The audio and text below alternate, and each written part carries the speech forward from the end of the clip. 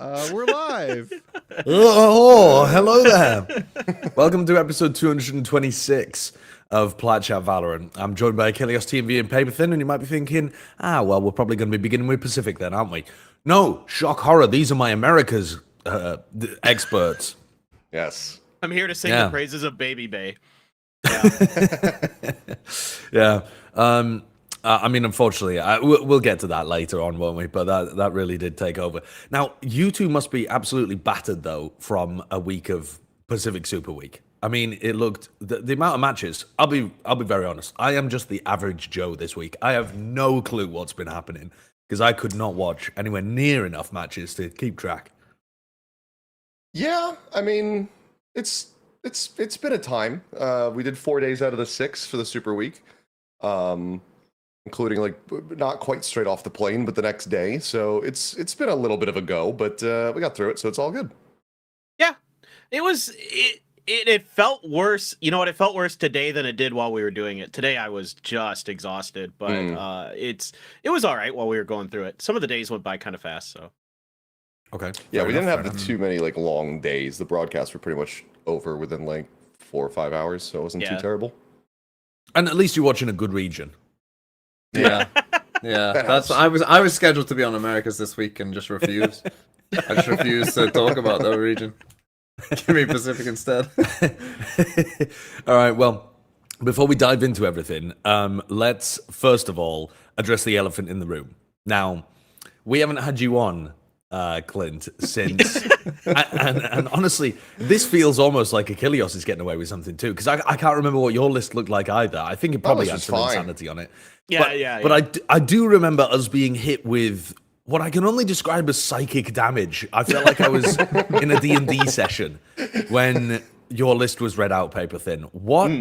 Just, do we have a visual or is it a verbal reminder of what the list is? So I don't know if anybody has ever done this on Plat Chat, but I put together a PowerPoint to really just go through and make sure that we had some idea of what was going through my brain, which at times wasn't much.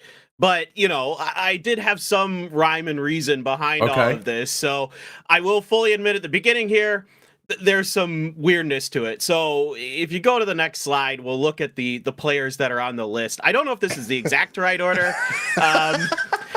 You know, I just no need for this. Yeah, this just felt right. But so there's going to be a couple players that jump out on this, and you know, people were kind of like thinking I was losing my mind, which, you know, I mean, according to Seth, that's me going senile. But you know, I think there's good explanations in here. So I want to start with Laz. Like, I think this is the one that probably got people pretty worked up, you know what I mean? But you know, let's no, sorry, I take it back. I don't want to start with Laz. I want to start with Chronicle and what happened there. So let's go to the next slide.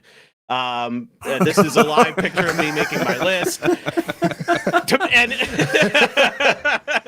so where's Chronicle? That's a great question. This I will fully cop to that I just goofed. I just totally spaced on this. A Bren, I think is what it's called. Yeah, I pulled a Bren. Yeah, I was jet lagged as crap when I was making this, and I just totally spaced. He should be not only in my top 10, but in my top 5. I'd probably put him second. If you end up, like, by the end of this, seeing my thought process through all this, he's probably second, somewhere in that range. So I will fully admit that I made a huge mistake there. All right, so, okay, moving on. Let's talk about Laz. Why did I put Laz in here? I think if you look at 3 of the other players that I also put in this list, I think you can make it, and you can see the average community reaction there next to that handsome gentleman. But if I put Kong 10's Boaster in there, so think about it. I have the 4 players who I think have had the biggest cultural impact on the game in each of their respective regions, right? So if you want to think about players who have gotten views, who have gotten butts in seats at big events. I mean, think about in Japan, they could put together these one-off events during the off-season that bring in 10,000 plus people to the stadiums. I don't think without Laz, you don't have it. You don't have the ability to bring in these massive viewership numbers in Japan. Without him in that run at Reykjavik, I don't think it's anywhere near the scale that it is now. Like Tier 2 Japan is popping off. Like, I don't think any of that happens without him. Same ideas with Kong 10s and Boaster in their respective regions, right? Like, each one of them has such a massive impact with the aura they generate, whatever you want to call it. That's why I throw them in there. And I didn't think, Laz was going to get much love.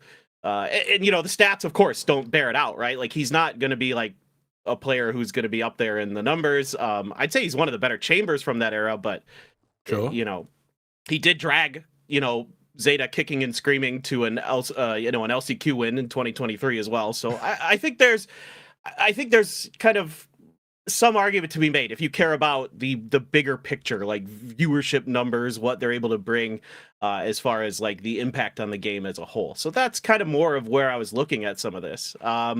Okay, so that's explained. Buzz, I found another nice picture of Buzz there. I don't think this one has to be explained. No, he's top 4. One. You don't think top 4 of all time has to be explained for Buzz? I was number 1 fragger of all time. I was getting crap for putting him at like, what did I have him at 7, something like that. I think this is an easy explanation. And he's got some aura too, right? He had that classic moment where he stood up. Some aura. Yeah, that was important to me. Like, the cultural impact is important. He stood up, said, who's the best team in Korea now? I think that matters. In my opinion of, like, I view greatest as a much broader term. Let's put it that way, okay? So, finally, we'll go through the last one I think that confused people. Saucy number 1. Why?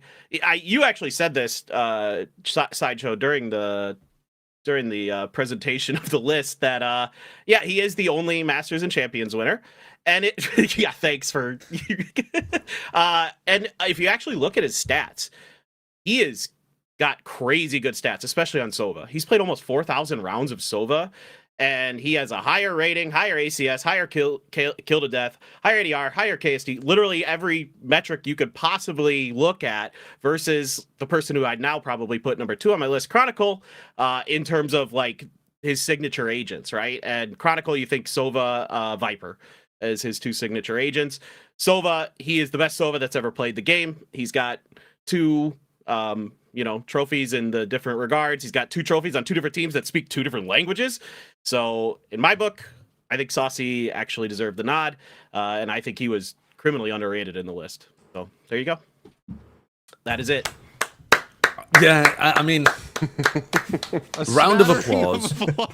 A round of applause. And I think also just a gold medal at the Olympics for mental gymnastics from Paperthin. An absolute gold medal. I don't know whether that'll save you from the ire of the people. In all honesty, I think the last point. I don't care. I think the last point has saved you right there. I think that's kind of hard to argue with. If that gets on your list. Sassy being a Brazilian farmer? Not sassy. Laz, the Laz point. I think fair enough. Yeah, but if you think that about Laz, surely you put 10's number 1.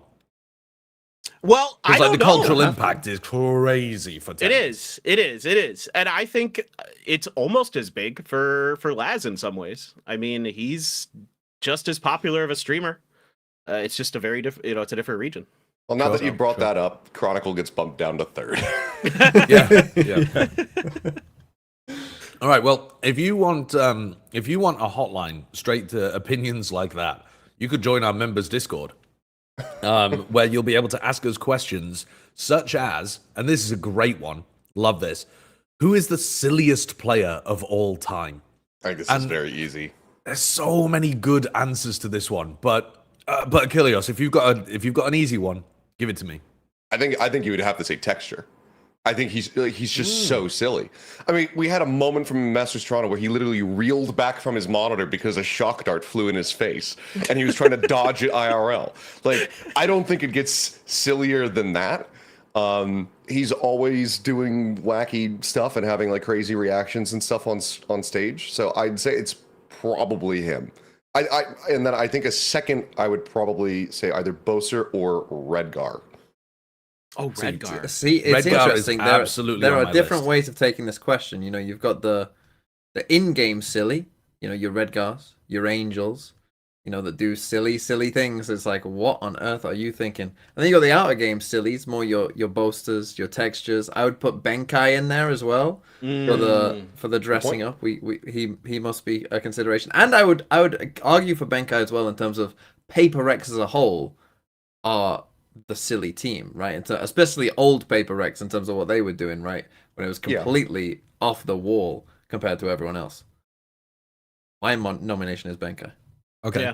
Clint, do you have a nomination before I reel off some of my nominees? I think everybody's covered the players I would have thought of initially. The only other ones I could think of is like the early Team Secret. Was it Wits and Borkum that were doing the weird dances on stage back in like 2021? But like that's going back in ancient history. But Texture would have been probably my first choice.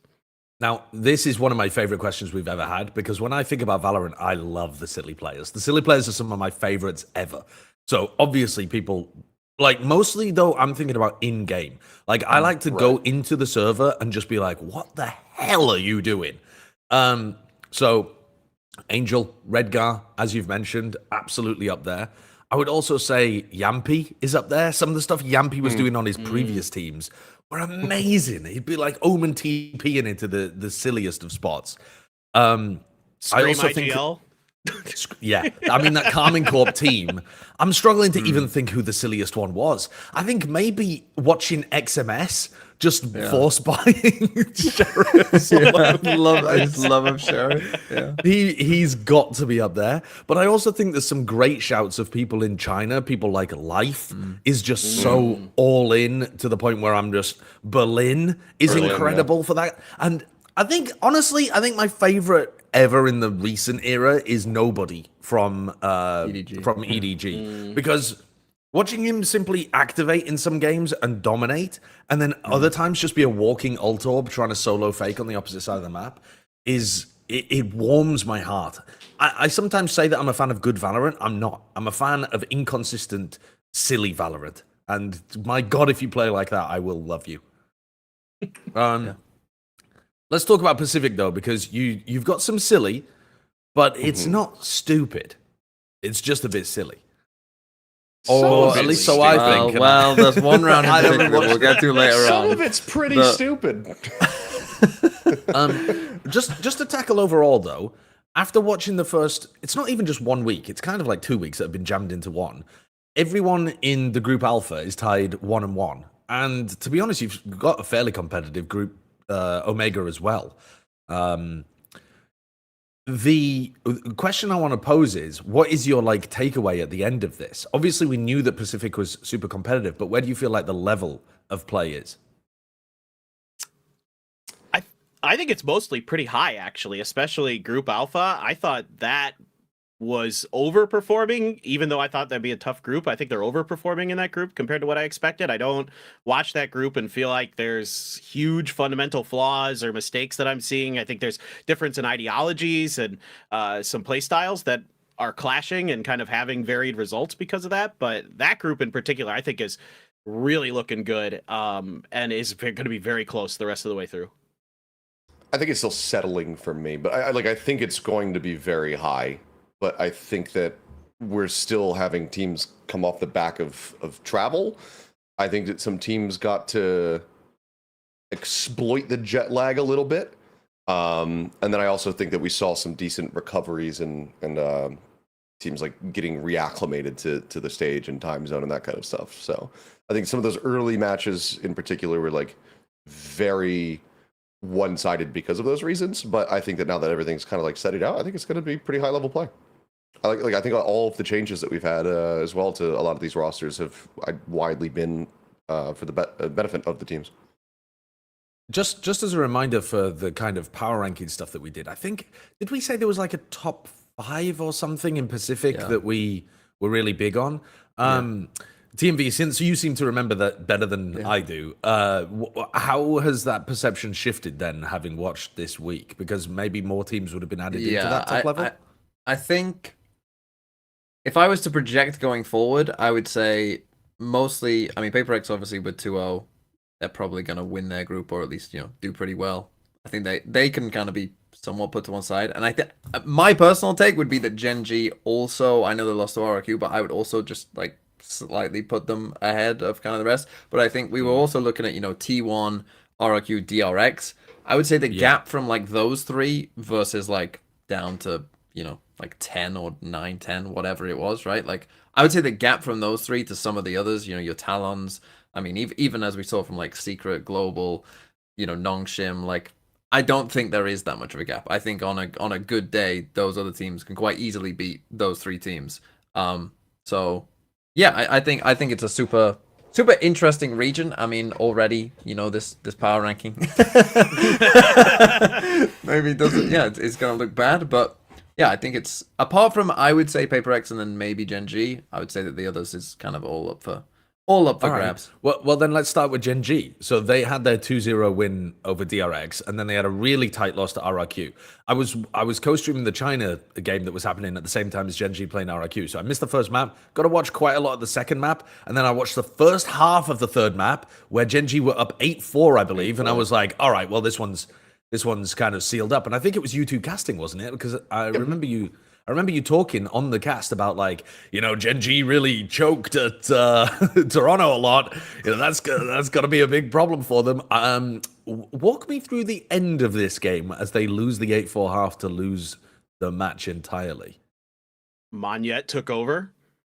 Like, Monyet was going crazy. He was getting these crazy first kills that he would just, like, wallbang Texture through mid doors in towards attacker spawn and with a Guardian, and then, like, he like Texture was just getting diffed all over the place. So, like, there was no entry power for Gen.G as this attacker side wore on. And I kind of agree with you. Like, 8-4 defender side for Gen.G on Haven. Like, they're like a team that wins like 67% of their attacker side rounds on the map. I thought it was done. But really, Monyet just really had a phenomenal start to the series in that second half, and like he was just shutting Texture down, as well as just being really annoying on the Neon, finding great timings, finding great first kills, and it really completely threw Gen.G off. There were a couple good rounds from them where they were able to set some good conditioning, set some good fakes that threw RRQ off, but really just it was some really good individual play that really just threw Gen.G off balance. Can I ask a follow-up question here though as well? Which is this. We have our Pacific experts on today, Achilles and Paperthin, right? And what I want to ask you is, if somebody had built some kind of points-based system where you got rewarded for being a good player who frequently got like 4Ks or something, who would you say is like the safest pick in the whole of Pacific? A player that just always performs really well, known for the 4Ks. Any names coming to mind? Forsaken? Texture, yeah, Texture. I picked Texture in my VFL team and he shit the bed. He pooed everywhere this week. What is going to dude? What's going? He's the safest pick in the whole of Pacific. He didn't have any 4Ks. Yeah. He's the safest pick of all time and he didn't perform. He literally was just not allowed to play that second half. Like, I mean, us talking about it doesn't really do service to how bullshit a lot of his deaths were, because I think Monyet, we just showed, had like, he was like 4 and 2 first kills, first deaths in that second half, and I think 3 of those first kills were on Texture, just through a smoke or through a door at the start of a round. And then as soon as Texture's out, Gen.G were just like, well, everything we were about to do on this side of the map we can no longer do. So how do we recollect ourselves? And then they were just getting picked apart. And it just happened so many times. So yeah, I mean, I'd say a lot of it not necessarily. It's hard to say that it's like Texture's fault for like standing there and just catching a stray like bullet through a timing. Like, it's a good read from Monyet, but yeah, he just wasn't able to play the game. It was really rough. I'm not that shocked that this happened. Like RRQ being Gen.G on Haven, because like Haven was that one map in Toronto where they stomped FNATIC. They absolutely just beat the crap out of FNATIC on Haven, playing the exact same comp, and they like it was the one map in Toronto that I thought, oh, this looks like RRQ are comfortable and they know what they're doing. Yeah. You know, the other maps they didn't look like the same team that had qualified at all. Whereas on Haven they looked good, and so Gen.G have obviously been good on Haven. That's why it was probably pretty close. But I think that I liked what I saw from RRQ in general in terms of like they seem to have kind of reinvigorate themselves after they lost to Global, and it was like, oh no, are RRQ gonna kind of go the way of MIBR, right? I think that would be like a similar comparison of team of like, oh no, are they about to just completely fall off the horse? And instead they were like, they rejuvenated, right? They playing different comps. They were playing Waylay on Sunset. They were playing they seem to have maybe found a bit of an identity post Teo for them that might work. And I think in particular, like you say with Monyet, maybe they could lean into this a bit more, right? Even playing more double duelist, because I think obviously it worked here. It seems to work pretty well for them. Yep. I think it'd be good to stick with it. Yep, his Neon is really strong. He's got really good movement, good mechanics, and I think Seth was talking about it. Just really good reads on what was happening at the beginning of rounds. So, yeah, I'm very impressed with RQ to be able to bounce back after losing that first match to GE 0-2. Like this is really impressive for them and a really much needed win to like get the confidence back.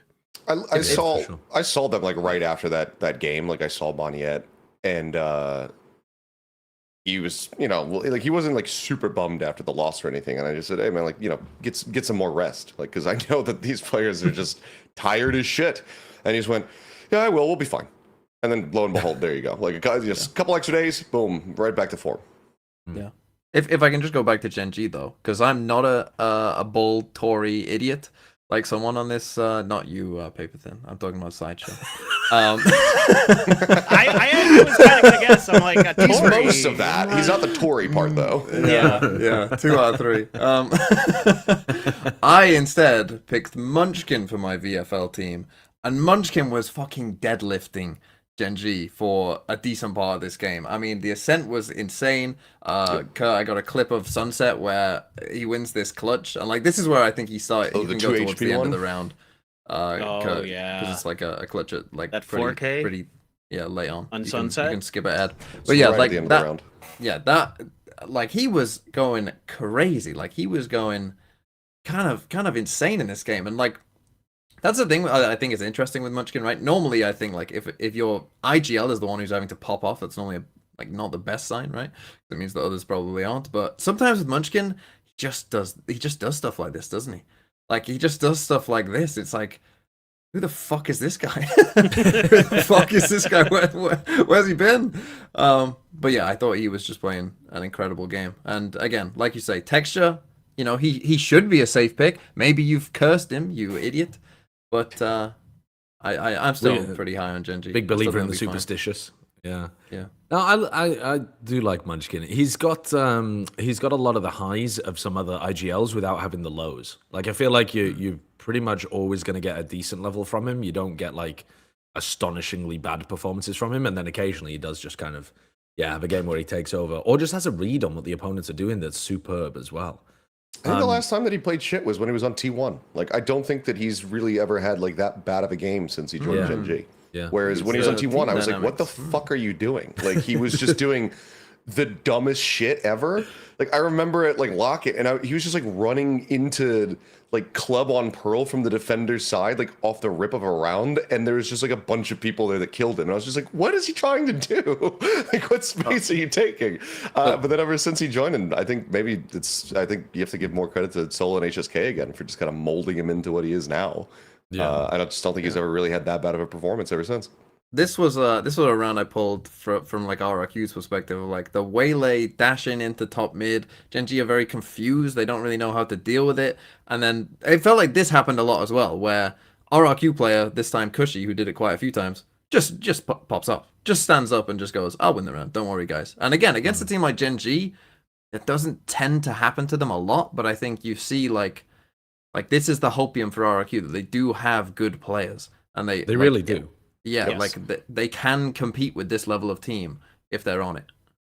Well, I'd like to take that train of thought, and obviously because we're talking about Group Alpha, everybody won one, everybody lost one. So let's talk about when RRQ lost then, because they lost to Global.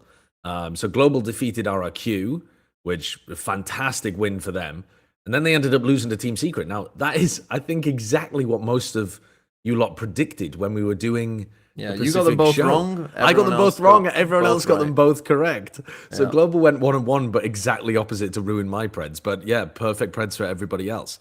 The narrative, I think, was the reason, if I'm paraphrasing, as to why you picked that direction, was because Global had the like prep advantage over RRQ. But you thought Team Secret might be able to come out and surprise them. What played out in the actual matches here for Global? Well, one, they have a good corrode. That's the first. Yes. First thing is their read on corrode, and I was talking to Elevated about the corrode and their comp and stuff, and just like the game theory of a new map coming into the game, right? Play a simple comp. Play agents like ISO. Play agents like Sage that simplify the map. No one fucking knows what's going on, right? You don't know. They don't know. No one knows what to do. Play agents that simplify it. and just run do simple things that you think will work and be successful. And that's what they did in their 2 games in Corrode. And I do think that it's funny we were talking about RRQ's Haven, because Global, I think, again, you saw they saw that FNATIC game and they had a very good game plan of how they wanted to, counter RRQ's Haven. Essentially, they were playing double Senti against double Duelist, and they just shut it down. And you also had Yudotan was having a generational performance. Like he had 4K on the pistol and then 2 aces back to back. Yeah. To basically jumpstart the the series. It was ridiculous. Yeah. Yeah, he's the only reason I have any points in VFL right now. He made up for Texture's sins. Do you think that Corrode comp is scalable then? If the reason that you like it is because it simplifies things at the very beginning, do you think it's something that everyone should be playing? Do you think it's the direction of the meta in the long term, or is it just it gets you wins early? I somewhat doubt ISO will be the answer long term. I think the Sage actually has decent value here. I think the Sage could be super decent annoying for a while. for post plans. But the ISO I kind of would doubt would end up being the absolute best pick on this map. But but I think it just makes sense to do this right now, right? Because we're seeing a lot of teams, I think, play maybe what theoretically in the future will be the best comp, but they don't know how to play it. They themselves don't know what they don't know the correct Viper lurk timings and Viper setups, or when to Yoru TP in or out and all that kind of stuff. They just don't have the reps yet to figure that stuff out. So yeah, I think that doing something like this that's just much more straightforward, I think, just makes sense. And yeah, the Sage, I think, kind of popping off. Yeah, I think Sage is very, very strong on this map. Like Seth said, the walls for post plants are really, really good. Your ability to control the defender side at one of the main chokes is outrageous compared to just about every other agent, and those are so important here. If you can't take mid control on this map, as the attackers, it makes it so much harder to really find any value on the map. So I think Sage really, really good. The reses are also really impactful here because you have a lot more space to work with on the map. So I found that the reses were way more easy to pull off and more valuable for teams, which is kind of different compared to Icebox. I think the ISO has legs. I think you actually can take pretty good mid control, with the vulnerable, and your ult actually has a lot of value in terms of plucking people out of those corners where they might be situated trying to hide, because there's so many angles to check on Corrode. I think it does have value. I think if you're a really good ISO, this could be a good map for you. I don't think most teams are going to be able to pull it off, but Ban looked really strong on it. His kill contracts were great. I thought he did a great job of using his util in mid to help kind of lock things down for GE. So I think for them this is fine. I don't know if it is the long-term answer, but you have a good ISO. This is a fine map for it. Okay. And then let's talk Secret as well then, because I in particular actually was struggling to know what to think for this team. Yeah, I know. The #1 generational Team Secret hater has to finally admit that they're okay. I don't think he will admit that. No, I don't think we'll ever pin him down on it. But in his absence, you could act like the mouth of Sauron, Clint. You could act. Sure. No, won't allow that. Won't allow that. Speak for the darkness. Well, all right, Seth, I'm going to give you a chance to respond first. Then you obviously hate Team Secret because they play with your heart. Yes, they do. I mean, yeah, every time you pred Secret and you think they're going to do well, they let you down. It's not necessarily that you think they're an appalling team, but you refuse to ever pred them again. Now, did this week shift anything in your cold, calloused, wrinkled, tiny heart? So what I said with the changes was that this was going to be a bit of a soft reset for me. It's that moment where I'm willing to let them back into my life, they're a sibling that I've had arguments with, but I think it's time to heal. And this is Thanksgiving or Christmas or something. Yeah, I'm going to see them over the holidays. We're going to chat through it, and everything will hopefully be fine. I like the changes. I think overall they look good. I still didn't predict them in the series this week, but that was because I just thought that they weren't going to win. I thought that after how Global had looked, that they were going to come in, maybe not on that same high, but still get really solid performances out of Yudotan and Ban and stuff. But I think Secret just overall had a really good read on the game, and their new players like honestly performed incredibly well. Like I think that Nizzy looked great. Zespi looked great when not playing Neon. And should pretty much never play Neon again. Because he just was so impactful playing from the smokes role. So I was pretty impressed. And honestly, like I forget who their next opponent is, but they might be getting my consideration. I might DRX. be No predicting them way. again. It's DRX. Oh, never mind. Fuck it. Go wait for the next one. 2 more weeks. Well, then they play Gen.G. Yes, Then who they play does Secret RRQ. have coming up? DRX, Gen.G, RRQ. Who could pretty you? rough. It is a brutal schedule. That's pretty rough. Okay, so here's the thing though, is we get to see if there's a couple things we get to see if they're still correct. Like Team Secret, can they continue to be like a Robin Hood team and beat the teams that no one thinks that they should? Because I would not take them in a lot of those series, but they were the only team that beat DRX in 23, ahead of the grand finals or whatever. They beat Paperthin a couple of times. They beat when people Paperthin were- they beat before they were Paperthin. stage in stage last 1. year. But Yeah. so there's that we need to test. Okay. The other thing that we need to test is that because they've now gotten the win over Global Esports, does this mean that Global Esports win stage 2? Is that how that They works? now they're the prince that was They promised. now. only beat PaperX. PaperX won stage 1, and then it happened kickoff as well, I do believe. Or not I'd be not stage 1. surprised. Stage 1 but RRQ one, yeah. Who Yes, knows? that's what I meant. The narrative curses are powerful. They really do have some like old magic inside of them. Who are the other players? So Achilleos listed a couple, but Yeah. TMV, Paperthin, anybody on Team Secret really caught your eye as like a player that you're going to be paying attention to coming up? Wild Oreo. I mean, Good he performances. really looked good, and he's being asked to play not just like Sentinel stuff now. He played Sky in there, so like he's able to flex out a little bit, and I think he really just was having a solid day overall. Like there wasn't much that I felt like I could fault with his play. I think the only thing that concerns me with Team Secret is running Kelly S on the Raze. Nice, yeah. His Raze is okay, but like they're getting destroyed in first kills versus first deaths, even though they won.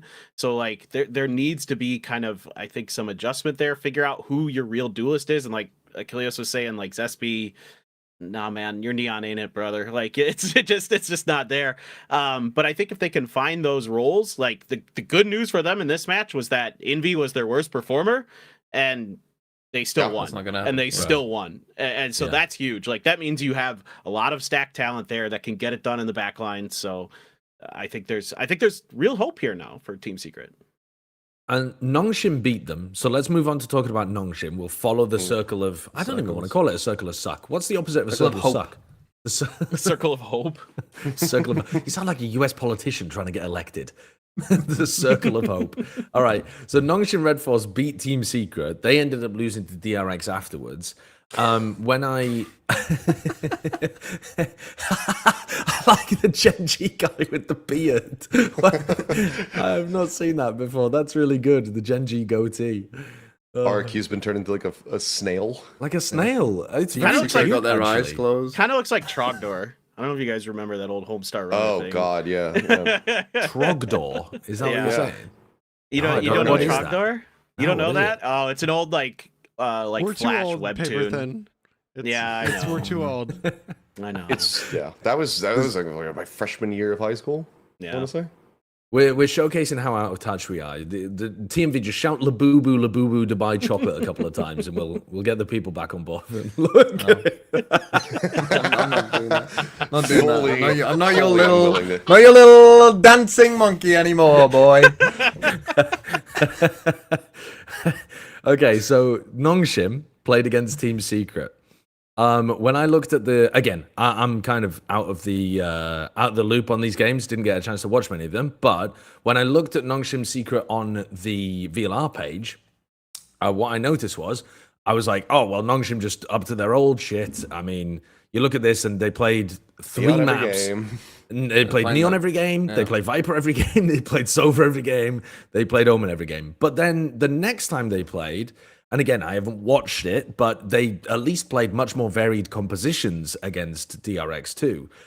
They played 3 maps, of which, they only played one of them on Neon and played a range of stuff. So from a layman's perspective like me, who is just wondering, is Nongshim actually doing stuff that's kind of different? Are they trying to change their identity at all in these matches? What's the outcome there?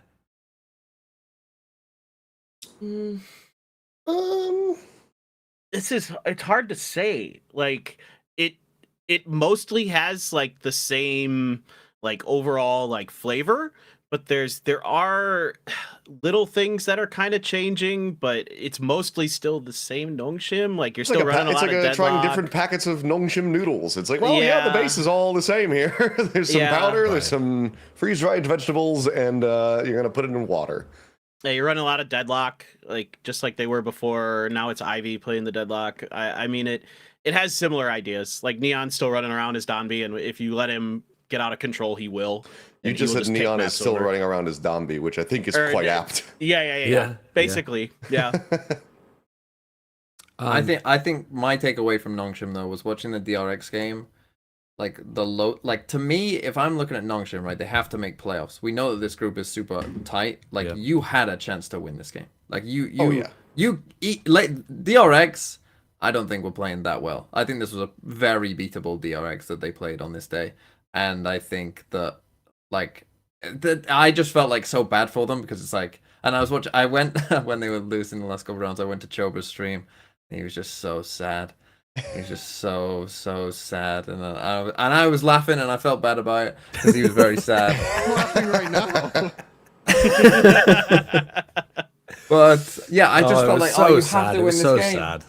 They had to win this game though, because they win. I was laughing, I was crying with laughter. Oh, but I felt they win this game though. It's like you're in playoffs, right? You've won 2 games. That probably will be good enough for 4th place already, and you've still got 3 games to play, right? But now it's like you're 1-1. You play maybe RRQ. You are looking better, particularly after the Gen.G game. Then you play Global and Gen.G. Like there's no guarantee you win any of those games, and then you're going home. And I feel like Nongshim, it would almost feel like wrong, to like, because Nongshim have been like pretty decent throughout the entire year. So it would feel kind of wrong. Because, like, I feel like Nongshim would beat all the Tier 2 Pacific teams. Personally. Like, I feel like this team is good enough to just beat those teams, right? Well, maybe not. Well, I mean, we'd see, perhaps. But I would feel just bad if they just got straight relegated. Would you feel the same way about Boom? I would feel a little bad, but it depends if Boom... Boom did better in stage 1. Yeah, I know, but if Boom completely bottom out, then I think you can make more of a case of like, oh, they just went on a brief window of a run, and then they actually haven't been as good. Also, Boom didn't actually win Ascension. Sure, yeah, I mean that's true. Thank you again, Bleed. Thank you. Yeah, like Boom wouldn't even be here. But I think it would just feel bad for Nongshim, who are like a decent team that could have beaten DRX, and then they might now, like it's a distinct possibility that they just don't even get the chance to play for their spot, and it'll be sad if that's the case. I felt sad, but I also did laugh at Chobra, so what can I say? the good Ascension teams, G2 obviously, right, are the best Ascension team that we have, and then probably the 2 in China of DRG and XLG. Yeah. And then you're looking at the Pacific 2 of whoever you pick between Nongshim or Boom. I can understand why people would pick Nongshim if they don't believe that, if they thought that Boom was a little fluky. And then, I mean, they've performed better than 2G or Mates or Apeks, right? Apeks, so, yeah, Mates would be the next. But yeah, I definitely agree. Like, it's going to be a fierce fight out there, though, to even make playoffs and keep have a chance to go to Ascension. Yeah, it's going to be pretty rough. Yeah, I mean, obviously, I'm hoping for the best for them.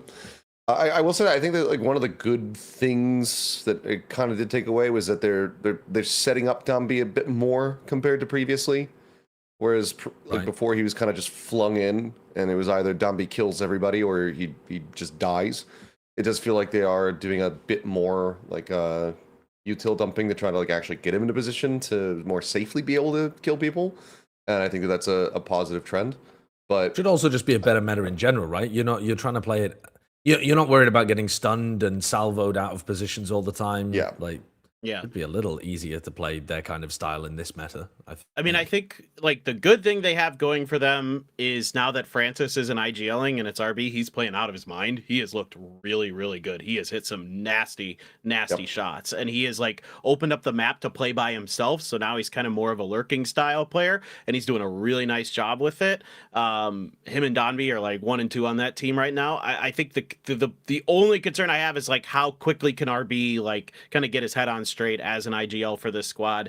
You know, RB is IGLing. Yes, RB is IGLing. Yeah. Okay. He was IGLing before he left Tech, and then it's a part of why they wanted to pick him up for this roster here, was because they wanted to just kind of take that pressure off of Francis. I'm sure he's still doing like side calling and that kind of stuff, but RB is the one who's setting like the macro strategy for them. I thought it was kind of strange that they slotted RB in and didn't just directly replace Margaret's role on Senti, but I guess it makes a lot more sense if he's doing the IGLing for them that he wouldn't be wanted to do that from the Sentinel role. So, yeah, I suppose so.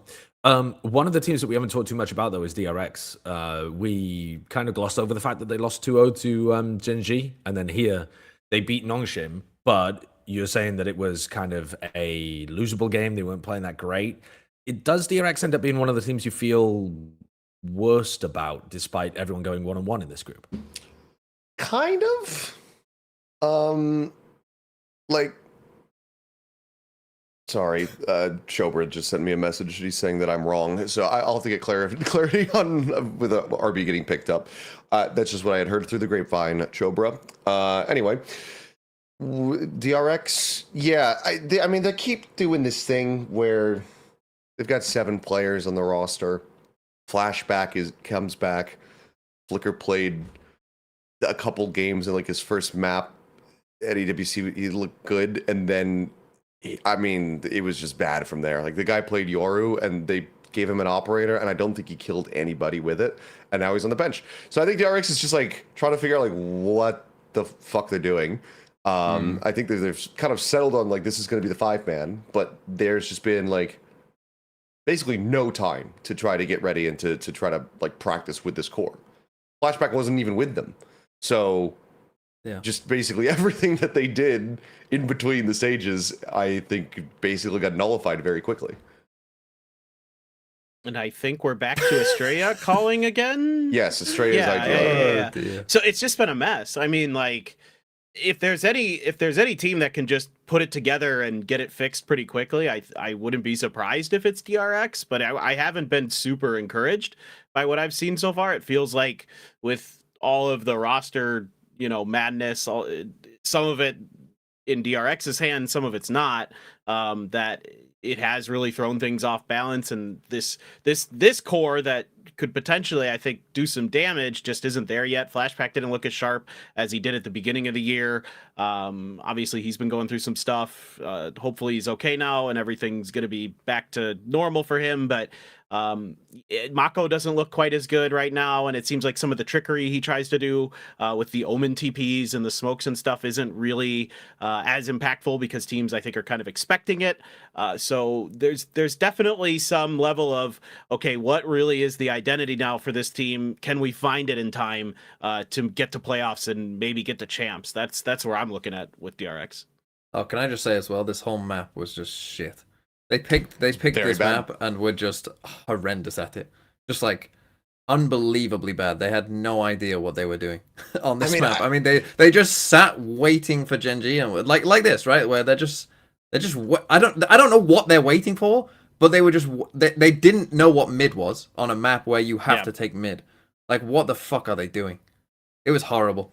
I hated it. I think they knew what mid was. They put it on display. That's how they played this entire series. I don't know. Like, I think Gen.G did the correct thing, which is just play a safe comp. They were like, you know what? We haven't had that much time to try to prep this. Let's just play Sage. Just wall off an angle. Texture can run at people with Neon. You've got relay bolts to clear corners. This should be fine. I don't know what DRX was trying to do here, because I don't see Corrode, and I think this is going to be a great map for Jet. It just feels like really. She's kind of just dog shit at this. Like, she's got nothing to try to like clear corners and stuff like that. I I know a lot of people are also saying like Ray's not necessarily going to be the best. They're thinking that this is going to be Yoru, Neon, like those are going to be kind of the upper echelon. But at least Ray's like you have a boom bot, you have a paint shell, you have ways to check and see if somebody's playing in a position. Jet, you're basically just dry swinging and maybe getting the tailwind away. So yeah, I think the whole setup here from DRX, it just screamed like we haven't had enough time. But let's pick the map anyway. Why did you pick it? Yeah. Every time they debut a map, it's like it's always ass, and then they become very good at it. Like I still do trust that the coaching staff will be able to get this map up to snuff. But like I'm thinking about like when they debuted Lotus in like the finals or whatever of the stage. When they played against Paperthin in the grand finals in 2023. It looked ass. The first time that they played like Fracture internationally looked ass.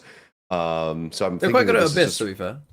Abyss was like the anomaly. Abyss was like the one where it's like, okay, they really have this one down pat. But it feels like every other time it's been very rough around the edges. Okay, which is weird because they took great mid control on Abyss. It's very strange to me. Yeah, I don't know. Let's move over to the other group, though. Let's talk about the only two teams in Pacific that have gone undefeated. They weren't in the group of let's beat everybody. Talon first, though, and then we'll move on to Paperthin. So Talon kind of got rid of ZETA Division and boom. I think a lot of people were looking at Talon with optimism, but they've finally undone the 1-on-1 checkerboard pattern that was haunting them. They really belonged in the other group, to be honest. I mean, it's messed up that they got put in Group Omega because my brain, I'm just a small, simple simian. My brain loved a pattern, and the pattern has been robbed from us now. Well, how the hell are we going to predict Talon from now on?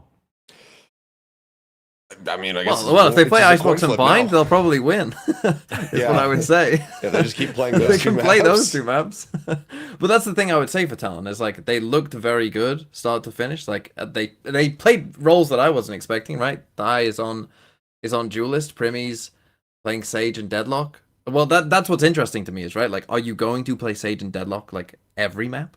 Is that like a constant across all your maps, or like what are we doing? On some of these other maps where maybe that's not. Might. It's not. Well, yeah, that's why I'm interested. But I think that's the question mark over Talon now, right? Like, I mean, it's good to have two good maps. Like, that's always a good start, right? Like, they've got two maps that they can. They could have more. They could have more. Exactly. They could not. We don't know. That's the thing about Talon. Sometimes you don't know. But I think on the whole, like, the team seems to work. They've got like without Primmy being on Duelist, it feels maybe a bit more of a balanced team. Like in terms of everyone can chip in and everyone can have them. Not that Primmy didn't have his moments, he did. But it's not like the Primmy show, and then everyone else is like that's what they call me in scraps. Primmy show. But yeah, I just think it worked. I just think as a whole they look solid. They look like I mean they went to champs last year, right? They did this last year. Where, they did just get to champs last year, yeah. So I, honestly, could be on for it again. It really wouldn't surprise me. And I think again, we were talking about those. Oh, it's a 5-team league. Like Talon definitely, I think, have put themselves in that group of like this team could go to champs for sure, and it wouldn't be a surprise. Yeah. I'm extremely impressed with this team. I am extremely impressed with their util usage. Like the way that they're comboing stuff, especially on Bind, is oppressive. It is so ridiculous. Like the way that they combo either the grav nets into a molly or the C's into a molly, or they're like Cruz is using his fade util brilliantly to get information, cover space. I mean, Cruz is playing out of his mind right now. He has clearly put in a ton of work, wants to get this team to champs really, really bad. Like the roles seem much better now with Primmy on the Sentinels, Ty playing Duelist. Everything to me looks great. Jid has looked like hit back to his old self. So like this isn't the Talon that lost to ZETA 2-0. They just stomped them out of the server 2-0 the other day. And so I think this to me is like a real threat to not only get to champs, but do some damage. Maybe even go play in Japan for our stage 2 finals for Pacific. I mean, they look to me really sharp top to bottom. Next week they play against DFM. So I mean that should be another slam dunk victory. And then and then they're playing against T1 and Paperthin, and those are like those are your actual matches to. Well, I suppose it's not really to get to champs, is it? Because at that point they should already be in playoffs. I don't see how you could go 3-2 and not make playoffs. Yeah, they should be locked in. Yeah. So Yeah, they should be good. I guess they've just got a great chance of getting a really good seed heading into Stage 2 playoffs if you look forwards towards T1 and PaperX. They've set themselves up really nicely. Let's talk PaperX, though. It's hard. It's kind of hard to talk PaperX without talking T1, and there's so much to discuss with T1 because there's the documentary and the drama and that kind of stuff. But if we can try to stay, if we can try to stay a little more focused on PaperX just in this area, and then we'll move on to T1.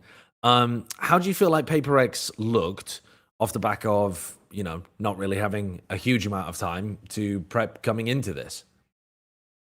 Good. I mean, I'm pretty much as rock steady as you could expect them to be. They just said, we're going to go back into this. We're going to ban corrode every single time so that we don't have to play it. Because I think Devi had told me that they've played it 3 times or something to that effect. Like, they basically hadn't played this map at all.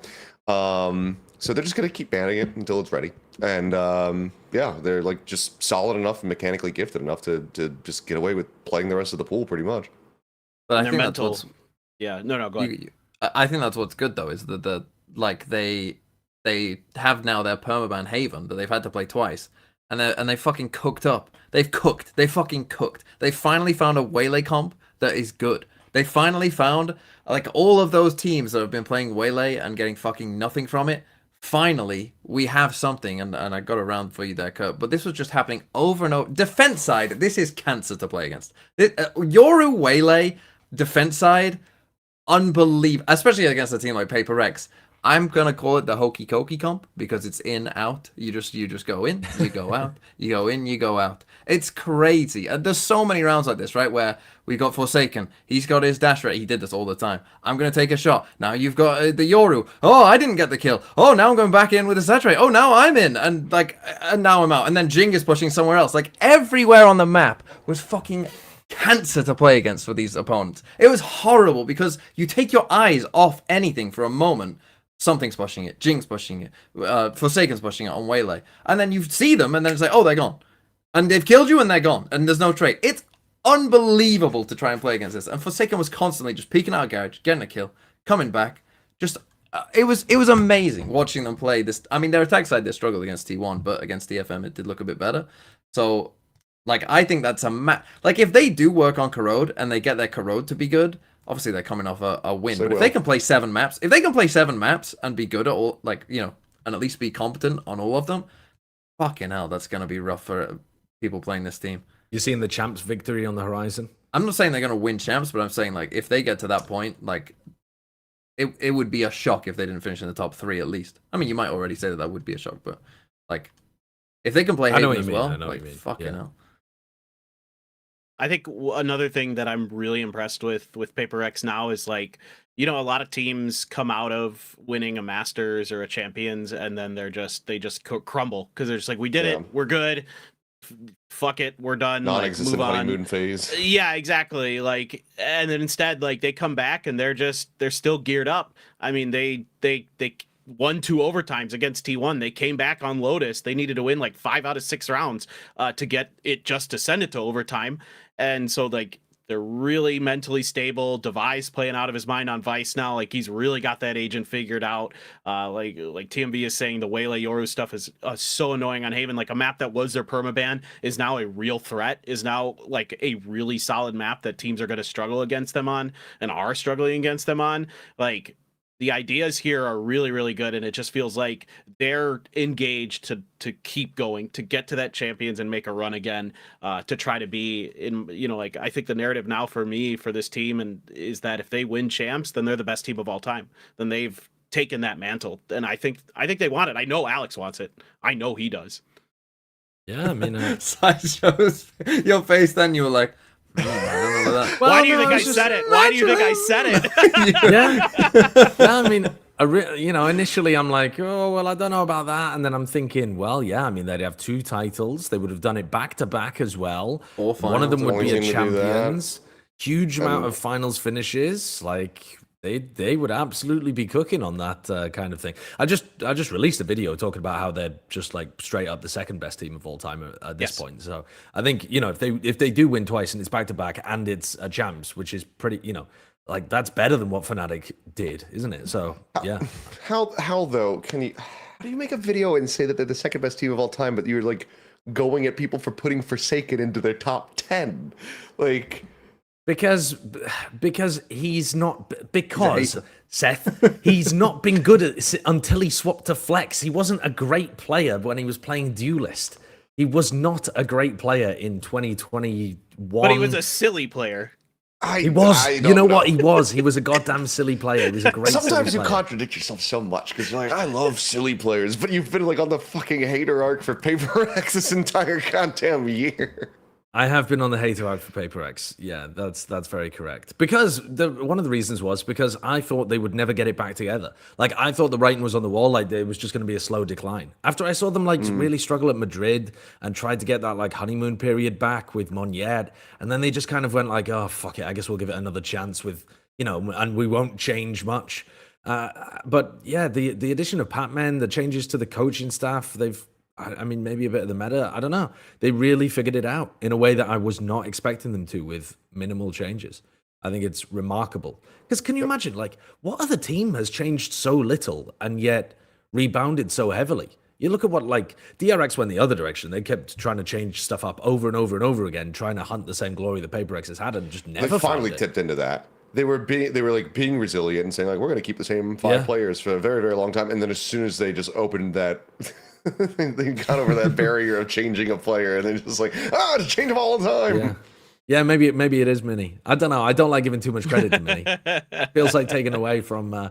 It's just their fan base is so easy to troll. It's too.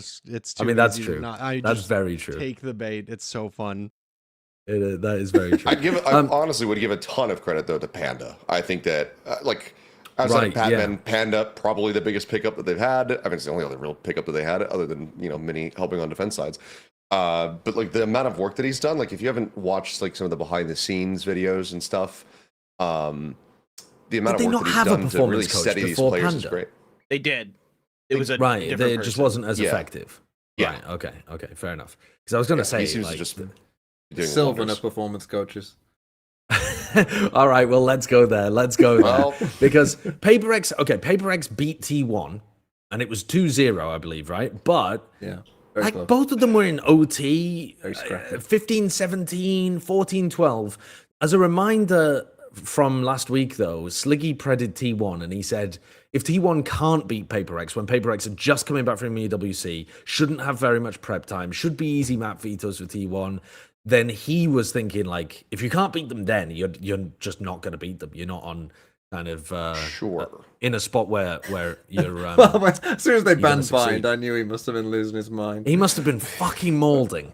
But, but everybody else in the community was not molding. Everybody else in the community was hate watching like crazy. Yeah. I don't think I've ever seen a group hate watch so heavy as enjoying watching T1 lose to Paperthin, who just won Masters in OT games. I'm curious to see like what YouTube's AI would like pick for like what chat is saying about the match, because like every word was like Sylvan, like just the whole way down. Yeah, the chat is upset about the outcome of this game. They think Sylvan is playing really well. Like, So I suppose let's start with the documentary stuff, which is where a lot of this hate watching comes from, and then we'll talk about the matches. So T1 releases a doc about kind of what's happened to them. Let's just watch it, Kurt. Let's just... It's like an hour long, isn't it? Yeah, I know. Let's just... like an hour and 40, hour 30. But I think... Forgive me if I'm wrong here as well, but I believe the reaction was very similar with the Korean community too. So this isn't just a case of like conflicting cultural norms or translation issues. This does seem to be like the Korean fan base thought they were kind of off with this one as well. But the internal kind of atmosphere, somewhat rancid. Well, I watched Chobra watch this. So Chobra watched it, and obviously Chobra has much more insight in terms of, he could understand the Korean and the context, what. Yeah, I was going to say he should be here for this. Yeah, he really should be here for this. But if I had to summarize his words and hope that I'm correct here, he said that, some of the translations maybe are missing context, and like maybe the person who's translating it, isn't that familiar with Valorant and like, the actual specifics of kind of, what is going on. And so there might be some... Which is great. some slight miscontext, mistranslations in there. But still, there are definite moments of like, well, this doesn't seem like a great working environment. This doesn't seem like the most positive atmosphere. So it wasn't like completely like, oh no, this is completely, wrong. I would say personally, I like, because T1 are gonna get railed for this, like, and the general feedback has been negative. This is an amazing documentary. This is like, it makes you feel like this has provided you with a reaction, right? Which is what you want these things to do. We don't want the orgs to produce content that is like, oh, everything's fucking fine. Here are our voice comms. Oh, we're 10-1 down. We just won a round. Oh, good job, guys. Oh, yeah, good job. And we're fucking getting absolutely rolled and destroyed every fucking round, but we show the one that we win because everyone's happy for once. Like, that's not what you want. You want this was an amazing watch. Like, it was really an interesting watch. And so it was the T1 working environment great? No. I mean, like, I would, you could definitely from the outside be like, well, I don't know about that one. Chief, probably want to work on that. How you speak to each other, how you review, the settings in which you review sometimes don't see the most helpful. Like, yeah, you can say all of that, but I do want to praise T1 or whoever, released this content. Surely they watched it and were like, hold on a second, guys. There's a bit of negativity in here, surely. Like, surely they aren't blind to it. But I want to thank whoever did release it because I think it's an amazing, like, insight, to actually what is going on.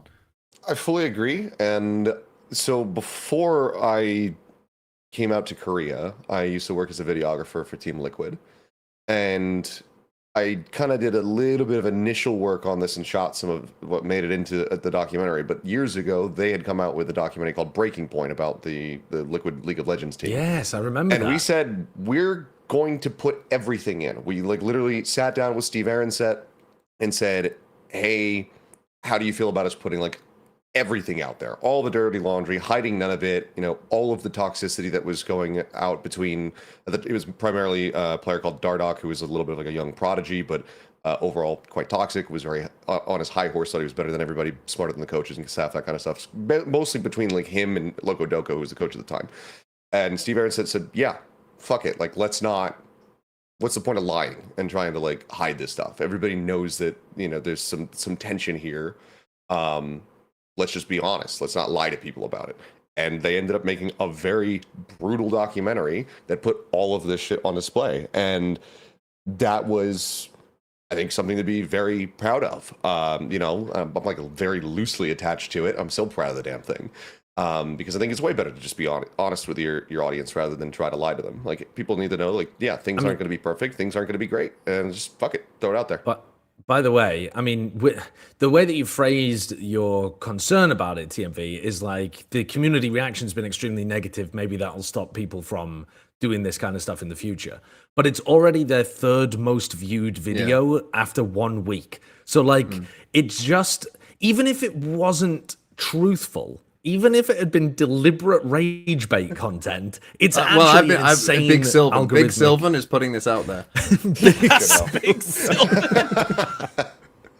But this kind of content clearly works, right? If your end metric is just to have high engagement, then creating something that's controversial is phenomenal for that kind of stuff. So I'm actually in my opinion, I think it's fine for people to express opinions of they want to listen. A hate watch is still a watch, okay? If you're T1, if you're T1 and suddenly twice as many people are watching your games and caring about you because they hate you, oh, dude, lean into Honestly, it. that would go so hard. If in League you've got T1 as the faker, oh, everyone loves faker, all that, and then in Valorant everyone fucking hates them, that would be just such a nice comparison. It would be a good mirror it's image. not as cut and dry as it is as you think that it is, because Jesus Christ, their League of Legends team gets raked over the coals constantly.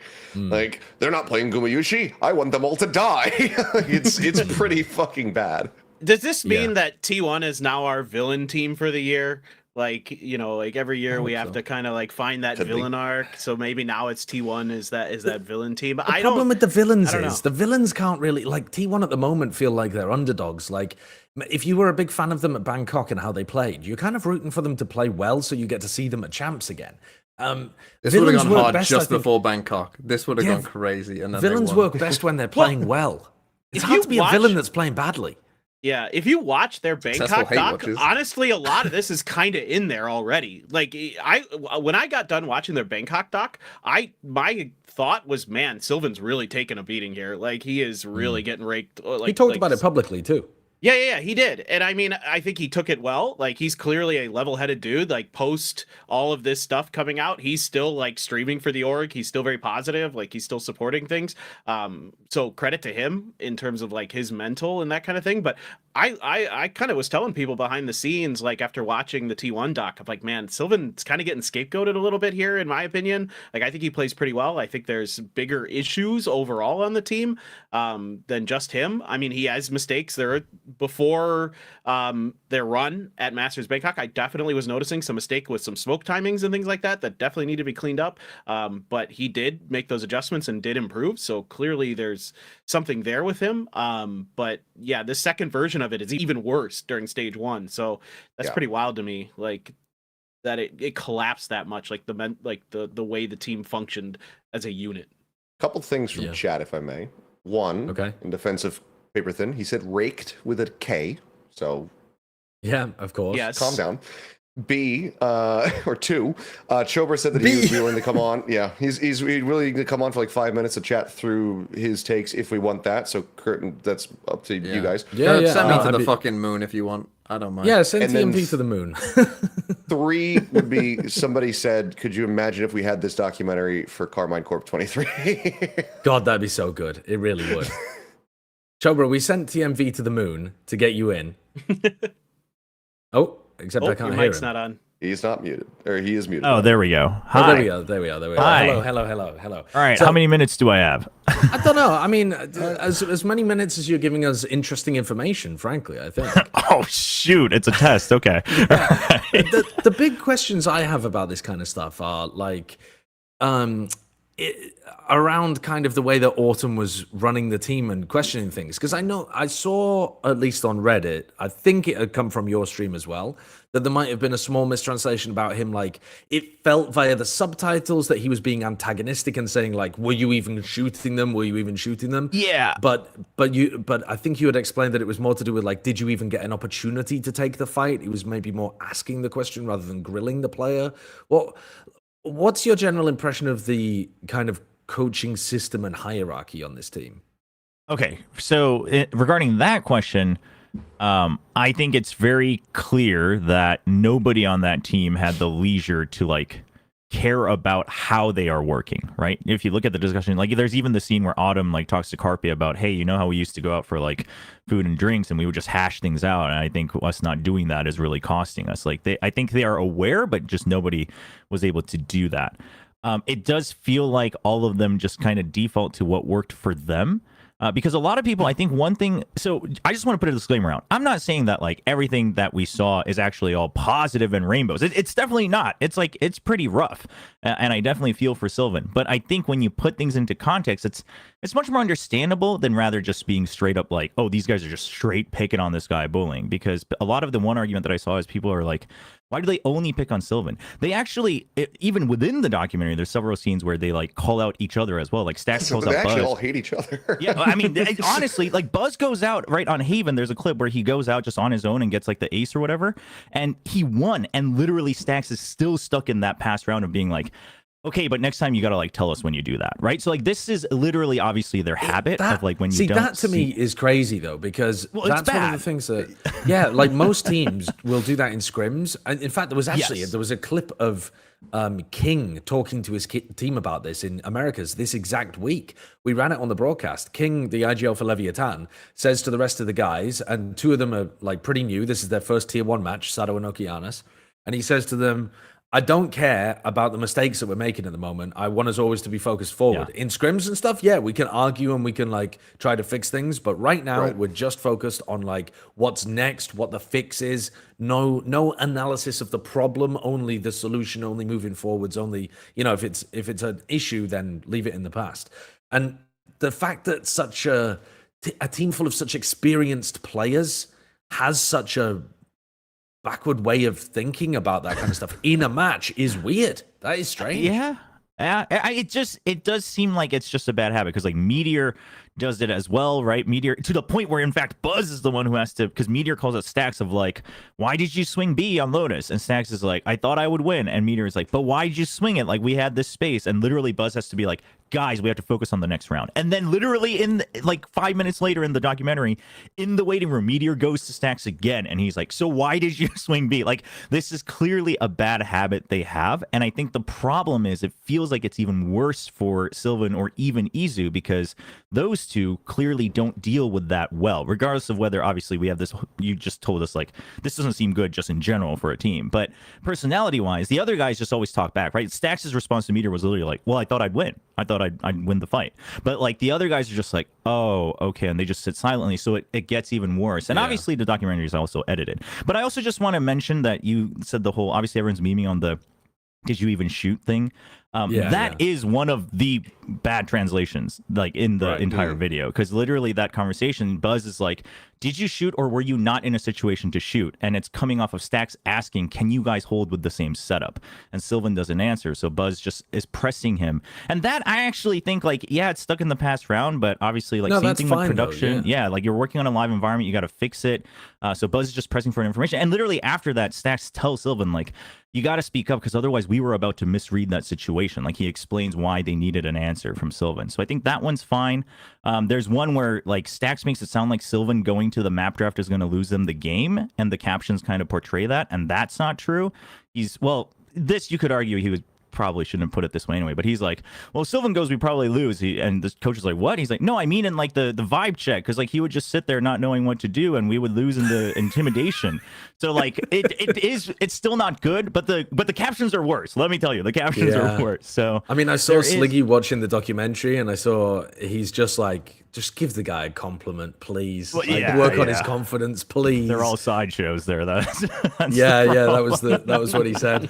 A team of sideshows, they don't know how to compliment people. Yeah, there's a ton of other. There's a bunch of minor things as well. There's a lot of minor mistakes, but off of that, I also just want to say that it's not the translator's fault. It's like 200% clear that they didn't get video or audio. They only got the script. And I think they only got a first pass of the script because they even mistranslate one of the Korean things, which probably was mistranscribed because of one of the pronunciations where everyone's joking about Meteor being a World War I general telling everyone to just go die fighting. He actually tells everyone to just go kill and win the fight, but it's like totally the opposite because I'm sure that's how World War I generals phrased it to their true. troops. The intention, yes, the intention might be the Do you think they really did? They're like, go and run over the top into the German machine guns, and I'm out of sure the trenches you're gonna and go kill them all. Charge of the light brigade. Like, no, don't worry, you got those cannons. You got that. You got that. But yeah. So anyway, the vibe. It doesn't make it positive. It doesn't make it positive. You're right. The Korean community also blasted them quite a bit. Right. But it's not as bad as I think it seemed in terms of the captions. And also, yeah, I think, like you guys said, I mean, it's 2 months ago. Surely they talked about it afterwards. Like we don't know, you know what I mean? Like we don't know what they surely.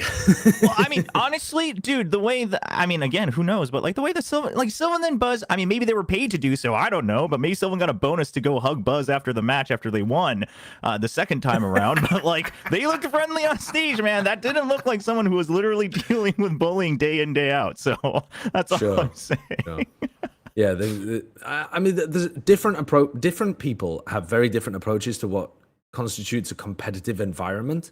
There are definitely some teams that lean much more into the like super serious all the time, lock the fuck in, like give it your 110% at all times, and that's their team culture. And then there are other people who, and this actually is way more common in Valorant now, is that you want people on the team who are constantly bringing the vibe up, who are complimenting, who are keeping things positive, keeping things light, keeping things entertaining. We think about people like G2 Zelsis just or hired Boostio Babybay for this. Yeah, Babybay, like Bane, like a lot of these people, the vibe guys, get massive credit for keeping stuff, keeping people's mentality positive. And you don't have to have the like hyper serious in order to actually perform. I think that's a mistake that people fall into a fair amount. Jobra, finally from you before we get TMV back in, does it concern you about T1 for the future? Like the actual topic title here, should we be concerned about this? Because of the doc? Because of the internal atmosphere, because of the losses this week. No, I think that's too early. I think you have to wait and see. I think it's too hard to call just because of the internal shufflings. We don't really know. Okay. That's about it. Also, yeah, just the last thing, Autumn, the way he was talking, it's just so Asian parent. It doesn't mean it's good, but it's just so Asian parent. The whole like toxic positive reinforcement of like, but I know you can do better. Trust me. I deal with it with my parents even now, and I'm in my mid-30s, and my parents don't get why that could sound toxic sometimes. But like literally, it's just super Asian parent. So I think that's just something that he needs to learn as he goes. Yeah. All right. Well, thank you, Chobra, for the insight. Appreciate it very much. We'll send you to the moon. Goodbye. And then we're going to bring TMV back from the moon. And TMV returns. Yay. Welcome back. Let's fucking go. Holy shit, he was boring, wasn't he?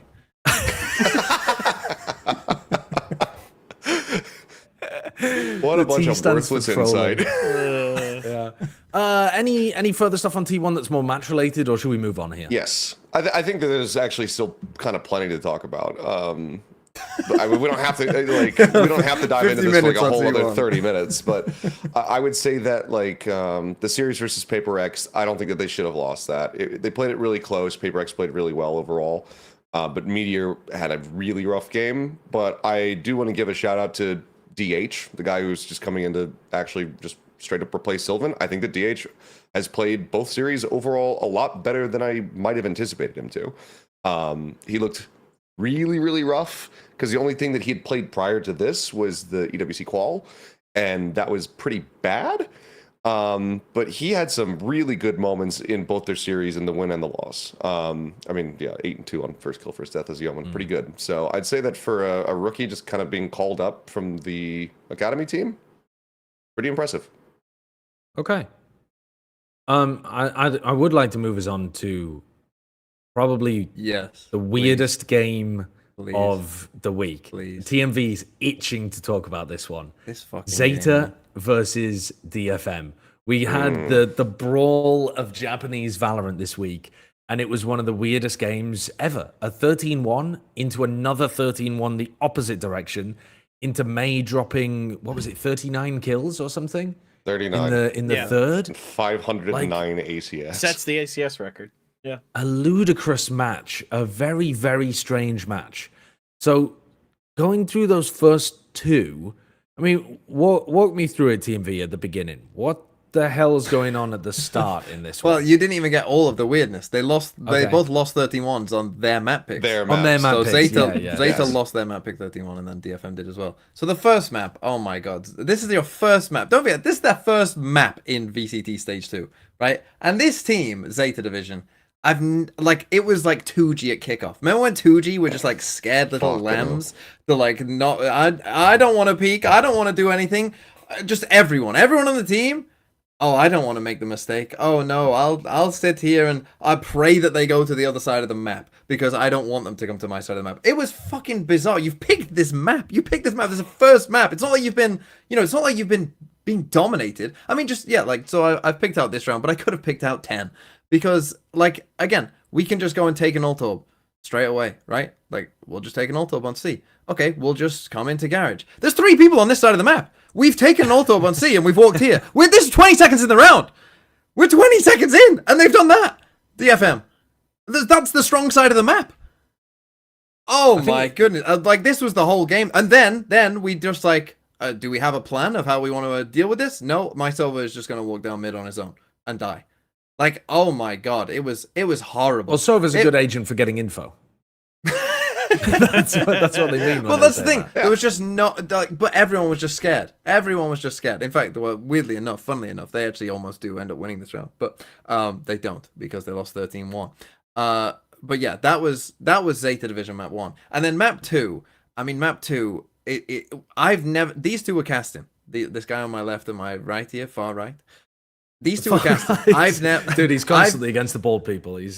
I've never seen 2 casters miss a first half of a round because you're just laughing at what happened. You two were just laughing. It was making me laugh so much. You two were just the one round DFM won on Lotus. You two we just couldn't stop laughing, and it was just making me laugh. Like, you weren't casting for the first half of the next round because you were just laughing because it's so funny. I can't even lie. Like, I don't even remember what round they won.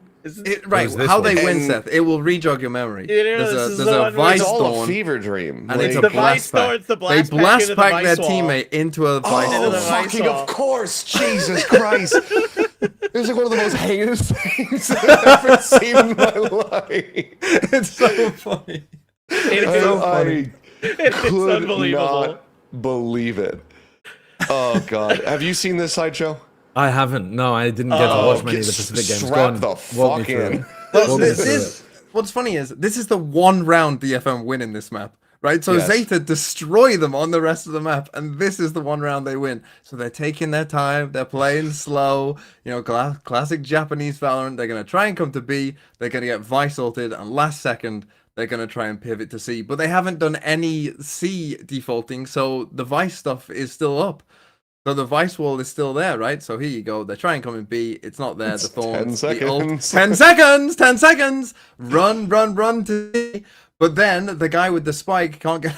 So he tries to jump and put the spike. But it's funnier than you think, because you think like, oh, he's tried to jump and died to the Thorns. No. What actually happened, and you see it on the replay, is that his teammate has thrown a blast pack and has blast packed him forward into the Thorn slightly, and that's what's killed him. It's not even him that's killed him. It's his teammate. It's amazing. He literally it's is so just funny. desperately trying to stand still, like basically accepting that it's over because he can't teleport. He doesn't have it, and then he just gets blast packed by his That's teammate. really good. That's That's Yeah. the one round they won. and that's the one round they won. That's the one round. Yeah. Okay. How did I forget that? Oh yeah, because it's so it was a fucking mess. You two were just laughing. Like, there was no cast. It was just both of you just laughing. It was so At funny. a certain point, it was better to just give up. Yeah. Like, just And then give it gets into more 'Cause absurd, there though. That's what's great about There was this no game. polishing this and making it like, because it was just innately entertaining because it was so weird. So there was nothing that we could realistically like say or do to add to it other than to just basically do live reactions. Yeah. And at the end of those first two maps, May is 21 kills for 21 deaths. Yep. So he's just Yep. had like, you know, an all right game pretty much. We had won 13-1, 13-1, perfectly 13-1. balanced. Yeah. Perfectly his aim balanced was as all good. things should be. And then they go into Icebox and he evolves like a Pokemon. I mean, he's always been a great player. That's one of the players that Mega you always look Revolution, I at when DFM's out there. But how's he dropped 500 ACS on them? And that is this for 13-1. Not to just use, I mean, I think it's a little bit overdone, but this pretty much was like a fucking anime arc. Like, they came out, they looked like pretty good, and then they met a big boss, they got the shit kicked out of them. It was looking real bad, and then May just ascended. Like, he tapped into it, the hidden power that was within him, and he just went fucking crazy. It was insane. He had two I aces. wish ZETA played 5% better so that they could have gotten one more round win and May could have dropped 40. Yeah. Because that's the thing. He actually like didn't get a kill in like the last 3 rounds or so. Yeah, Like, he was he on couldn't 39. get a kill with the operator. Yeah, he was on 39 for a while, and then they ended up winning. It's so funny, the VLR page. The VLR page doesn't even show you how good he was, because it doesn't even have a 6K tab. Yeah, he got Yeah. a 6K. So You he get a has 6K. an ace and 3 4Ks and a 6K. It doesn't even show you Yeah. how Which round dominant was he the 6K? He had two It was aces. round 10. It was 9 I or know. 10, I think. it was in the first half. Yeah, Was yeah, it 8? yeah. It was 8, 9, or 10. I'm guaranteeing it. And One then of 8, those. 9, or 10. to make matters worse, there was the one round where he got the second ace, and the observers just stopped watching him, and Seth I just just started lost screaming. his mind on screaming at the observers. I was this close to like just saying the F word. Like, I was so close to saying fuck on stream. Like, because I was like, show me fucking May, dude. Like, why are we watching anybody else? He's fucking frying them. Jesus Christ. It was just a found the yeah. round. Oh, It's a generational just the game for 6K? me. Is really what it was. I mean, it's just one of the best games you're ever going to see, just purely from an individual like standpoint. He was just dominating the server, and you know the team wasn't the best, and you're going to see more of that in the second match they play. But he was really on today. I mean, this is kind of one of those things where it's just like it's these teasers you get from like Japan, from May in particular, that you're just like, good God, if there's like some way we can harness this more consistently, this could be one of the best players we've ever seen. He has the ability. It's just round 7. It's round 7. He has the ability. It's just the teams round aren't consistent. 7 is a 4K. No, that's it's a not 4K. round 7. Fucking hell, they all look the It's same. not round 7. I watched 8 and 10, so I'm like, I think I have it. It's round 9. Then you say it's round 7. It was definitely. They use a killjoy ult. They use a killjoy ult. It's 6. Are you sure? So Is that your when you final guaranteed answer? it was Chat is 7, also saying 8, it's or round 9. 6. 6. Okay, it's round 6. I mean, they all look the same. He's just like, you look at it, it's like, oh, May, he's got 3K. Just May He's got a dominating every 3K, round. So it must be this one. All right. Well, we'll watch this 6K from May and bask in its glory for a second then. Yeah, here we go. VLR probably should. I mean, in theory, could you get like a. You could. I'm not sure get how 7. Clove kills. You get 7. You can't But get 7. Clove counts, yeah. Yeah, Does it count? KO doesn't You count, get Phoenix credit doesn't for count, both. but Clove Right, counts. right. Love does. Yeah. So yeah, they need a 6 and a 7K then. Yeah. The very, very rare 6 and 7K. I mean, there's never been a 7K. Last 6K I don't think so, remember but was. we wouldn't know. Was it Runner? What if on you- Lotus? Hang on. Could You have been, killed could have been. everybody. Yeah. You The kill the lockdown goes rest. in. The Sage reses the Clove, who then dies again, pops their ultimate, He also destroyed kill the lockdown them. in this round. and then you kill the Sage again. Okay, you're still only killing 7, but I was I like trying the to, like- elaborate order in which you. I was just I was working God out damn. just like how to get to there in my head. Yeah, he's kind of freaky with it. He's kind of freaky with it. Does this mean that they have a chance of making playoffs? Is anyone gonna? Paperthin, I remember you said at the very beginning of this year that they were gonna make an international event. Yeah. I'm not so sure about that anymore. And it's because of this. So they switched IGLs again. So they're back to Cess instead of Art as the IGL. And Cess has also changed roles because you still have Gian on the team who's playing smokes. So Cess used to be a smoke player. Now he's been playing Sova and some other stuff, and it hasn't looked phenomenal. Sometimes they have some okay reads. Sometimes they have some okay macro stuff, but for the most part, they don't. They look really lost at times, like in terms of how to use their util, how to work with each other, how to set execs, how to trade, how to, I don't think I've ever seen a DFM player run out for the other one so the guy behind him can get the kill. You know what I mean? Like sometimes you'll see a player wide swing so the player behind can do like a quick kill. I almost never see stuff like that. Like the coordination is there. It's like basic fundamentals are missing from this team still. And it can't be at this point. And I don't care who the IGL is, there should be some level of teamwork there, and it's just not. And so if you don't have those individual plays like from Akame or Jinbung or May that we've seen when they get their map wins in this stage, or they're at least close, like then it's just forget it. There's no macro. They don't know how to work the maps. They were playing scared against Paper Rex, which I get it. That comp is really annoying on Haven, but you got to at least try. And I don't know. I mean, I still think they can win. I think just on individual skill, they might win matches and might get into playoffs. But beyond that, I'm not so sure. I'm willing because I want to see just one of the teams. I want to see one of either DFM or ZETA. I want to see one of them do well, and I want to see the return of Japanese VALORANT. I want to see them rise back to the top, and I am willing to personally pay for all of Minnie's Japanese lessons to get him up to snuff so that he can coach one of these teams. I'll match whatever into Seth form. is paying. I'll match it. Fuck it. I'm starting a GoFundMe. Minnie can't ignore the money. We'll get him roped in. We'll get him Japanese lessons. 3 a week for 2 hours each session. I think also though you should put aside a little bit of a pot to go towards Aspas as well. He's wanted to play in Japan for ages. Honestly, get him. This is the thing. Do we need want to do a Aspas Brazilian now? Valorant. Get one super team. Pick one of them. One of them is a super team. You can have May. You can have Aspas. We can build a Japanese super team. Some of the if we other had money should go to May- parachute payments for the shit Japanese team. Like one of them is going to get compensated for giving up on the talent. If we could have May, Aspas running double duelist, and then like Dep, Yeah. and then somehow we drag Laz out of retirement. Please. Okay. Oh, it's almost enough to get me bricked. Hell Sugar Zero, it's 2022. Yeah, keep Sugar Zero. He's fine on smokes. Yeah. He does well enough. And we'll be good. You need somebody who can throw flashes for May and Dep.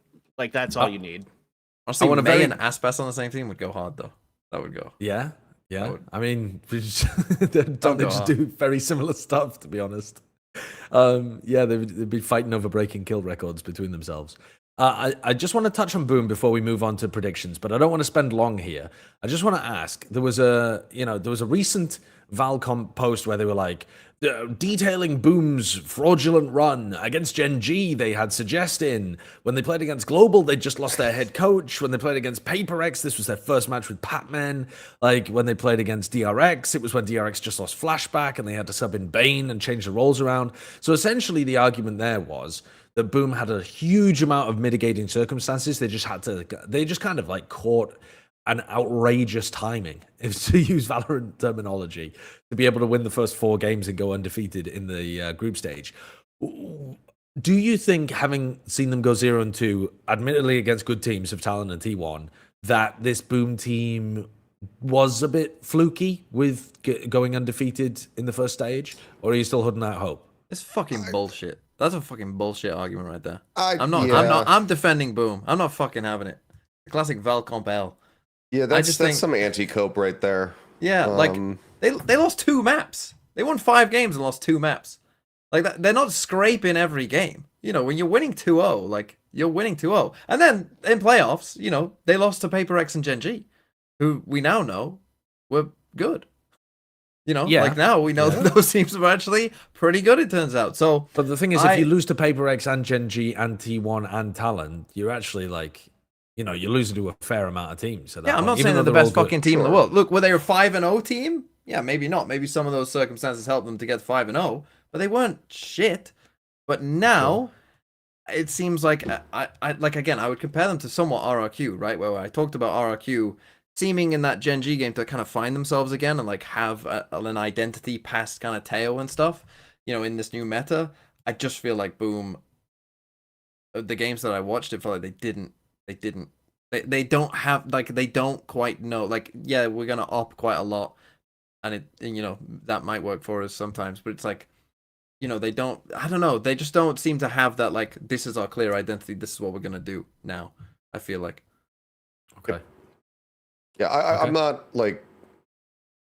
I'm worried for them. Obviously, this is another one of those teams where it's like they need to be able to do well if they want to avoid just getting auto-relegated, and it's obviously a very bad start. They basically need to win everything from here. Well, they've got an easy game next week. They only play against Paperthin.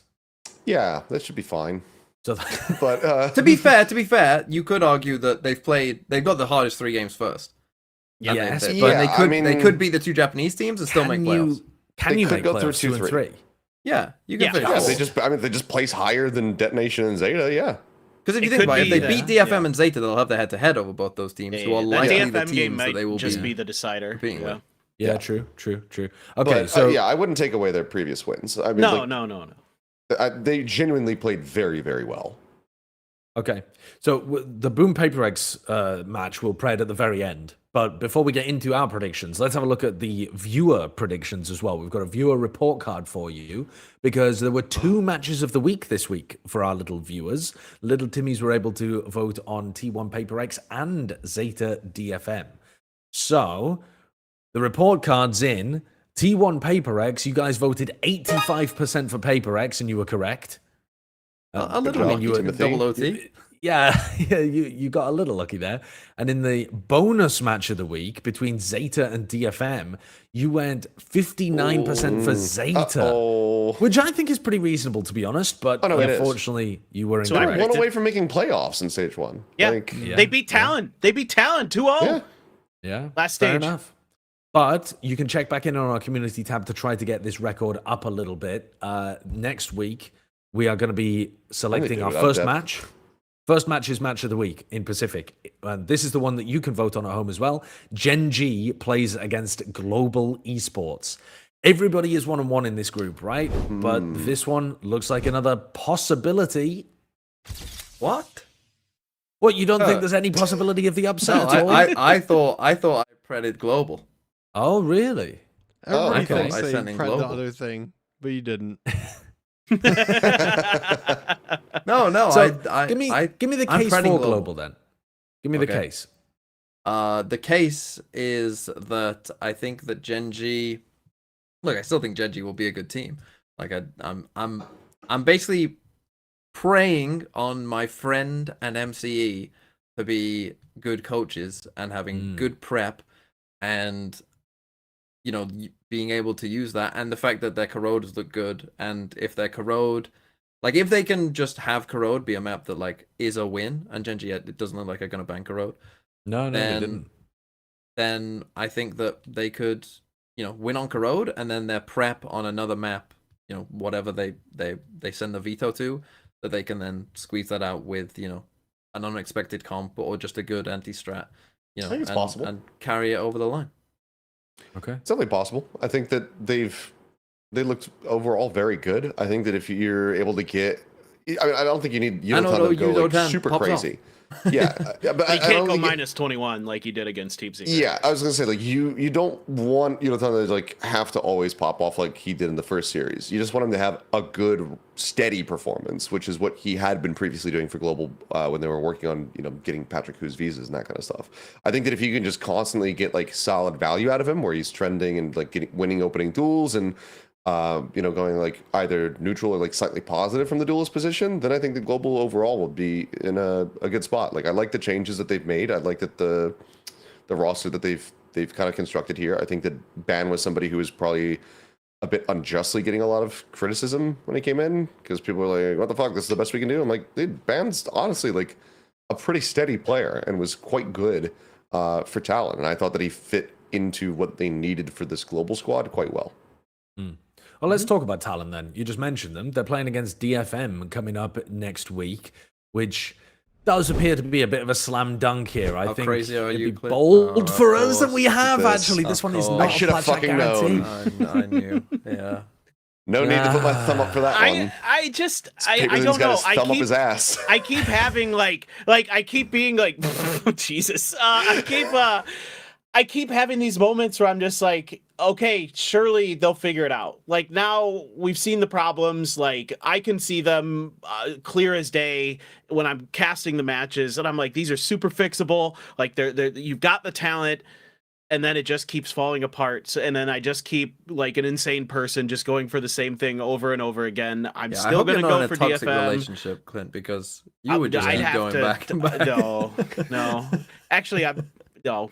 We don't need to get into that. He's good about it. We'll say that. He's good about it. Yeah, I'm good about it. I'm good about dodging those bullets. And I really think like there's the talent here, and I think Talon looks so good. You're very right to pick them as the favorites here. I just feel like there has to be like this weird like connection in the universe where we're playing in Japan for the stage 2 finals. Somebody from Japan has to do well, and I have the most faith in DFM that it's going to be. Didn't happen for Tokyo. No, it It's the didn't. home ground Masters. disadvantage. It's the You're home right. ground disadvantage. China played their worst in Shanghai. Korea played their worst in Seoul. It's the home Americans ground in Toronto disadvantage, didn't man. do that well. I mean, EMEA already didn't look very good at the last tournament aside from FNATIC, so they're super fucked at champs. Yeah, Heretics gonna get just. I mean, there might old. not be any Heretics French teams already at got Paris. That's super possible Well, that there's no French yeah. teams at But Paris. is EG the only team that's won on home territory? They might Well, be, I guess They might be. Gambit. Well, If might you go Did they back win in time to like Berlin? Gambit in Berlin. Well, I mean, Yeah, I suppose in Technically. EMEA it depends whether you. Those are count different that kind of circumstances, stuff. though. Sure. We were very contained and limited on where we could run events because of COVID. That's very true. Let's I mean, go T1 to T1 won in Bangkok, so we have a win there. There Oh, you that's go. right. T1. Yeah, Truth. it was a Pacific. Yeah. wasn't Gen.G Talon, won in though. Would have Shanghai. been great if it was Talon. That doesn't count. It's Asia. It's fucking Asia. T1 plays against ZETA division. Yeah. Now I'm worried about these guarantees, but I'm looking at the rate that we won them last week, and we were 8-3 on the guarantee, which isn't bad. It's our first guarantee. There was a fraudulent guarantee, the first one. I picked global. Well, You literally didn't. Oh, God, if I press the wrong button, then that's on me. But I'm telling you. That Your it's on brain you. That's meant what you're to do it. saying. I'm saying it's on me. I'll take responsibility. He could be I think it- gaslighting me. I don't know. it should I'm be a not. press. I feel like Sylvan right now. Why would I sabotage that very specific match? Kurt, known gaslighter and manipulator.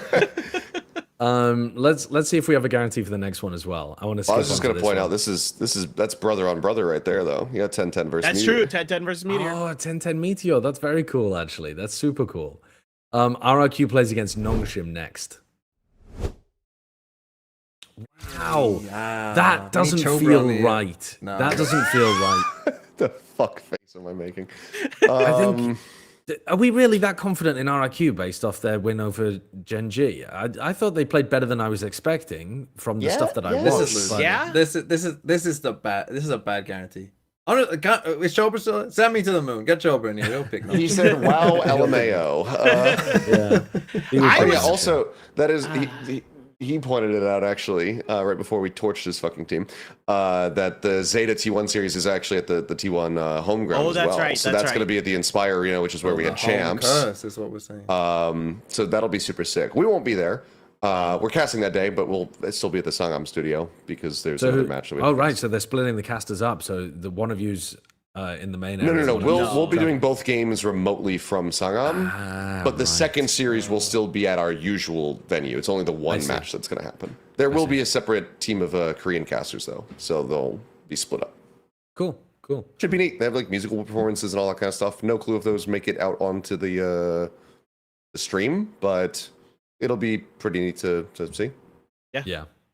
Dude, it was so funny. You've just reminded me doing Overwatch League where we would have a musical performance, but they wouldn't have the rights to broadcast it. So they would have to play copyright-free music to the stream over the top of other people dancing to other beats. So like they're completely out of sync, utterly. It was so funny. It's so funny. The people I at don't home know how don't have that a clue. lasted They just as long think, as it did. yeah, I mean, it is crazy, isn't it? Amazing.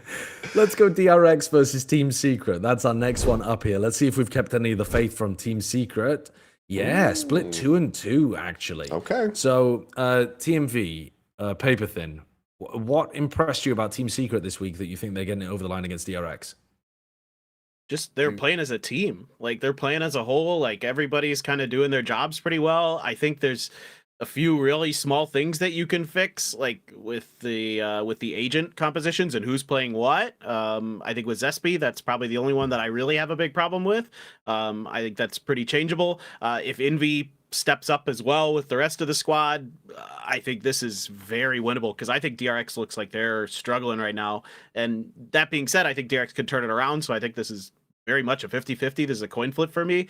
But I'm pretty impressed overall with like the confidence, the energy that the team's bringing. I think Coach Meow does a really nice job. You know, he's the old boom coach. So I think this is like a really good showing for them. And I think this could be their time to kind of just turn everything around and prove all the haters wrong. Yep. Prove all the haters wrong, he says, looking at his co-caster. This is, I'd say this is one of the most Bala's Law matches that I've seen. Like, I think it pretty much is like right on the money of 30% for me for Secret to be able to get this. The one thing that still is concerning me about Secret the most after their 2 series in the Super Week is the role changes. I think that finding some stability in who's playing what is overall going to be very good for them. If they're not able to find that and they're still flipping like Kelly S onto Raze, SB onto Neon, I think that DRX kind of locking into this 5-man is going to be able to surpass them with another week of practice. So yeah, that's primarily why I'd go for DRX. This is one that I did have to give a consideration to, though. Like I said, I'm a changed man. It's a changed Team Secret, and I'm willing to let him back into my life. But it's not going to be for this game. We love a growth narrative. He's changed, folks. He's changed. Let's see where the train's stopping off as well next week. It seems to be making your your middle destination is Boom Esports, where the train looks to continue going, I think. Yeah. That's Paper X the entire way, I think. I mean, this would, make things a bit more difficult for Boom to be able to make playoffs, and they need playoffs. We were talking about this with Nongshim, but Boom, they were gifted their spot because of Bleed's incompetence in Tier 1 to begin with, but it'd be sick to hold on to it. Yeah, I'm concerned for them. I mean, this is not it's not been a good start, and it basically doesn't get any easier. It just kind of gets worse and more difficult. Having to go up against We could just end that Masters, there. Toronto. Yes, like, they just need to beat the Japanese teams. Going against Boom. yes. Honestly, maybe the best team don't on the even planet prep this right now. game. Be watching the FM VODs from now on and ZETA Right. VODs. Just Yeah, give up on basically, they Paper X. should pretty much just prepare for no one other than DFM and ZETA. They should just say, like, okay, whatever, let's just Write go this out one and off. play a This is a game front, and yeah. see what happens. It's a scrim. Yeah. And then, just try to focus on beating the Japanese teams. Okay. All right. But you are rooting for the Japanese teams, not Boom. Have I got that correct? I'm rooting for Me? Boom. Well, Paperthin certainly I'm definitely is. rooting mean- for the Japanese teams. Nothing against Boom, but Seth as well, though, Definitely. presumably. You sounded like you were. I mean, I want them to do well, so sure. I guess. Okay. Yeah, this is what people don't understand. Like, you can't play all sides. Like, in order for the Japanese teams to do well, like Boom's gonna have to lose. You have to root on the downfall of somebody in order That's for true. And somebody now that to you've have pointed success. that out, fuck them. Okay, great. Thank you very much, Achilles and Paperthin, for running us through Pacific. Appreciate that. Thank you to Choba as well for dropping by too, though that was unscheduled, unplanned, but it helped shed some light on what's going That on. was nice. You had a long ass week, so take some well-earned rest, I think. And we're going to go to a 3-minute I don't break get any while we rest, bring in but, Kaquka and yeah. Sliggy. I've got another event that I'm doing here in Seoul. So All right, no rest True. for the wicked then. For the truly Yep. awfully wicked, yeah, for, no rest. absolutely wicked. Yeah, that's true. I don't get much more than that. I have to fly to Los Angeles next week, so. Okay, all right. Are you Right, gonna be in LA still? I'm going to be in LA next week. Oh, Jesus Christ. I'll get in on the 29th. Oh, that is actually the day I leave. Oh, funnily enough. I can't tell if you're trolling me. convenient, No, it's actually true. That's actually true. convenient sideshow noise. Well, that's depressive I'm because I would kicking you be guys like out so we can right in talk your to our neck of new the woods guest. anyway. Okay, bye-bye. Oh, yeah, we'll leave. All All right, right, goodbye. adios. All right, let me get Kaquka and Sliggy in here. There we go. We should be able to hear both of you now. Hello. I can hear you, yes. If everybody's ready, we could just get right Send into it. it. No music. Yeah, No let's music? go, let's You go. don't Yeah. want, you Well- want music? Okay. TMV can give us a little tune. TMV, you give us a little tune. and Why then am we'll go. I being forced to do this? Look Give at us you. a you jingle, little- Why man. don't you? Give us a jingle. A jingle? What? Yeah, jingle. Like, Jingle the- bells, jingle. Fuck me. That's not a jingle, man. A jingle's like EMEA time. It's EMEA time. EMEA. EMEA. You know, something like that. That's a jingle. Anyway, we're back. We're back with Sliggy and Kaquka. Hello. Hello. I want to jump into it because we've already spent nearly 2 hours talking about Pacific, so we're behind the times. They had a lot to talk about. They had their super week. Don't know why they can't. They can never schedule things properly over in Pacific, and not like you lot on EMEA. Really good with Listen, scheduling and that was registering free. stuff. That was free. Unnecessary, but okay, we'll take it. We'll take it. But I do want to kick off with Vitality Giants.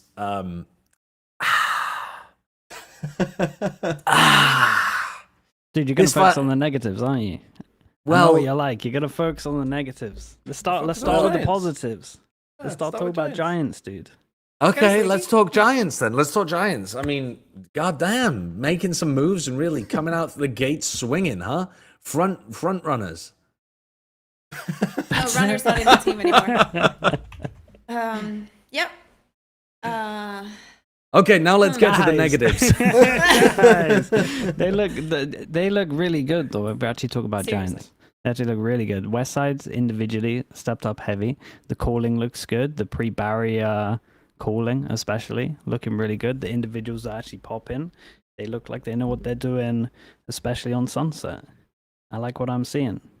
I think really that the biggest turnaround for GIANTX is that at least this week they didn't have any of the massive throws that they've had throughout the year, and I think we also maybe saw it last year where they were throw massive advantages or lose every anti-eco. They were actually flawless in that scenario, so definitely I feel like they cleaned up their act a little bit. So going into this stage, I like it. I approve. They're like insanely proactive. It's the first time I've been kind of convinced with Cloud calling. It's like the first ever best of 3 where I've come away from Cloud's calling and I've been like, yeah, this can now work. Like this can actually work. They were very prepped. They had a lot of like set rounds. I think Kurt, if you play the last round on Sunset, like this little mid TP thing they were doing on their low buys, top mid on Sunset, it was really, really cool where they would like leak a smoke out top mid and then they would TP over towards B. I just really liked it. I think they had a lot of cool set strats. And yeah, dude, they're finally, as soon as I've lost belief in this team, they finally start looking good. That's pretty much how it is. It's so funny. We were doing the power rankings. We were literally like, well, they were so bad during stage 1. We have to rank them low. Yeah. And then now they're winning, of course. Dude, look at this strat is so nice. Look at the Omen. The Omen 1 TP from bottom mid towards the top smoke. It leaks out a little bit that you can TP around the corner. Same time you're hitting market. It's just like it's a really nice pinch. Hopefully this keeps going throughout the stage, because as you speaking about the Omen, the Bagruinho, I really hope that he has a better time that he was having at least back in Koi. So yeah, it's looking good. Also like the fact that they thought outside of the box a little bit for bind. And they've decided, I think that coming into this stage and EMEA in particular, we've only seen one corrode, and it's good to see that some of the teams have been at least like preparing the bind or are willing to explore something that was out of the map pool and that could give them some kind of advantage over the teams that have gone to international events and maybe had not had the same amount of time to focus on these things. So I like to see that the preparation is there definitely for GIANTX, and it literally looks like they've, in so many occasions, we've been like, oh my god, what have they done with all this time? This time it really looks like they invested in something good. What do you think about the Astra on bind? They weren't the only like team it. that was playing Astra, but a lot of people were, going in that direction. Yeah. It's EMEA, we like Astra. It's If you okay. have a good Astra player, there's many things you can do. I would say it's okay. I think sometimes they did that like I think it was on the Antico where they tried to hit over towards B, and they kind of did the strat that you would do when you have a brim to smoke all of them off, and that kind of backfired a little bit. But other than that, I think the Astra is good. As long as it's not an Omen these days, I think I'm alright with it, because the Omen just doesn't really provide much now you've lost all the one-ways. So You're going to speak it like that about cNed? About Charles Neddington? Yeah, what if If people say that his Omen was good on bind, you're blind. What about You quick didn't watch it. scoping though, Sliggy? About what, sorry? Quick scoping. Yeah? Okay.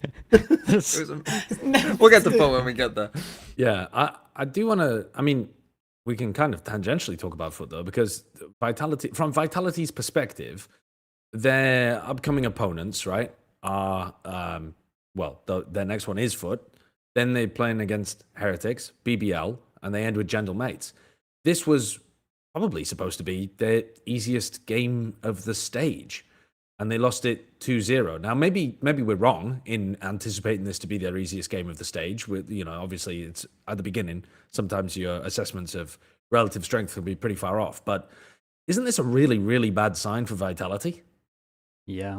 Yeah, I think what's even like, I don't want to be too much of a scoreboard Steven, but like, if you look at the scoreboard of this game as well, and you say like, what's Vitality's win condition with this version of the team, you'd be like, well, Right. Durka and Les obviously need to go hard, right? They need to be the main fraggers in the team. The thing is, if you look at the scoreboard, like Durka and Les did have decent games.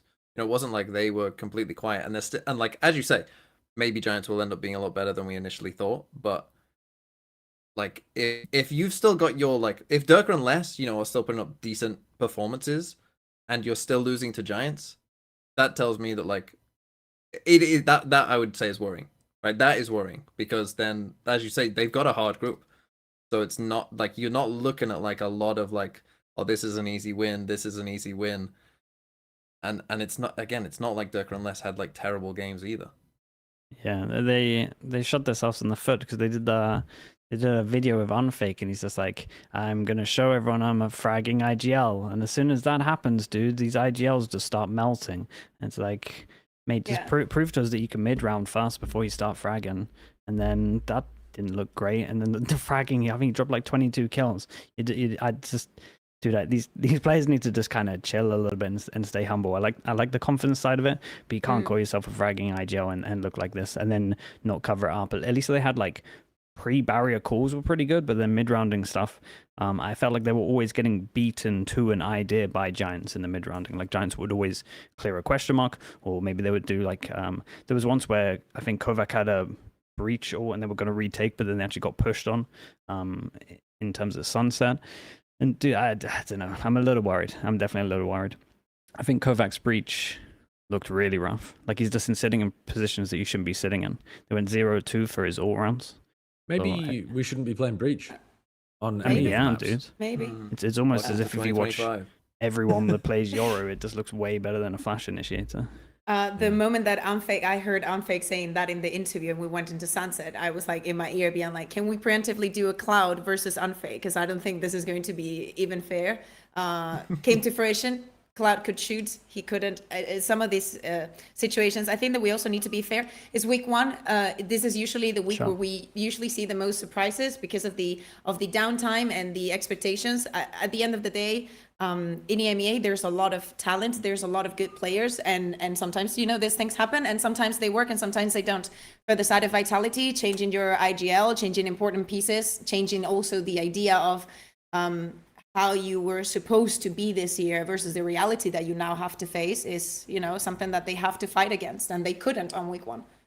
They also won 3 out of 4 pistols, 38% win percentage on buy rounds, which isn't great, like buy v buys.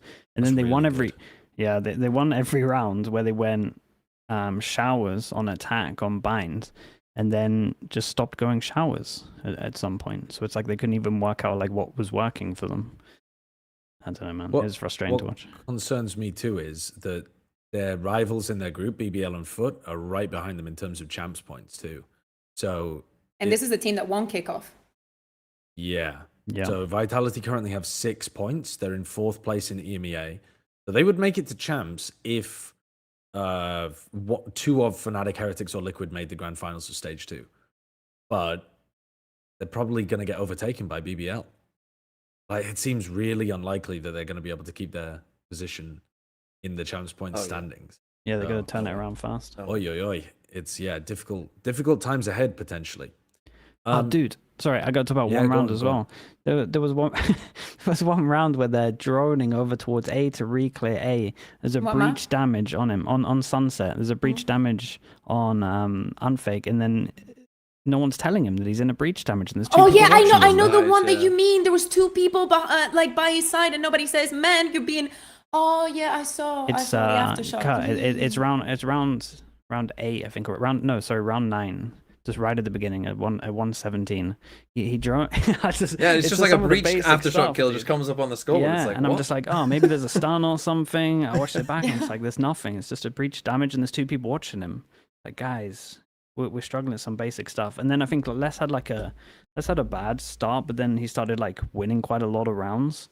So that's a good sign still. The individuals are actually winning rounds, but as a team collectively, I don't know. It's not a great first look. Dude, how's no one telling him here? That's pretty I think rough. it shows in the replay if you go to the end of the round, Kurt. I mean, And we had Andy that day. Andy always gets these things. do you think nobody's telling him, or do you think maybe he's like He didn't react quick enough. nervous, overward, not thinking about the comm, like, that kind of stuff? Because I could see somebody's brain being so focused on the like IGLing job and being a bit nervous that you're not paying attention to a comm like that. Oh, you don't realize the comm's for you somehow? I don't know.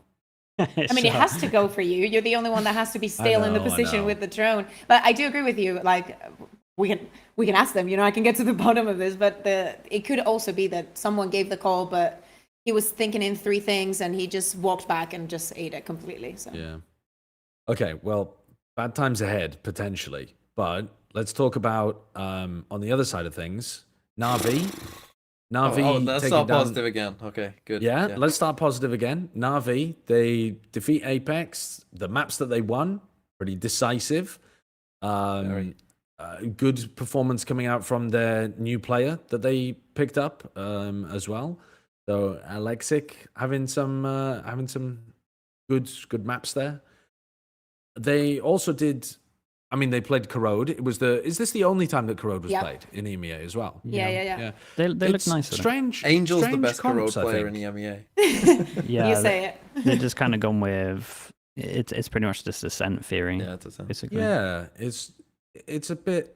I mean, I'm a little bit underwhelmed with Disappointed, EMEA not opting into it and not showing anything too interesting.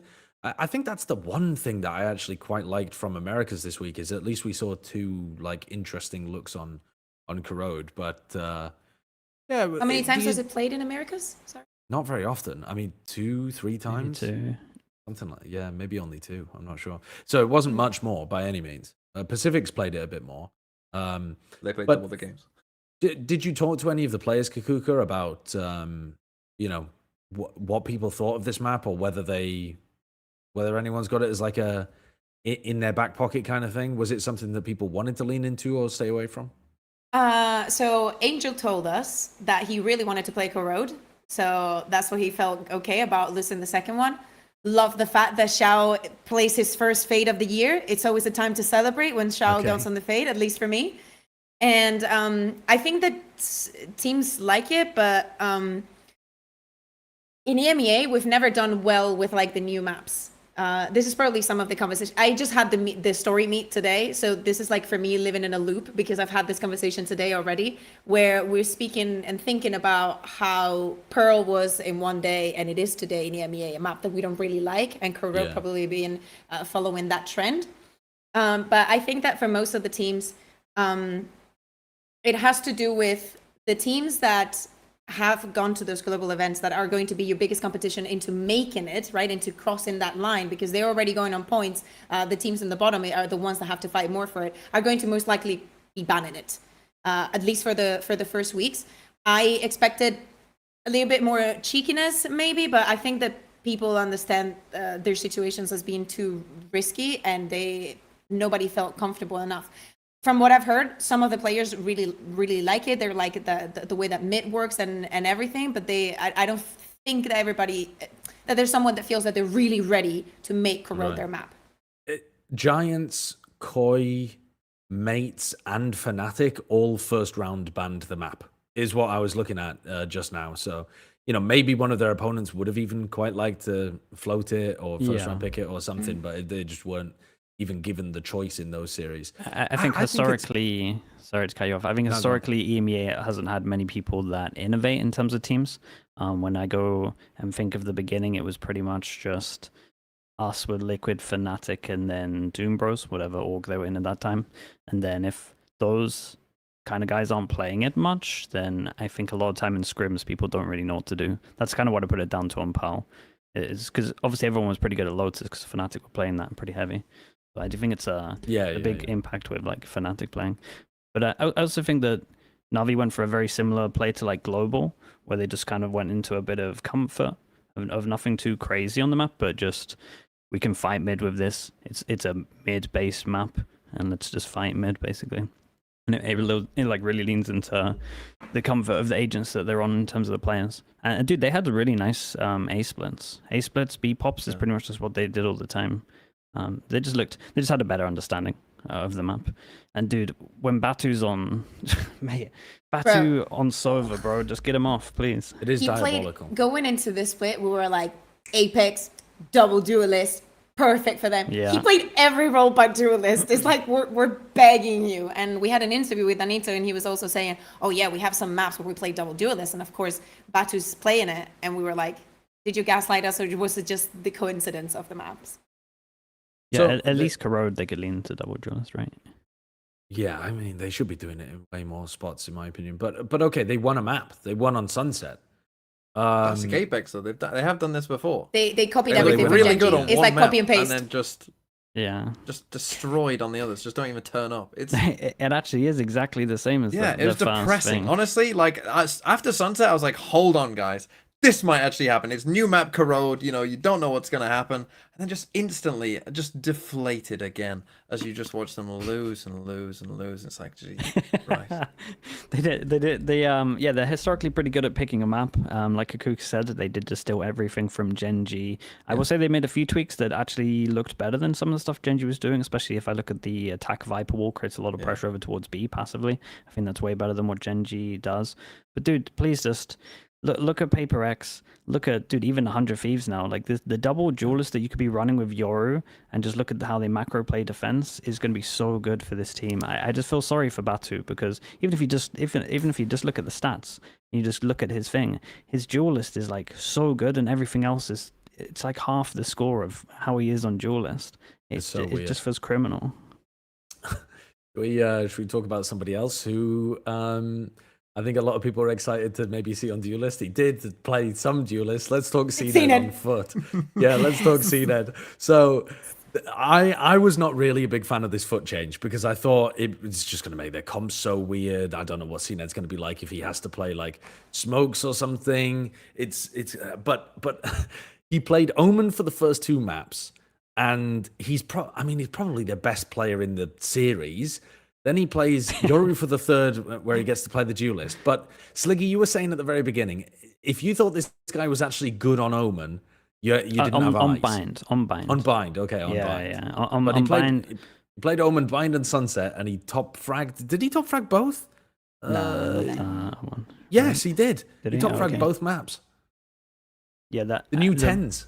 The bind, I don't think the bind works. Again, I think you lose too much of Omen at the moment without having the one-ways. And I think if he is going to do what he wants to do, he needs to lean heavier towards the sides of bind, where you, like on defense, you can take a pick and then you can tuck into the cubby on showers or long B and then TP to safety. I think he can do that more. He missed a couple of flashes and stuff. I know he's new to Omen, so I'm kind of like letting him off. But like the pistol flash, there was a chance for him to get like 4 and win the round, and I just watched it and it just went like straight like complete miss on everyone. I was like, oh boy, we're in for a treat here. But other than bind, he actually looked really comfy. And dude, the amount of op kills he was getting, like we're all talking about like comeback being the main opper, but this guy was frying everyone. He really, really was. And dude, I can get on board with an Omen op. I've always been a fan of it. Yeah, I really like it. It fits him. I think that it's a good counterpart for Zeus, right? We were speaking about he doesn't really play the op. Well, now you have seen it. You can put him in this positions. I think the playing with the Omen, something I do like. It also makes me so happy. We had seen it on the desk a few times earlier this year, and he really was, in his head, he was like, I'm not done competing. I still want to compete. So to me, seeing him, also the way that he was reacting to everything, especially if we think of like the last times that we saw cNed. Like, for example, when we think about cNed on NAVI and how he looked absolutely miserable, and see the contrast to what he was this week, super cheerful, just celebrating everything. It makes me so happy for him. He also said that he learned a lot of Omen tricks from Angel. I don't know how that's gonna end. I just don't know how that's gonna end. I never want to hear that. No, I think cNed might become my new favorite player. I mean, if he's gonna be learning tricks from Angel, then I want to see it. I want to see everything he's got.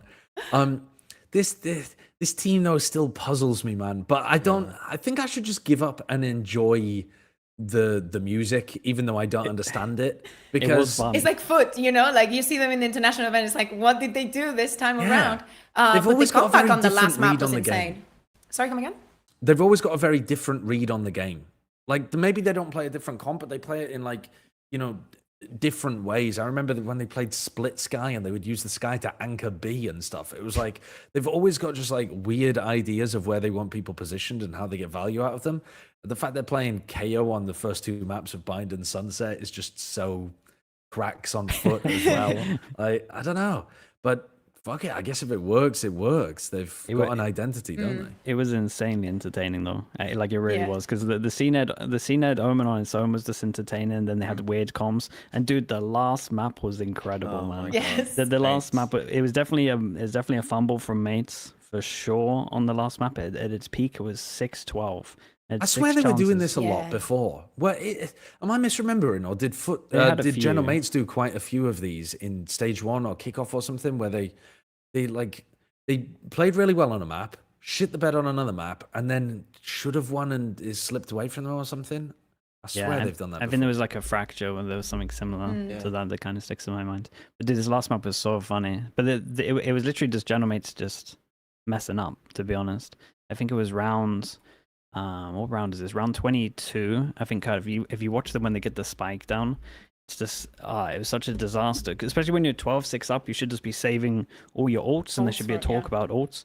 What they did was they play a breach neon, which is like, sure, like I'm not the biggest fan, but like you're playing it, let's see what you've got.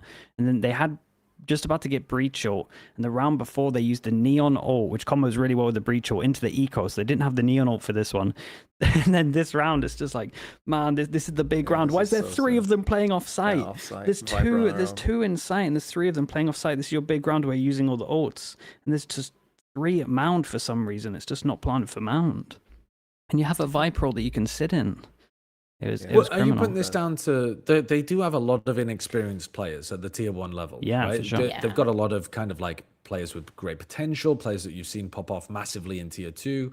Mini is somebody who's been mightily impressive in terms of balancing the IGLing with the production, with the actual like fragging, but they don't have like steady players that you've seen go through everything and come out the back end of a big tournament, big clutches, big moments. Is that what you're diagnosing it as? Yeah, I think so. Because normally there you would have like one person in the team that's like, guys, all we have to do is just wait for our ult cycle. We're going to be okay. Yeah. And then they're just like treating it like it's a more regular score, I guess, and using neon ult into ecos. So yeah, no, it felt like that. And it felt like the pressure kind of built up when they were losing more and more clutches. And they lost a lot of clutches. So yeah, I do think it definitely was down to a lot of the inexperience. But I also think it's actually kind of a good result for them in terms of how they looked. Like if you actually take away like how the Waylay Unbind was cool. They should have won. Yeah. They should have won. Yeah. Talk to me about the Waylay Unbind though as well, because they weren't the only team to run Waylay Unbind too. I was actually surprised at how many teams were having a dabble of the Waylay this week. Not necessarily Unbind, but just in a bunch of different spots because of the buff. It seems like a couple of people are like really down to give it another try. I think that sometimes there was a lot of set strats, obviously, like you have the Fade, you have the Gecko to like accompany with it, you play the Astra as well, like there's so much synergy already built with the existing agents that you have. Adding in that layer and just starting the round in somebody's face where they literally have nothing to do. In many of those rounds, comeback went down. Like they expected this. I think that Foot did a very good job in understanding the composition that they were up against. I don't know how much practice they got against something like this coming into the stage, but I think that it could be good. I hope that they keep the composition and they keep working towards it because there were many cool rounds. Look, as a Wolves fan, if I ever see Waylay Unbind, you'll never like people could play it for the rest of time and it'd be proven to be the best thing of all time. And I just still the juicy, I mean, most people probably wouldn't have seen this, but juicy Waylay Unbind was the worst thing I've ever seen. It's very hard to make it good on attack. That's not the Waylay. No, that's your that shitty little team. Yeah, that was Wolves. I do think, again, looking at this game, it's like a good takeaway from Gentlemates, but their games are hard, and they gotta somehow get into playoffs. Like that's all they gotta do, though. All they gotta do is get fourth in their group. But it's gotta be doable. I feel like, but that's the thing. When you lose this game, though, it's like. Yeah, it's kind of like this game would have been like, oh, here we go, we're gonna do this, and now it's like, well, maybe they won't. Do you think they look better than Giants? I think it'll be a very close game. Yeah, I think that'd be close. Giants looked so good. That's the issue, yeah, and I think Giants maybe has made us down a little bit more than we should be on Vitality, just because they did look so good. Right. So you think Giants and Vitality both difficult but winnable for Gentlemates to maybe make playoffs? But that's the game. That's why you had to win this game, because it would put you in such a good spot. Yeah. I don't know. I want to see. I don't know. I don't really know how comfortable Comeback is with English because we had an interview and we required of a translator. So he is very good individually, but I think that with Minis IGL, he probably has to micromanage a lot, and I don't know how much that comes through, especially when we think about the last map being that Lotus, them not being able to close it. I think that is just exhaustion. Like, it's such a high stakes because it's your open air match against a Foot that you you don't know what you're going to get, right? You don't know what you're going to get. It's also the first time that we see Foot without Gaius since partnership. So you can expect that maybe there's not that wonky comp on Lotus, no Sage coming out and no Initiator, like all of those shenanigans are not going to be there. But I think that they were put up against the wall and they just didn't find an answer. And I do not know how much that was into the comfort of the calls and not really being a conversation and one person taking all the weight of those decisions. Could you tell the Gaius was gone in the sense of like how they played? I mean, the comps were still crazy. I actually wanted to, because I have an interview with Junta this week because he's finally arrived. He wasn't here for week 1. And that is something that I want to ask him about, because every single time that I ask the Foot players about, hey, you have a crazy composition, it doesn't work, you change it. Is it something that we're going to keep seeing? And apparently, by what Mr. Fallen always said, it was Gaius' call. He decided they had no say in it. If Gaius thought that this was good, this is what they were going to do. And that is something that I really want to ask Junta, like, how has that changed? Like, what was the ambience and the expectations when he joined the team? I will say one thing that I did notice that I never really noticed with guys there is their macro on B on bind is completely wrong. They played this individually. So that's like something where I've kind of looked at Foot and I've never really thought about that stuff, but they just play bind defense really badly. Okay, let's move on though. Let's give TMV an opportunity to wallow in sorrow because he was really down for this revamped Koi roster. I know that you were excited to watch them, but I think a lot of us were also just excited to watch Team Liquid play with Drex. What were your big takeaways from this game? It ends up being a relatively close, competitive one. Yeah, I actually felt okay about Koi.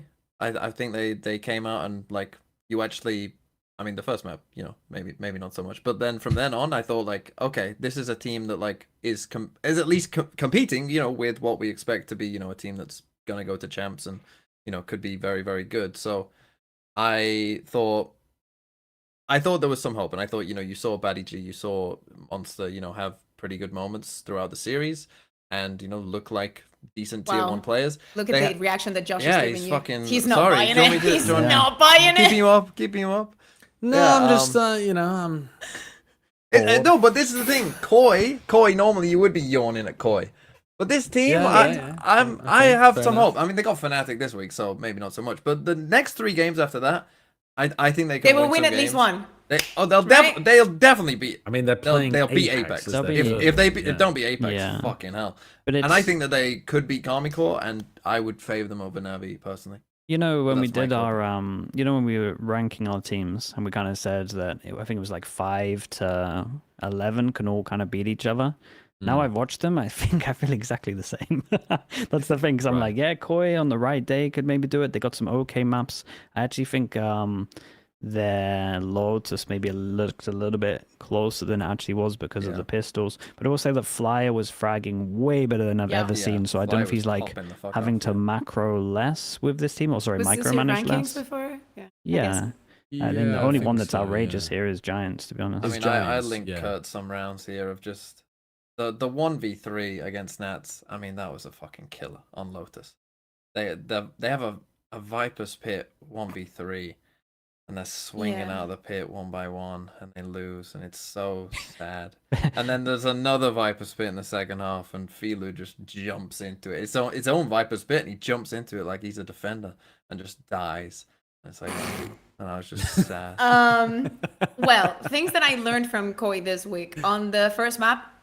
Half of the times, Fila, what the fuck are you doing? Yeah. Like, there were so many occasions where I'm like, what is this? What are you looking? Like, what is going on? And in both of the bind and the Lotus, I'm thinking, guys, you need to freeze. You cannot go. Like, there were so many occasions where it's like a 4v3, 3v3, like retake, and they would send one person or 2 people in, and the tank was coming from the other side of the map, and it's like, well, what do I do now? Now that I'm here, what do I do? And on bind, I feel like it was the same thing. Like they just wanted to stop Team Liquid. It wasn't even like I don't know, like the plan wasn't good. Like Team Liquid had such good executes on Bind. It was so cool to watch. They planted the spike the 12 rounds. All of them. It got down. They were that good. 1v3. Doesn't matter what Koi were doing. 1v3. Yeah. And I know it's Nats, but come on.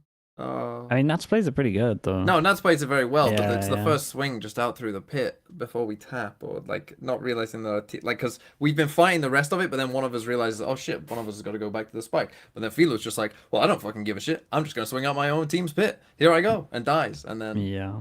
Looks cool when he gets the kill on Nats and gets to teabag his body. Doesn't look as cool when you lose the we lose the Yeah, 1v3 and lose the game. Yeah. I remember what Booster did- also having that 1v3 again from Mount in the same position. It wasn't, the same he round, wins but I with remember them. that happening. Was it stage 1 or kickoff? I Yeah, remember that stage happening. 1. What do you think of Trex's performance? I liked it when he was on scan, Okay. and then everything That was else an Up and wasn't- down.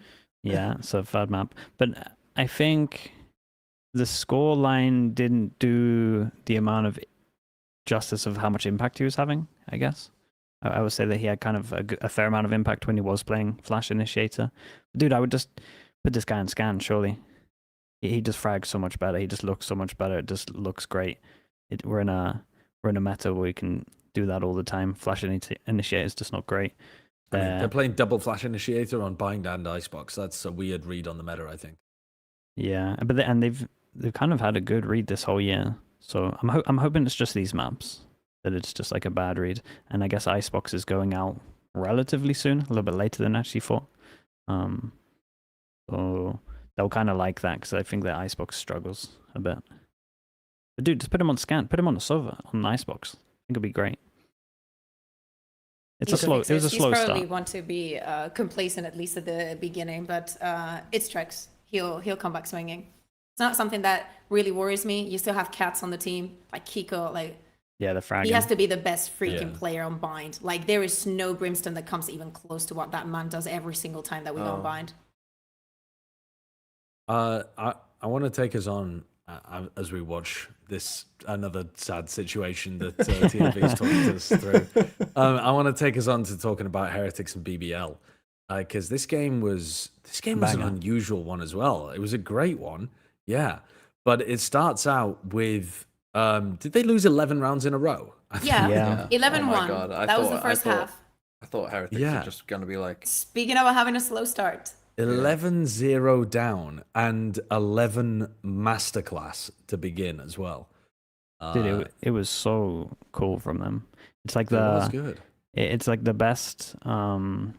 So on Icebox, Heretics have changed their comp and they don't play a duelist, I think is right. Yeah, they Yeah. don't play. And so They what BBL do did is KO. just heavy over towards yellow. You just punish the fact that the team can't clear yellow properly, right? The knife will hit you, and then the only way of really clearing yellow is wall up, and then you got to flash and then Omen TP. But majority of the time, even if you're blind, you know where he's TP to, so you can kind of just Yeah. push out there with the smoke. And dude, as soon as Heretics struggled over towards B, and the timeout came in, and then the timeout came in to like give them a new direction of how to deal with yellow, but then they lost after that timeout, so they just felt like they couldn't go B at all. It was probably the best game plan or like execution of game plan of punishing the no duelist on Icebox I think I've seen. Just historically, it was so good. It was the best. Like if you want an example of a game plan and trying to explain like what a game plan is to someone, this is the best demo for it. Was Icebox on defense? They couldn't do Forgive me if anything. I'm wrong though, but I don't think they ever tried smoking the top of yellow and TPing into that. Yeah, they didn't. They just did the basic like TP at the bottom, and I was thinking at the Yeah. time like this isn't isn't as what good teams as would we've do. seen from other teams that have played no duelist because there are other ways of doing that. They actually called the timeout, and that's what I said. I was like, "Oh, chat, you're now going to see them smoke the top of yellow and TP in there." And they went over towards B, and I was like, "Oh, dude, this is gonna be good. Like, it's gonna be awesome." We just talked about it, and There's then one they for the just, Twitch clips. yeah, and then they just didn't do it, and I'm like, "For fuck's sake!" Because other teams do it all the time. That's how you should be doing it. But I mean, it's a lesson learned for them. They keep changing up their comp on this map, though, so I think they'll be happy when it's gone as well. But the other maps, especially the last map, that was such a banger. Yeah. I mean, so Sunset begins with an ace from Gen.G in round 1. Oh, Then dude, round this 2, is crazy. Woot aces. Then in round 3, Yampy aces. Holy shit. That is cinema to begin a map. I mean, we'll never have that again. I don't think. No, The chances of that must be insanely low. We had a Kang back to back right before. Yeah. That's the closest I think we've had. But Three they in a were row is- alternating. Yeah, they were like alternating as well, because it's not like the same team that gets the ace 3 times in a row. Yampy responds back with one of his own in round 3. It was very strange. It was sick though. No, it's sick. I think Great BBL stuff. got a little unlucky because obviously they lost double pistol, pistol, yeah. and then I think they got ecoed twice as well. So it's like they're gonna go out of that and be like, "Oh, we should have won this for sure." Yeah. But I mean, you are the team that getting ecoed, so it's hard to argue. If you skip forward a little bit to the, well, I suppose you should probably watch it out. But in the replay, you see the shots that Gen.G hit here. They were fucking magnificent. Yeah. They were outrageous. This pistol ace. But yeah, some pretty great stuff. It's nice when this team has confidence again. It really is. If you just When go they back don't- slightly, yeah, it's these two at top mid. these ones. Oof. Because this pistol round strat was designed to just counter the way that you're taking mid as part of your pistol. I mean, it's like you picked the correct strategy and then you just get shot in the face. Just got popped. Dude, I do Sheriff's think on that- pistol though. It- DMV, yeah. you're like this one. You DMV, Yeah. you must be squirming every time people are buying Sheriffs. We're getting like 3 these days. Did you see Aspas bought Why- a why sheriff is on that? Yoru on pistol? Why is that? That's a great Yeah. question. Yeah, Can TMB. you- can I- explain, TMB, do you want to TMB, explain? can you please explain? Is this embarrassing? No, it's not embarrassing. I don't I mean, mind. I maybe don't for mind. some. I mean, this is the thing. You know, you gotta. There's always the exemption that there's the exception that makes the rule. You know, that's the thing. You can't That's go your Look, 100%. you still haven't It explained was, to it me was what the- Gen.G's fault. Look, I'm gonna blame Munchkin. Yeah, but you still haven't told me texture. what it is. What the people buy sheriff on pistol. And you I don't like guess, 'cause that? well, yeah. I didn't make these stats in 2023 and onwards. The sheriff pistol win rate was in the floor. It was in the bottom of the bin. So I would say like, oh, if you're a killjoy on attack, buy a sheriff, whatever. You don't need the rest of these. You're jet on defense, buy a sheriff, whatever. KO buying it, what are you doing, right? That was my argument. So 2 years ago, But then Munchkin that started buying happened. KO So I Sheriff assume pistol. that Jet is still super OP, and we should also No, be no. playing Jet. No, Jet shit. Well, not shit, but Jet's No, not but good. what I mean is like I you're mean, it telling me was- that happened 2 years ago. Oh well, he Yeah, posted a and video that's like 2 that's years my ago. point. That Sliggy, Oh. he just Yeah. he lives in the Sliggy past. just keeps a enjoy it. grudge. He's from enjoy it. 1953. That's I mean, where he's to, from. to be fair, it was like it was perfect timing because a month later, Gen.G started getting Yeah, like it's an just Munchkin's fault. 80% win rate with Sheriffs. I mean, it's just, I love it. In terms of the strategy in this game, though, one of the things that I was a bit confused about is why it felt like BBL assumed Heretics were still going to be running Gen.G's Cypher with the cam from Market. Yeah. And so they did like a wall that went up Market and top mid. And if you're not blocking off a Cypher cam in Market, that feels like a really low value Viper wall to be running every single round It's as still- part of your default. It still creates a lot of pressure over towards top mid. They were doing over smoke quite a lot. You actually brought up a good point because so many EMEA teams have just started like focusing on top mid more than any other region. I guess that's something that like people are doing in practice, and then everyone's starting to like copy each other. But yeah, I do think that they came in expecting the Cypher and then didn't really change it up because it still kind of applies okay pressure. You're still like blocking off middle. It's good for like mid control. Dude, I like the Vice on this map. It feels hard, especially when like the wall's top mid and you have to go all the way over towards top mid to go trigger a Vice wall. It's a nightmare. I was thinking, I was chatting with Bren about this actually. Is there any map where Vice is just shit? It feels like it's really solid on basically every map in the pool right now. The wall's just too good. Yeah, whenever walls you and well, it's, sustainability. and Maybe- the Walls are good thorns, for it just gives you so much stall power to buy time Yeah. for defensive rotates to come in that it lets you like gamble stack more. Maybe Icebox? Yeah. I think probably Heretics that's the had an map it looks I think like. it's not because of what she can do, it's more Nice. about what you lose. Does that make Yeah, sense? because of the info. Yeah, Yeah, I think that's fair. But yeah, but I any think you're good right. map, Vice. Yeah, you're right. Yeah, Any good no, map that's true. Vice is good on. And it's good on Yeah. pistol because the Fawns just melt people if they try to disrespect it. It's really good. It's a powerful pick. Let's move on slightly from this game, though. But, well, actually, I suppose just to end on Heretics BBL, does it change your opinions on either of these two teams? Because BBL certainly look like they can compete, but then Heretics still close it out. It's kind of like, narratively, it ended up working out for me exactly how I expected the teams to look. But Yeah, I think that as we saw, it could have gone either way. BBL throughout this entire year, sometimes they look better or worse. Realistically, they've lost to 2 teams: Team Liquid and Heretics. That's it. You know, like in EMEA, they've just been unlucky in Have the they times played that they've FNATIC? like. No. Right. Okay. well, Yeah.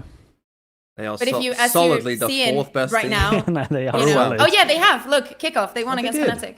They did Sorry, beat Fnatic. my memory is not really And then they there. lost to Heretics on Liquid. Yeah. But yeah, against Liquid, they kind of like got their revenge to qualify for EWC, as in they didn't make it to Master Toronto in the kind of match that should have been a 2-0 and couldn't. And then that was a crazy one.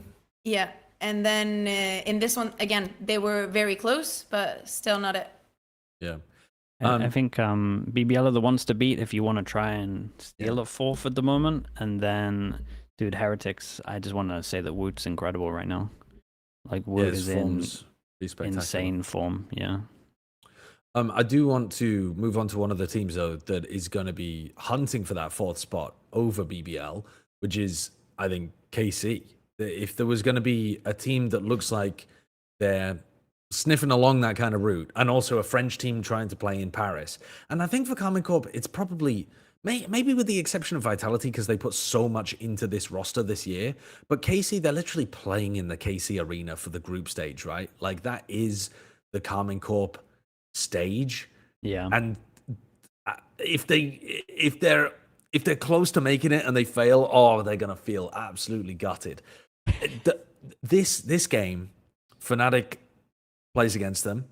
It's honestly pretty close. Like, I watched this one and I felt like there were certainly times where I was believing that KC were going to be able to win in the final map for sure. Do you think they have what it takes to be able to put something together? It's close. I think Not to be the best, obviously, but like to make champs. KC have got a chance to make champs, of course, yeah. They're so far in points, right, that they have to But get yeah, the top points 2. is They kind of need to make top 2. Yeah, they need to make the finals. But I think that is rough. doable. It's doable, but it's gonna be tough for them. And again, if they were gonna do, like, again, finishing first in your group is the kind of thing that, you know, if you are one of those Helps teams, out. you get the bye in the playoffs. Like, you know, when you've got a game like this that's like winnable, you know, like this, they could have in theory beaten FNATIC here. Like, and this is a bit of a feels bad. I think but that coming. Sorry, you go. go. No, you go. No, I was just gonna say that coming into week 1, like after both of the teams were in Riyadh, this is like the best and the worst time to play FNATIC. I really like the fact that FNATIC was able to take the bind. It's in my head. I think I was even having that conversation back then when I was like, you know, that KC are gonna pick bind. They were flawless at the beginning of the year. Was the home grid? It was apparently the only map that they could win sometimes. So you know that's coming. You can expect maybe no changes because they haven't had no time. So it was the ball was in FNATIC's court, and I think that they did a very good job. I like the idea of bringing something different, maybe put an alpha on the Deco. There were some things that I didn't like. I like the way that he was using the drone. It's literally like 1-1 for the sky kind of thing. Using that, I was not 100% surprised, but I think that the rest of the synergies were just so good that it's impossible for them not to close it. I think that also KC, I don't know if it's because they haven't played it in a while, I don't know what it is, but I saw them missing timings, I saw them missing utility, things that were not happening at the beginning of the year.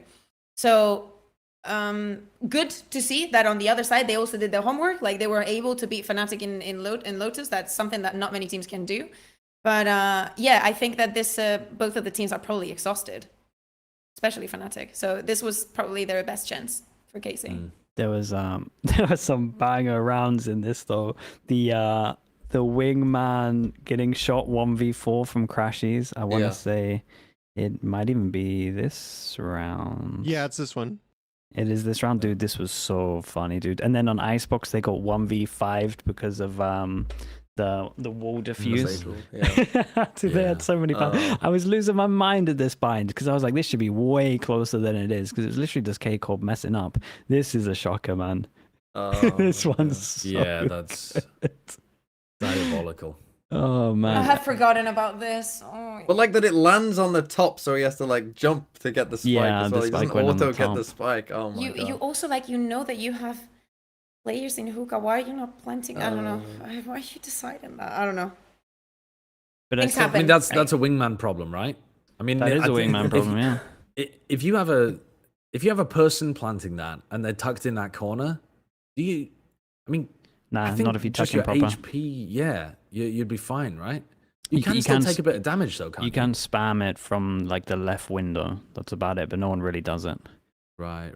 Funnily enough, the only person I've seen do it is when Shroud stood in for Sentinels. I think it was. somehow he knew it. I think that's the only time I've seen it used. But Rose yeah, need to be you watching more can't Shroud. you can't really stop that.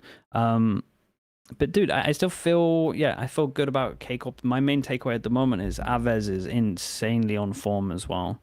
So I think that's something that is good because if you actually look at, I mean, he was insanely underwhelming for stage 1. I think that's sort of fine to say, to the point where I thought that maybe the nerves were just getting to him, especially if you kind of followed his career a little bit before.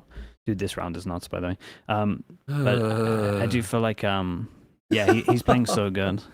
Look how close they are. But the two of them are on a different page to the other two. Two of them are shooting, and then two of them are running. And it's like if you all they lose, just they shot lose them. round If you all 14 shoot, as you well. win, yeah. Like they managed to recover the first half after this disastrous beginning. And KC are good on Icebox. Like I've seen so much interesting, cool stuff from them. And then they win pistol and lose the follow up, and Oh, there's quite a few it was of a that. painful game. No, there is. But is that not good? Is that not a good sign? You're going up against, in theory, it's the a good- first or It's one a good of sign. these top the, two. the only problem is what you guys were talking about, which is that you're running out of time. Like, you know, what Sure. TMV is saying, like, if you've got a could have won game at this point, these can be the ones that They bite have you many in of the long those. term. I'm afraid that Casey have too many of those. Sasha, where do you stand with Casey these days? You know, it's been a while, but Big since fan. DMV really thinks about 2023 a lot, I wanted to know how much you thought about it. The problem is I completed my narrative arc. I went from hating the shit out of them to really like rooting for them when they started again with the new players. At the beginning of this year, I was really excited to see what Sadak could do with the team. And then I watched them at the beginning and I was like, he's kind of not doing much with them. He's not doing anything that interesting that's different to what they did last year. So I still enjoy watching them, but they're not capturing me. They haven't captured my heart. They've always got interesting ideas, but they're a bit too wacky. So sometimes they mess up the execution of it. And I'll tell you what, when it gets overtaken closer by towards the end What of do the they have season, to and do they're to like, win your heart? get close to winning, get close to getting to Get champs. close to If winning champs. Not winning champs, not winning champs. Yeah. But if they get to playoffs, I'm gonna be rooting for them heavy to get enough champs points. Now, I think probably that means they have to make grand finals. But when we get a bit closer to the line, maybe we'll have a better idea of like, oh, they can make it if they get top 3 because then they'll have enough points or something. But I think I'll probably be rooting for them on their playoff run because I just think it'd be fucking sick for the KC fans to be I in agree. the KC arena.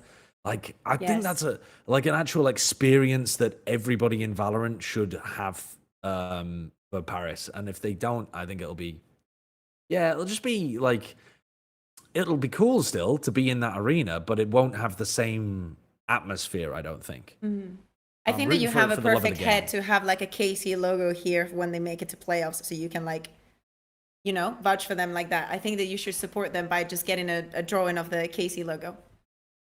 A drawing, Like like a- with a Yeah, Sharpie. like a it's not a tattoo, but like a I don't know how to call tattoo. it. No, not permanent. I mean, that's up to you.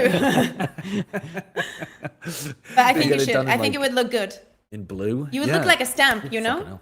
Fucking hell. Just like a stamp. Yeah. We didn't talk too much about FNATIC. I don't really think we need to too much, but I definitely want to say that Kayak, Pistol, God, Jesus Christ. How is this guy averaging like 3 kills at the moment in pistols? I will never know. He's insane at pistol rounds. And when you have a player like that can win you so many pistols, it's just it's just so easy. What do you think? How could you answer the question? Honestly, has Kayak been an upgrade for Durka this year? Like, what would have to happen, or like, is it even possible to answer a question like that across 1 year when Durka had been with them for like 4? Do you know what I mean? Like, is there a reasonable way of answering that kind of? I don't think so, because the team has also changed. Like if Leo was there, like if it was just the same team, but Dirke, then maybe. But I think it lacks the longevity, right? And all that. I don't know. I don't think it's that easy. Is the fact itself that it's a hard question to answer insane? Yeah. An Yeah. indictment. Yes. A show That's of a very good Kayak's point. skill. an Oh, incredible Danish show man. of Kayak's talent? Yeah. Dude, he's looking so good. Like when you watch him, sometimes you're like, oh, this guy could actually be the best. Like, but we need to see it more time. We need his confidence to grow still, which it is pretty rapidly. But yeah, dude, he's definitely got the potential to do it. He's at least like filling the expectations, I think, of what people He was wanted. deadlifting on Lotus for a while. Oh, dude, he's a monster. He's so good. He's actually so good. His aim, it looks too snappy sometimes. It's like a robot. Cheating allegations? From Potentially. Sliggy? Yeah, potentially. Okay. Well, this was our EMEA match of the week. So this was the one that the people at home were able to vote on as well. We have our little Timmy report card for EMEA, and you got to vote between FNATIC and Karmine Corp on who you thought was going to win. Now, a bit of a slam dunk on this one, in my opinion. So 88% of you went for FNATIC. And again, I think you got a little bit lucky with that. Yeah. I think the confidence there in the percentages does not show how close that game actually was. But you can check back in on our community tab to vote for the EMEA match of the week again this week, which I'm not sure which one this is actually. Yeah, Kurt. which one should it be? trying to pick it? I missed all of the EMEA matches this week, so I'm not sure on the I heat think check Giants here. BBL might be a good one, to be Giants honest. BBLs. But do we want people to engage with our vitality? Well, yeah, that's a good point, because Giants BBL don't true. have very large. BBL fan does. bases. I mean, if you want doesn't. fan base, then I guess it's Fnatic Koi, no, or something like that. I don't know. Foot Vitality. Foot Is that a match of the Vitality's week good, just dude. because it's desperation time for Vitality? Yeah, If they don't beat Foot, are they just fucked? Possibly. maybe. They can still Maybe. get their own. The clock's running down, but yeah. Yeah, they're They fucked. gotta play Heretics. They would need BBL to Thank fail. you, They're Cookie. fucked. Yeah. They're fucked. What are we thinking then? Dude, foot Go Foot. Send it Foot vitality is a Vitality. big game. Let's go Foot Vitality then. We'll see if anybody has any hope left in Vitality. So we'll get Liquid to that Navi? prediction in just a sec. Nah, it's easy. Nah. What year? Okay. You say I'm living in 2023? Oh my god, it really. Oh, you still hurt. Aw.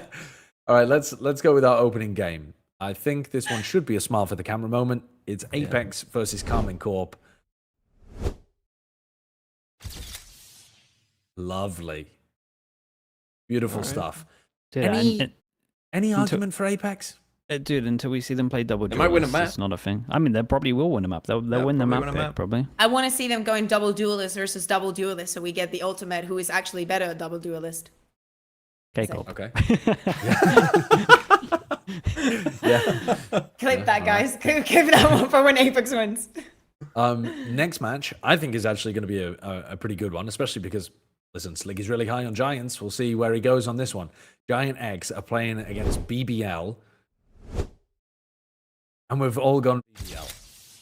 So you didn't feel like taking a punt on this one, despite how much you think Giants really did play? It's I the mean, respect to BBL. Yeah, it is. Yeah, It's the absolutely. BBL respect. Like, if anything, they clean up some of the mistakes on Sunset, or just like one eco or one pistol. They win against Heretics. So they look too good. And I think their coaching staff's really good. I think Powell's like really good, and yeah, they're just super prepped for games.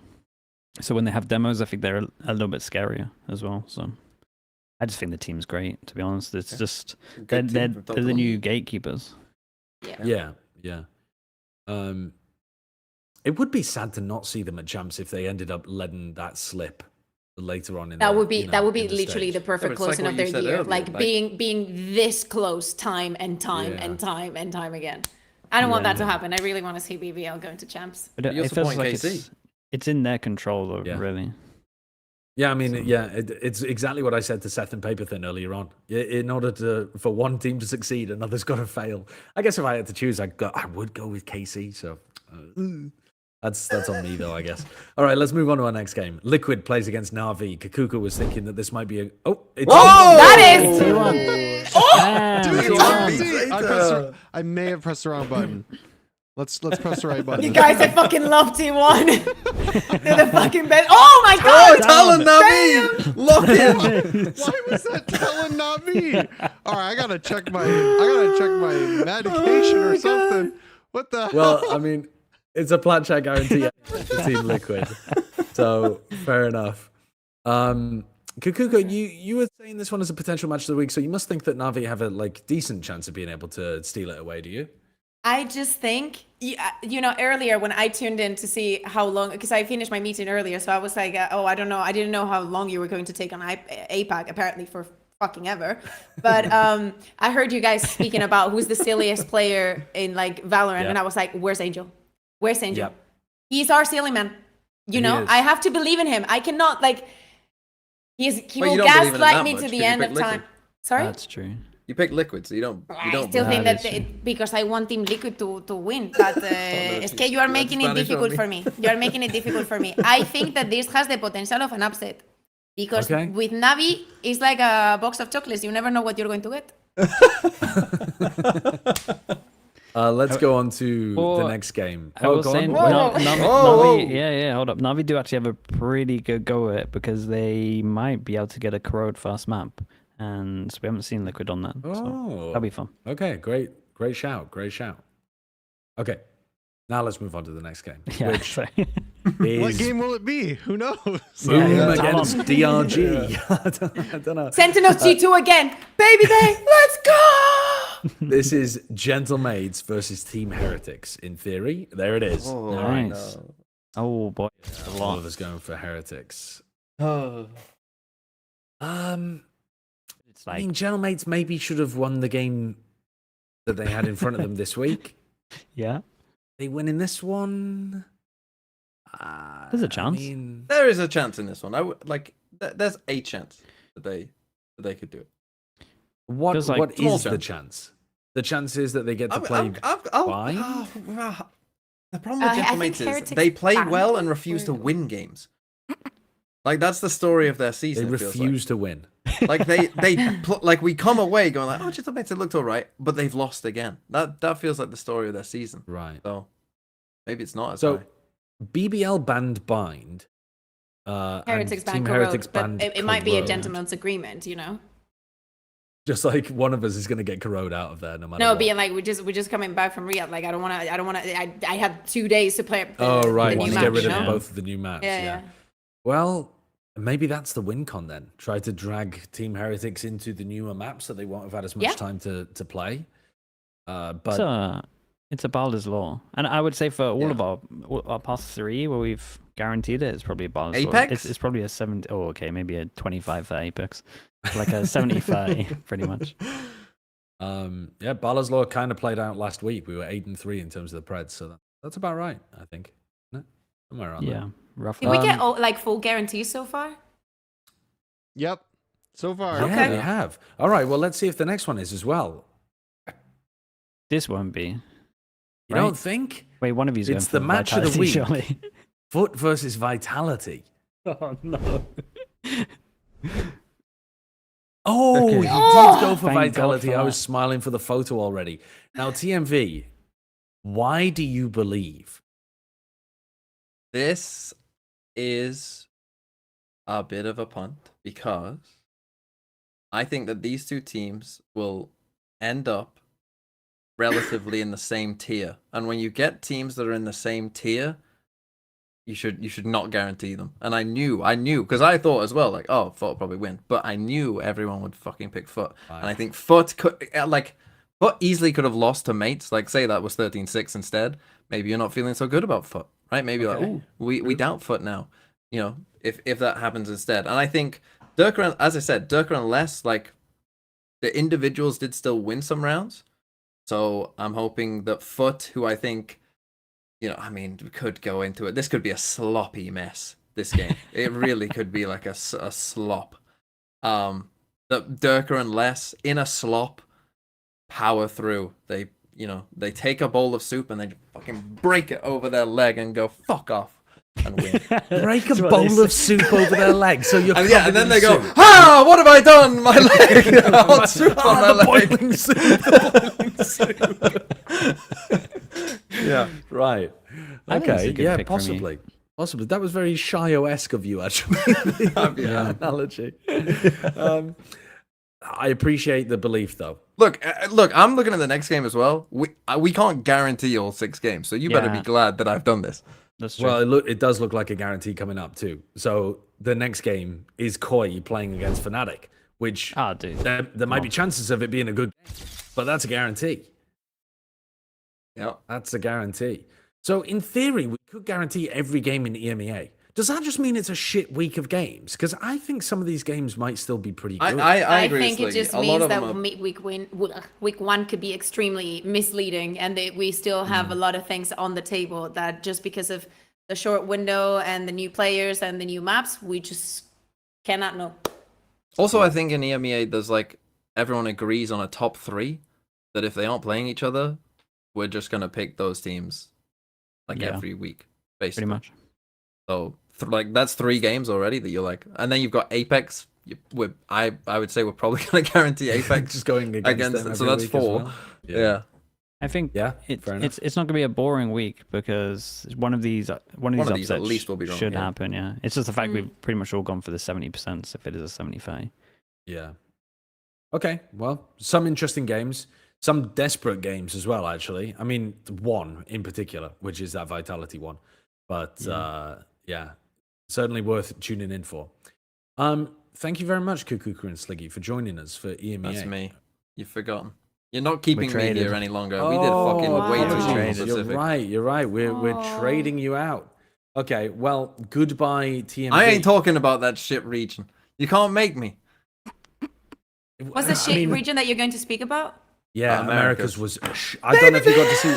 Don't know if you got to see Americas. It was dog this week. I mean, maybe No. Hey, it was No, entertaining, no. though. Por ahí no. it was astonishingly bad. Yesterday, I stayed up until 5 a.m. to watch the match. And it was To a watch banger. Babybay. And it was an absolute banger. Yeah, it I was mean a that banger. one. Yeah, you watched the best day of Americas, but I watched oh only my one God. match. No, I watched 2. No, What was the other one that I watched? G2 Sen was fun. I mean, you probably watched 100 Thieves NRG, did you? If it was on the same day, but No. oh well. I think it was the previous day. No, It's just like the times that don't really work, but like Dre was playing. Am I not supposed to go? Am I not well, yeah, supposed of to course. tune in? Of course, everybody's going to tune in to see Babybay either get clowned on or dominate. I mean, it was a very fun game. It was a fun game. Everything else in the Americas though was terrible, and I respect not wanting to talk about it. TMV. I think that's fine. I mean, so Sliggy's going to try to defend it. That's a but great we'll go segue down into to our that later on. Americas segment, I think. Yeah, yeah. Thank you for joining us, TMV, Kaquka. And we're gonna. Should we go to a short break? Couple Yes, I minutes have or to use the something? bathroom so bad. Okay, We're gonna take we'll a go to a 3-minute short break, and we'll see what you say. Goodbye. Thank you for coming on. Thank you for having us. You go, Kurt. All right, let me switch Dan and Wyatt in. I'm gonna everybody take a potty break. I'm gonna put on some really good music too. I know the music is so divisive. Kevin's music is really like puts people on edge. This one's a classic though. This is a classic.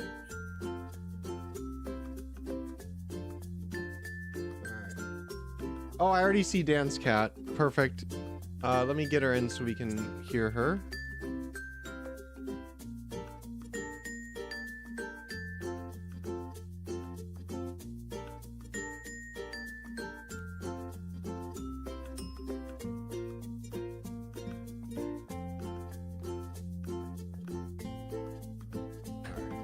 Cool, we should be able to hear you, Dan. And let me get Wyatt in here.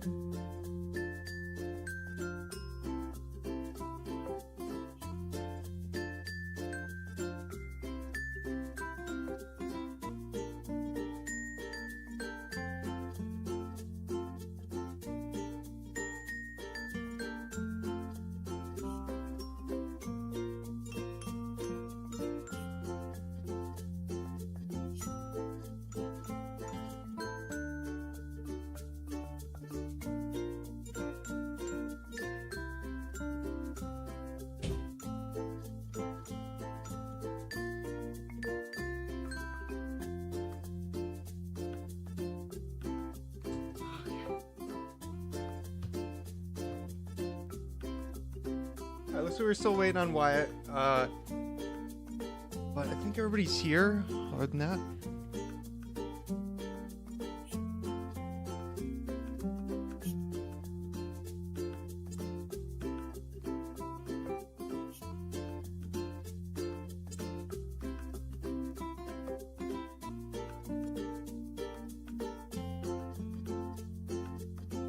You're right, I should wash my hands. I'm gonna do that real quick. What the? What?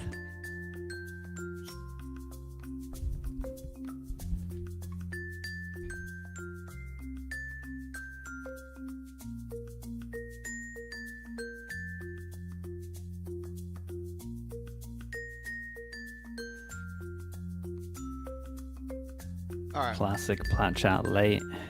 we're late. Late again. Always late. Always late. Always my fault as well. Huh?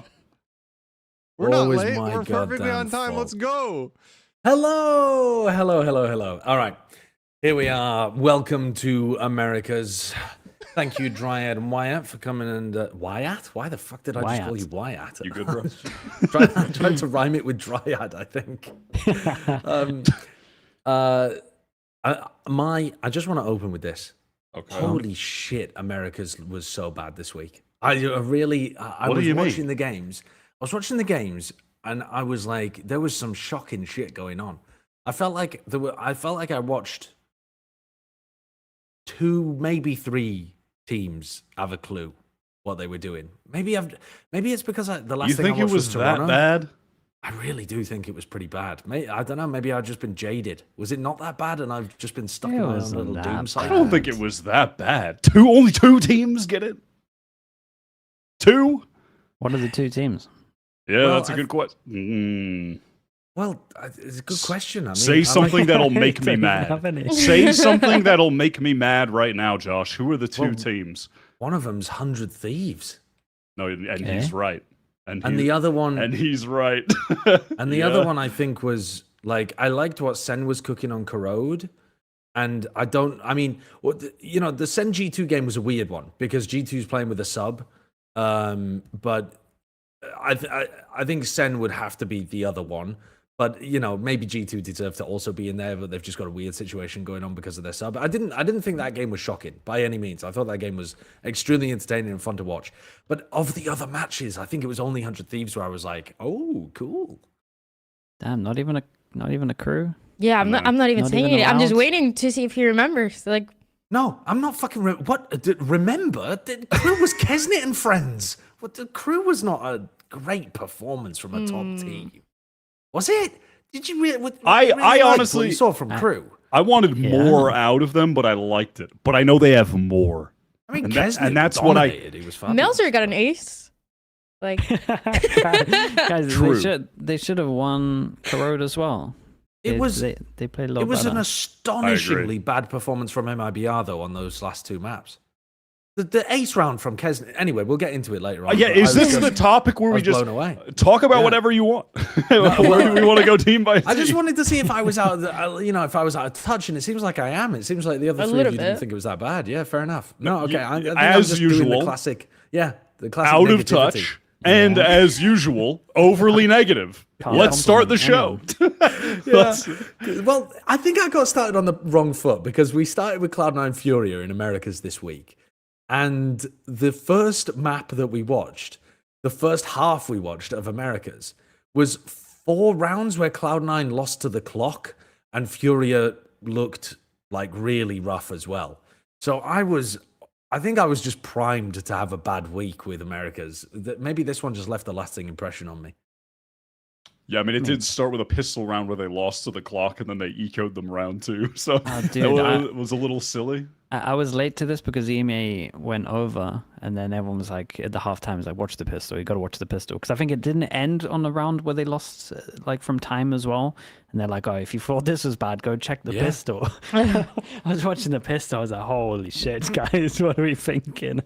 Like, the full process on this one is just a little too much with the overcook. But other than a couple of rounds, you can't be too angry at C9, surely. No. No. And this They're just is okay. where Josh gets overly negative. Are you down on C9 after this, Josh? Are you No, middling? Yeah, they lost 2 Unfazed. rounds. I think it was only that one half. It was only the one half of their attack side on Haven that I thought looked rough. Their defense was, just perfect on both of the maps. They barely had to play the attack side of Bind, but it looked good. It was just this opener looked a bit dodgy to me, but everything else was good. Yeah, I mean, it's not their fault they're playing Furia. I wanna I don't know if I wanna hate, but I have an opinion. Like, they're saying that this team had 1 week break and then the whole time they've been screaming. I feel like who's what the they team? Furia? Which team? no, team? Cloud9. Cloud9. Definitely not Furia. Hello, like that's Yeah, a yeah. different story. But they've been training a lot, and I think they just look like a little bit of the same. Like it was just Guys, it's a 13-5, just the same. 13-4. Yeah, but I know this is crazy. You guys are acting like they're playing Furia, and Furia is us playing the game. Like they're sure they're not great in tier 1, but like Jesus Christ, guys. It was Furia with no coach, with a sub. Like they looked shocking. Sure. I mean, I agree. yeah, it wasn't Furia- their best outing, but It still, might have been one of their worst. it would. Okay, but it was still. Oh my god, man! Not They C9. I don't have a problem with C9. I just think they played a bit of a wonky attack off on Haven. I think. And then otherwise, they're all right. they cooked on Bind. Oxy It just didn't. had a It great just didn't teach me a match, thing. like- It didn't tell me no, anything. of course it doesn't Yeah. It teach doesn't you need anything. to. Yeah, it doesn't need to teach Well, you then why the anything. fuck are we talking about it? Let's just go on. Honestly, I mean, honestly. Sure. this was just. This discussion was one of the least productive segments we've ever had in the history of this show. I mean, just we go in, we talk about a team that wins overall 26-9 in rounds. We're like, well, there's not too much to take that's positive from this game. Yeah, a bit worried. Honestly, for C9. yeah, a bit worried for C9. They had a bad first half. They dropped 5 rounds and then flawless on defense. I'm a little concerned though. I mean, Yeah. I guess fucked. like I'll find the negative anywhere. I thought you were just going to say, Josh, that it wouldn't. This doesn't really change much because they're going up against a lower tier opponent in the league, and it's the regular season C9. So we're just you can gain no know. elo from this win. It doesn't matter Right. how much you crush them. If you're 13-0, 13-0, that's like you're playing ranked with the Sure. 25% debuff and you're smurfing your tits off. You're getting like 5 RR for this win, you know? So you can't really get that much positive stuff from the C9 Sure, game. but you can't get that. So you can't get you two can't get that. negatives from No, you from a can't. 13-5 and a 13-4. No. Like I'm saying, I thought it was only one half where they looked a little questionable, and everything else was pretty perfect. Yeah, I don't have a big problem with it. Great. I feel like Cloud9, they're in an unfortunate position though, as far as the way people are going to view this team at the moment, in that if they win during the regular season, people are going to write it off until we see them do it in the playoffs, or if they do worse in the regular season, they're just going to get dogged on. Like there's no winning for them until they actually make it to the Get to playoffs, and do playoffs, something at yeah. this Yes. point. Like that's agree. how everyone is going to view them. Yeah. Yeah, well, their Nailed next week's match is against EG, and I think that is actually one where you can take away a lot of good stuff from that, because that's two teams that are in roughly the same spot. I mean, a bit different in the sense that Cloud9 do better in groups, Yeah, whereas you EG say do that, better in but- playoffs. But I just don't think people are going to care if C9 win. Unfortunately for them, I think they're Yeah, hard script, locked right? into this narrative that people Yeah. are going to say no matter fair what they do. if they beat Sen and G2 and then choke in playoffs, though, that would be the funniest outcome of all time. So that is, then what do you even do if you're in this team? I don't even know, man. yeah. You gotta just accept it. Imi goes to therapy. Yeah, pretty much. Let's Cloud9 move should- on to our next game, though. Cloud9 should pay for it though. I think they caused it. Loud played against Leviathan. This is a good game. This was a fun game. This Yeah. was one where you do learn a lot, but it had like tons of changes on both sides. Rookie players playing against each other. Verti versus Sato on Duelist. Okeanos coming out as well, with Robbie coming over from Europe. I don't know what your expectations were. Can't quite remember, but I know that they were very mixed opinions about this game. No clear team that was considered like a massive favorite in this one. But I definitely thought that Loud were going to look more wobbly because of their comms issues than they actually did. Yeah, I can see that, but I think they have like two people that are kind of translating midway through, and then there's like some basic understanding of English. I think you'll be surprised when everyone's like at a high level, as long as it's actually only one person doing the translating. Apparently, it's only Verti who's doing that. Yeah. So they come in English when Robbie's alive, and then they'll swap over to Portuguese quite a bit when he dies. Because Verti's, as far as I'm aware, Verti's like fluent. Maybe. Yeah, maybe not completely, but I think. No, he is. I mean, it's I kind of hate. He said he's like the one teaching all the guys English. Yeah, Verti but then is. also we. Oh right, Verti. Yeah. Not Pancada. No, he said like my English is not that good to do that, but Verti's taking care of that. That's huge value for a guy. Like, that's a pretty enormous pickup to make the system work and play really well as an individual. Yeah, he's so impressive. I mean, have you seen how many wins he's gotten in a row when he was with Cholos? And now this win, he has 20 wins in a row. And 20 match wins in a row? Yeah, look at the VLR. It's insane. I think Cholos always had this going because they were like kind of trying to prove that they were the better challengers team. But it's just crazy that he just keeps it going with the Loud win. Because, like you were saying, I think everybody thought it was going to be a bit closer with Lev, or maybe Lev getting the win.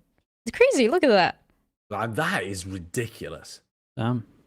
He's so good. He's so good. I gotta say, for him as well, what I was super impressed with, like the Raze performance was good, but ultimately that was like a very brawly map that Sato had a life game on. But on the next two maps, on defense, his opping was phenomenal. And the way that it was, or rather, the way that the rest of the team were able to play around his op, and then you had Luke Show just cleaning the rounds up after they were forced into, the attacking team were forced into his site because they didn't want to deal with the operator. Like, he was having a lot of opportunities to go crazy. And then same thing on Icebox. Verti gets the op again. He's just dominating that map. They're playing so aggressively in the early rounds around him. He was pretty phenomenal throughout the entire series. Really impressed, and not just by him individually, but how they were actually working around his skill set was pretty sick. Dude, it started off so good, man. The like the pistol from Lev was like nice, and then Verti just buys like a hero sheriff and just kills like 3 people on bind. Yeah, and that I was was like, crazy. oh man, this is gonna be an absolute banger. I feel like the aim that was on display, especially on bind, was outrageous. Like everyone was getting like instantly popped. It was like at a very, very high level.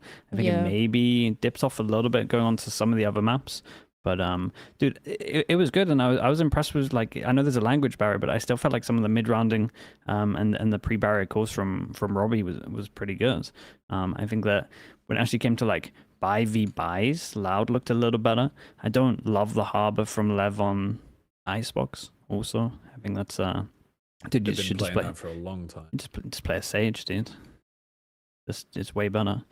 But dude, I was happy with both teams. I think if I was Lev at the moment as well, I don't know too much about Sato, but I at least looked at his stats and I've watched him a little bit in tier 2 before.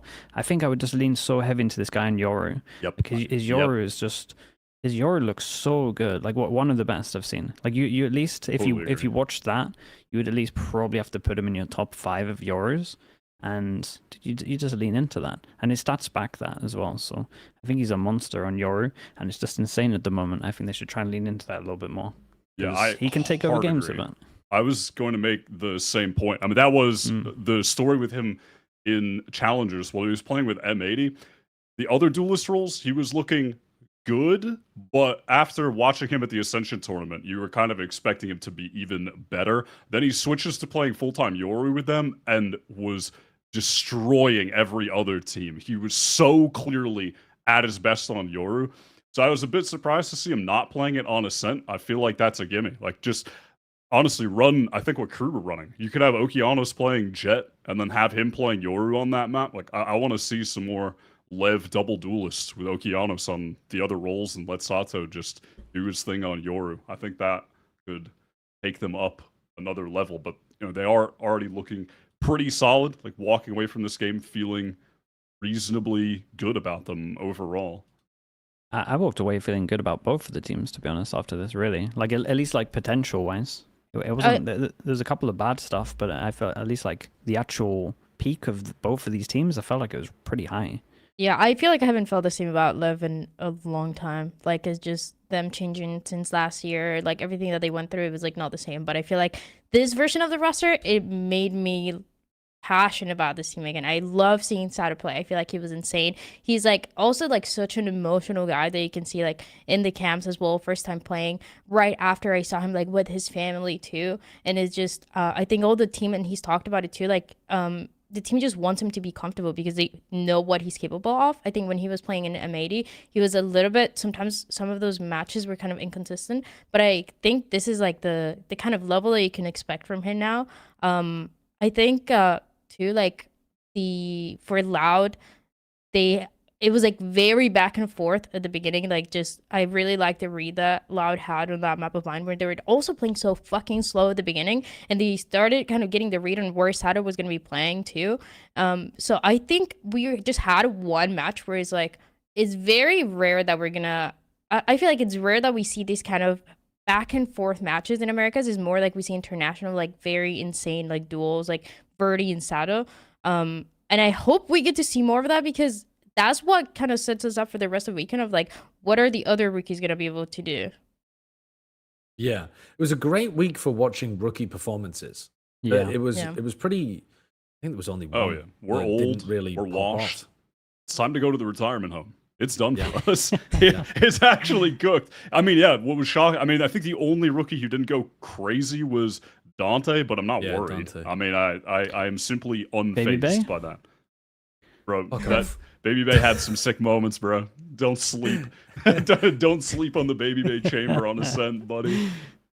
Yeah, so I felt pretty decent about both of these teams in terms of like potential for them, but rough and I feel ready. more than decent, honestly. Yeah, I think. Yeah, I don't know. Potential. I'm starting to believe in this Loud team, man. They, last week, I remember you said something, Josh, when I would just was speaking about the firepower on the team, and you were like, they had that in stage 1 and they still lost everything. And that's very true and a very good point.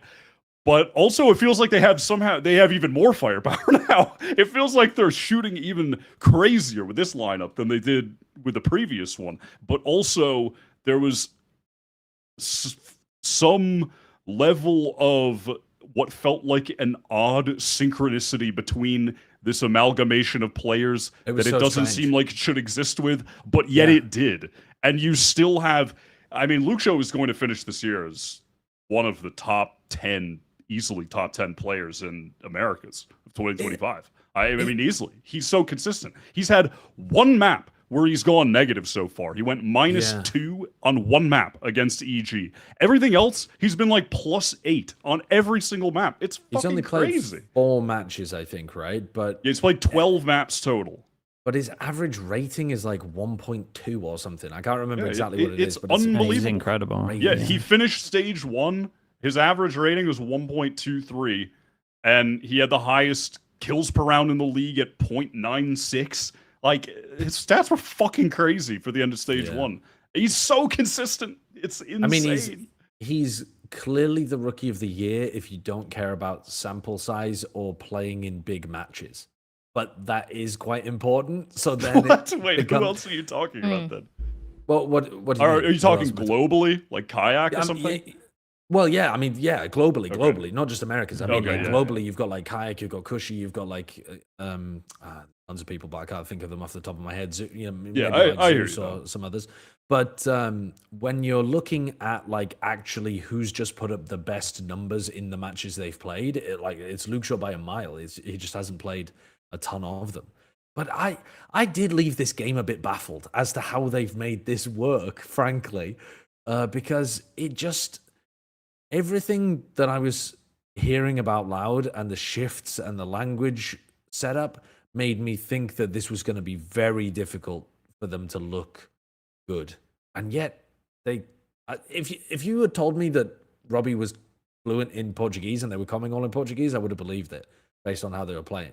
It didn't actually look like a really dysfunctional team at all. No, I think you couldn't tell. I think you actually couldn't tell because, especially like if he dies and they just switch to Portuguese in the mid round, it's just other people making calls. And I think when you have a system where everyone's allowed to make a decision and it's just like we all just stick to whatever the first is, then sometimes it doesn't really matter about that as long as everyone has an understanding of the original call at the beginning and you have that implemented.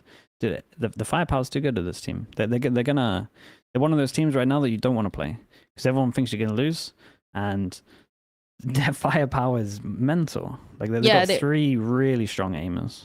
They're getting doubted too in Verdi as well. I feel like people see when they see Cholos as a challengers team because they're Latin America North, which historically has always been the worst of the Latin North and South.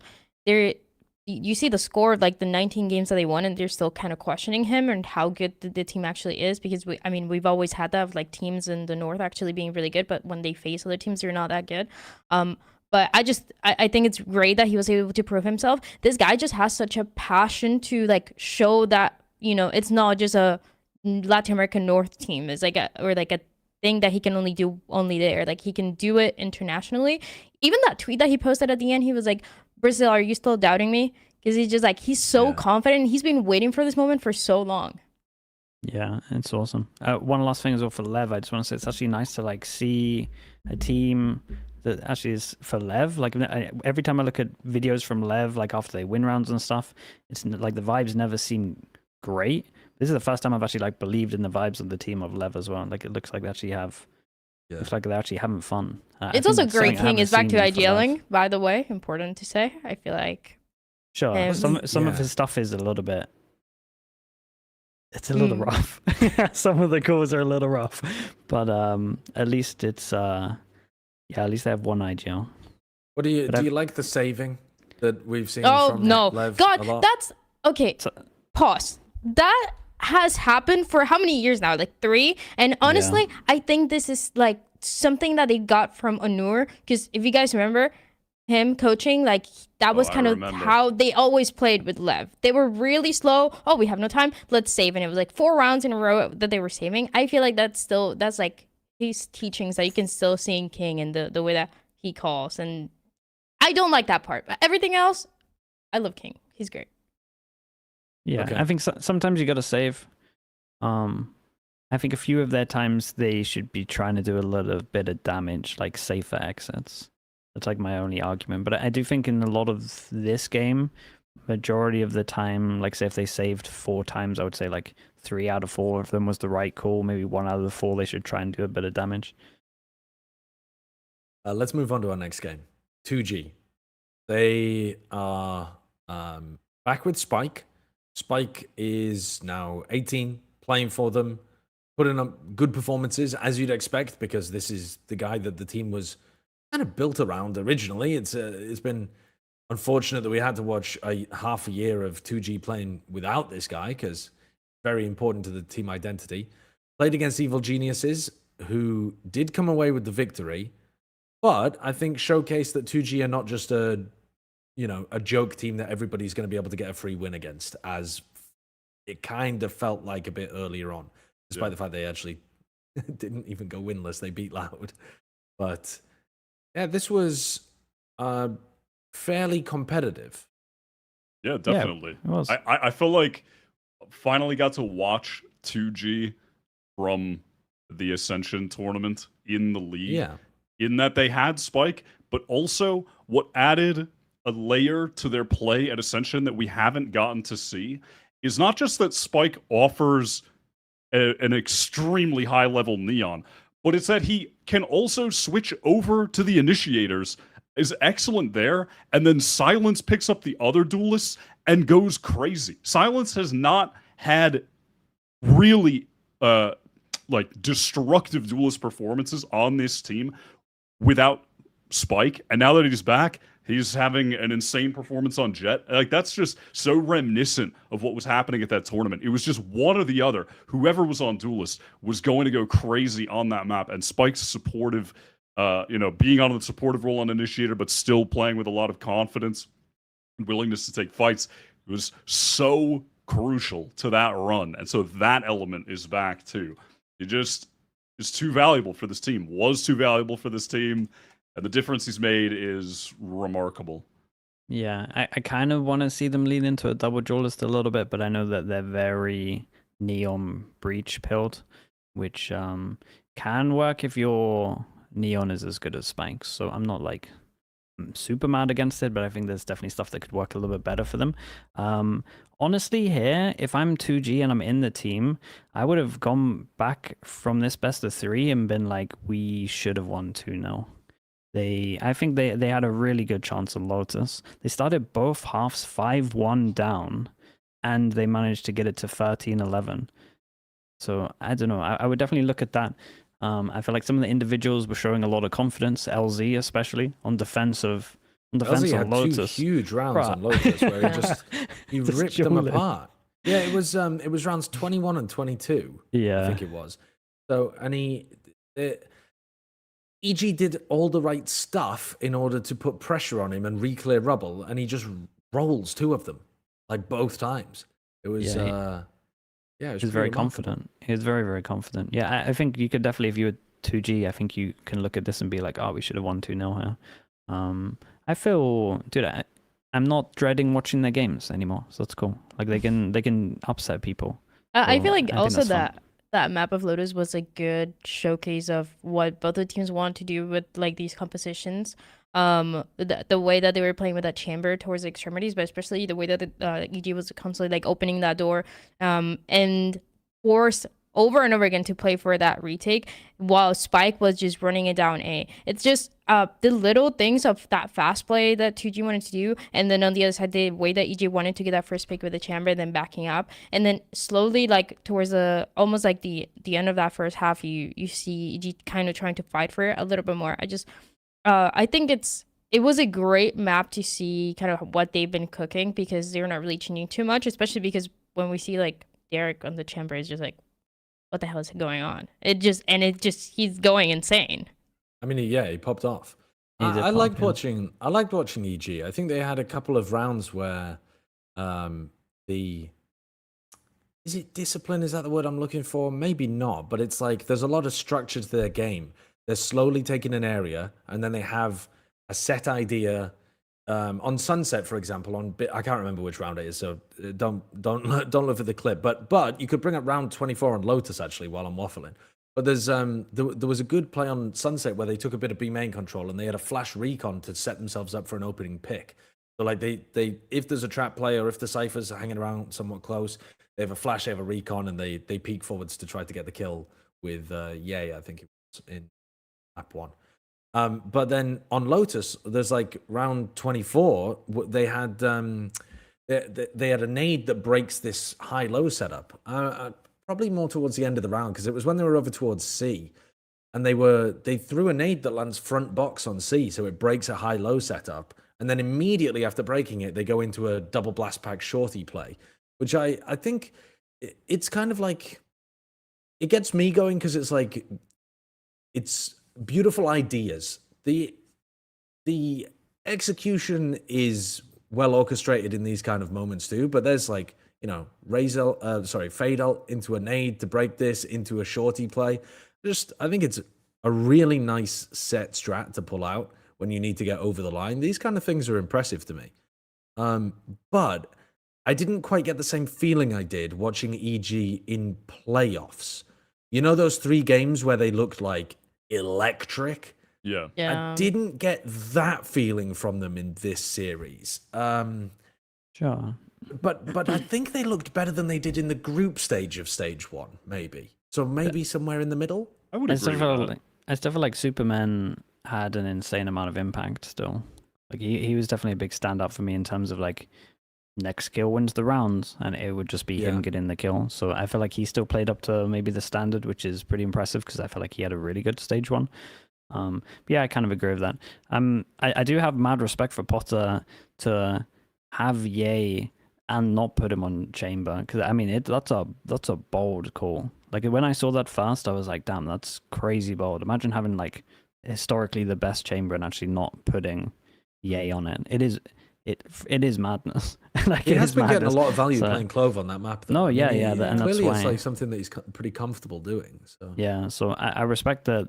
That's literally just her being like, well, this is the best thing for this map, and Derek's it's gonna interview have to was be so Derek. real as well. Derek was like, I'm so glad I popped off because if I hadn't, people would be calling for my head. Yeah, it was one of those True. where it's like it's always a thin line between if you're a genius or an idiot in this game, and if he didn't pop off it, people would have really gone in for sure. But I was a little worried at the beginning. He was missing a couple of easy shots on the op, but then he kind of grew in as the game went a little bit later. But I still think the 2G again, 5-1 down both halves to get it like insanely close, 13-11. I think that I don't know. I would be feeling good about this if I was them.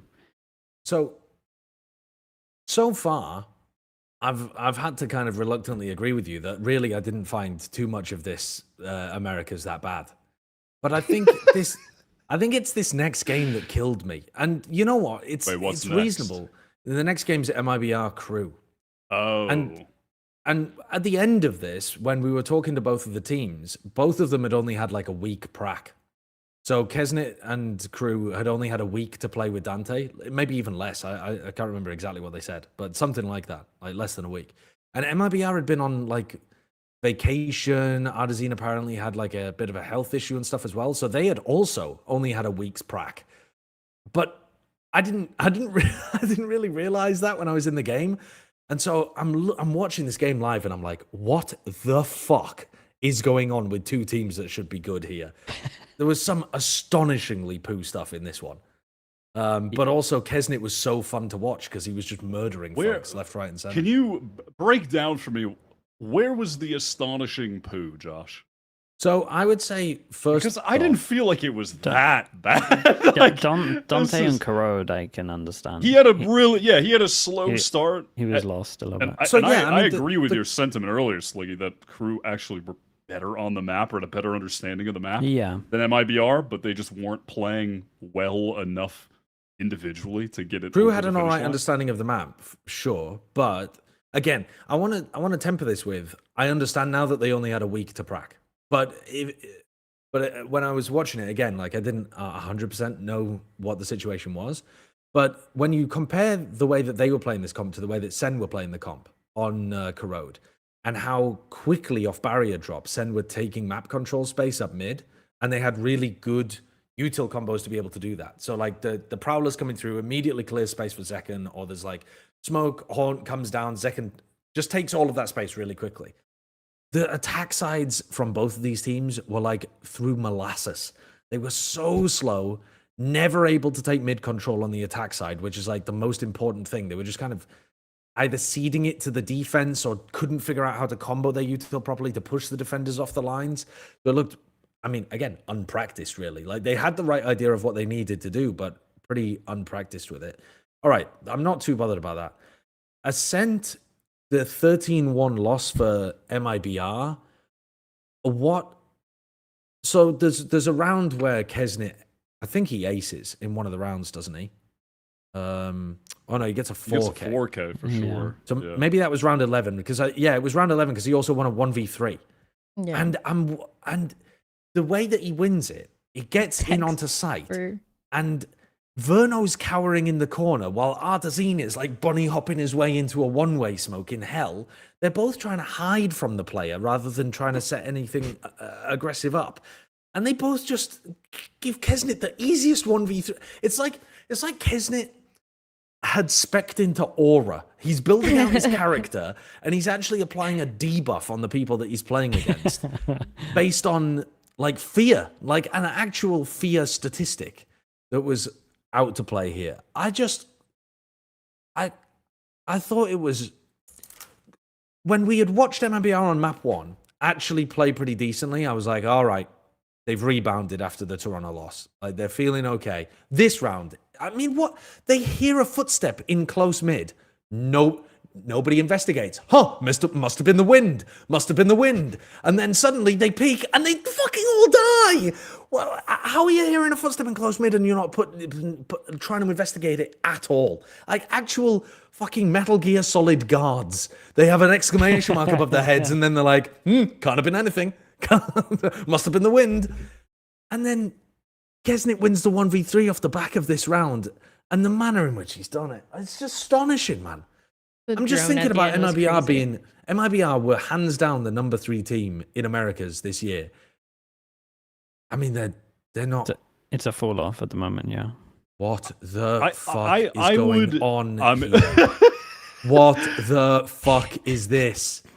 It's not perfect play. You're right, Josh. I do agree. Maybe one-off rounds like that, which are like some of the worst Valorant I've ever seen, have just polluted my mind. And maybe because I do think that the way that keznit and Dante were kind of like ping-ponging pressure off each other, and Dante was playing keznit into positions, was pretty cool in some of these spots. Yeah, it was great. I fucked with that. I liked it. God damn, like, do it. And what?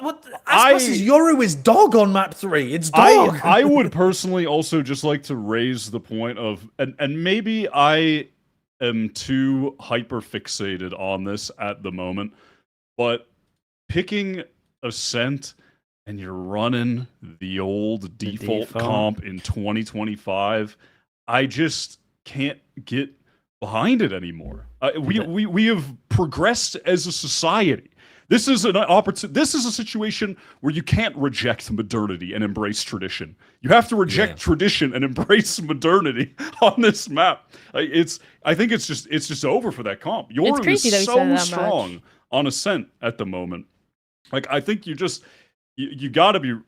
I don't know. I would just much rather see the double Senti or a double duelist at this point if I'm watching Ascent versus that comp. I do like the 1-for-1 that crew did. Just getting rid of the KO and putting the Yoru there. I thought it was pretty cool. 'Cause, dude, keznit's too good when he has freedom as well. So giving this guy like perma freedom is a little bit scary. So I like that a lot. Yeah, we haven't seen keznit have a performance like that in a really long time. Like, he was doing okay. He was maybe struggling a little bit stage 1, and it was kind of relying on everybody else kind of having their moments too. I don't know. I feel like some people say it's because he doesn't have that pressure of being the main duelist anymore. So he was joking about it when I interviewed him. He was just saying like what he needs to do is keep beating more. And that's just kind of how it works. Like, he's able to close out rounds and close out duels a lot more, or a lot better than other players. And I just feel like, when he doesn't have the pressure of he has to go in, and oftentimes he's just going to get traded right away, he's the one who gets to do that trade. And I feel like that's something that help him out a little bit. Oh, thanks, Kurt. And it's just, I don't know if that's the case. Like, maybe he doesn't even have that pressure, but I think in general, there's something about his mental and how much that really affects the game. When I saw that map 1, I was watching in the audience, and the whole team leaves after map 1. They go talk, and he comes in 5 minutes before when they're still doing the coaches' interviews. And keznit is just, he comes by himself. He sits down. He looks so fucking tilted. And he looks at me and like the other crew girls that are around, and he's just like it's over. Like, we're just not winning. And after that, it's just like the manager comes talk to him, and whatever happens where he starts like realizing that he can actually carry the game. And that turns games for crew around, where it's been, 3 years since he won against aspas in Copenhagen? That's the last time that he beat him. It was like a mental thing. But when he doesn't have the pressure, that's when he's able to like shine a little more. And it's just not, I don't know if it's the duelist thing or like something that he realized like, hey, I can actually like win and like win every single one of these fights in a sense. Yeah, I actually came away feeling pretty good about like both teams, especially crew. Like, I think, again, I agree with you, Dryad. It's probably one of the biggest hard carries I've seen from keznit. Maybe in like the last year. It's definitely been like he's carried games, but it wasn't like as hard as this one, especially on Haven as well. But I didn't feel too bad about MIBR. I'm definitely not as down as other people. I think when I look at their Haven, because if you look at this Haven, right? Okay, but the only thing to fix on this Haven is the only good macro that aspas had with Yoru was the pistol round, because it's a set pistol round. So if they actually get his macro good on defense, then I think he's going to be so fine. They lost double pistol, they could have won this. But by macro, you mean everything to do with positioning, he's using understanding Yoru like the map? A jet. He's using Yoru like a jet. He's not like fast rotating. But wouldn't you say that's pretty like core, fundamental? Like, takes a while to. Nah, you can fix that in a week, dude. It's the same. It's the same as like PaperX's something's understanding of it. The vibes that I'm getting, and people don't like when I talk about the vibes that I get from teams, but the vibes that I'm getting here is just, like, okay, you know what how I'm gonna word this is, it's not my view on this. It's like what I've seen people talk. Dryad, you're safe. He got cut. Okay. He's not in the league anymore. You're safe. You're safe.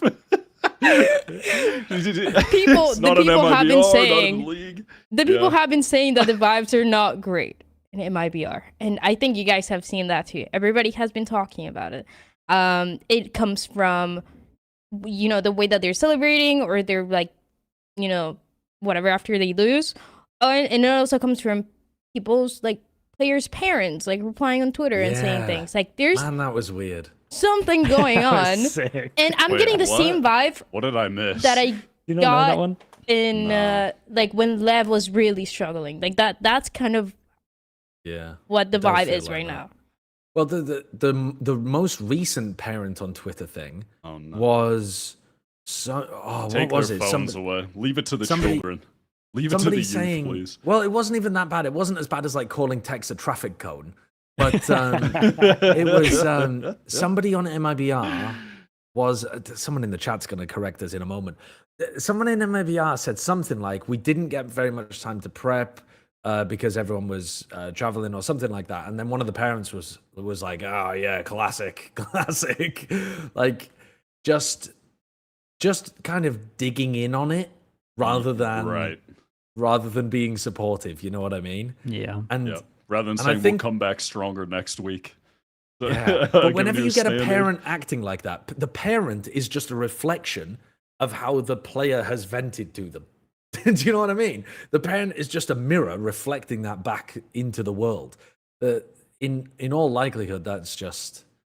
Yeah, I think it's crazy, by the way. I don't know if you ever would have done this, Sliggy, but I was talking to some of the talent. MIBR went on a break after Toronto, and I was talking to some of the other talent, and then they were like, well, yeah, like, it resets the mental, that kind of thing. I view it as, do you know the advice that married couples get where they're like, never go to bed angry with each other?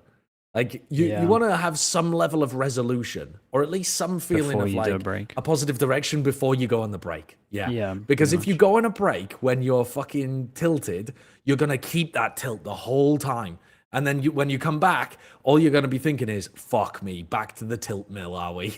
I mean, yeah, that's true. That's when, like, especially when the vibes aren't good. I think if you take a break and the vibes aren't good, I wouldn't know that, man. My team weren't allowed to take a break. You're working every hour. Man. You're working every Back to the hour. dungeon. This is You're why paying to play Sliggy games, thinks, bro. You ain't going on holiday. this is why Get out of Sliggy here. thinks he can teach Aspas Yoru in 1 week, is because he Yeah, would you have could- it Bro, penned I- in front of a a computer lot of hours, dude. 24/7. I do want to raise my tangible concern right now with MIBR as it stands midway through the year. Earlier in the year, when the meta was not as developed, or where we were more hard stuck in Tejo, they were doing all right. But now that things are shifting into this heavy double duelist direction, or a lot of double senti with Chamber coming back, or double controller even, do they have the personnel to run these comps? I feel like they don't believe they do. So they're trying to stick to things that have worked for them traditionally, but are not operating as well as they can for other teams as it does for them. But wasn't this Haven them trying to do it? Like Yes, Well, yeah, and that's I what think he's saying. that's They don't why have the I'm a little personnel. concerned. Like, and I know I don't think that Aspas is like hard stuck in his current state of Yoru. I do think a lot of the things could be adjusted. It was his first Fairly game ever quick. of Yoru. Yeah. He has been grinding it a lot. I remember seeing people posting that he's played a ton of games of Yoru in ranked. Was just spamming it Since on stage every one, map. he's been trying to. Yeah. And It's a that bad first showing, though. that feels pretty necessary at this point. And we've seen Artzin, when he's played Raze, he's looked really good on the duelist. He had some solid moments on ISO. He was, effective for sure at points, but was never really like taking the game over. And Corrode, cool. We can get away with like aspas playing Raze there. I don't hate what they did with the double duelists and Artsin playing Yoru. But then it's the same on Ascent. Like they're not going to be running double duelists there, surely. I mean, unless I guess you want Artsin to play Yoru there. No one on this team who's playing Chamber if they want to do that. It just all feels awkward in that players. It's like, could they run a double duelist here? Yes, but are the two players they have going to be at their best playing those particular duelists? I don't know. It just feels a little awkward for them in that way. I agree with what you're saying, but I mean Jet's so dead now, really, especially like most maps, especially if Sunset's a good example. I think EG played it and it just looked pointless. That I think your Jet player has to learn Yoru at one point, and you have to take that dip to learn it to then go back up. And they are a little bit late to it, but I think enough footage is out there that you should be able to understand. Like, you don't have to work out how to play Yoru anymore. There is at least 4 teams that play Yoru on defense very well. I say at least 4 teams. There is literally maybe 3 teams that are playing it like really well. 3, 4. And dude, the footage is out there. You can learn it. It's not like you can just steal stuff.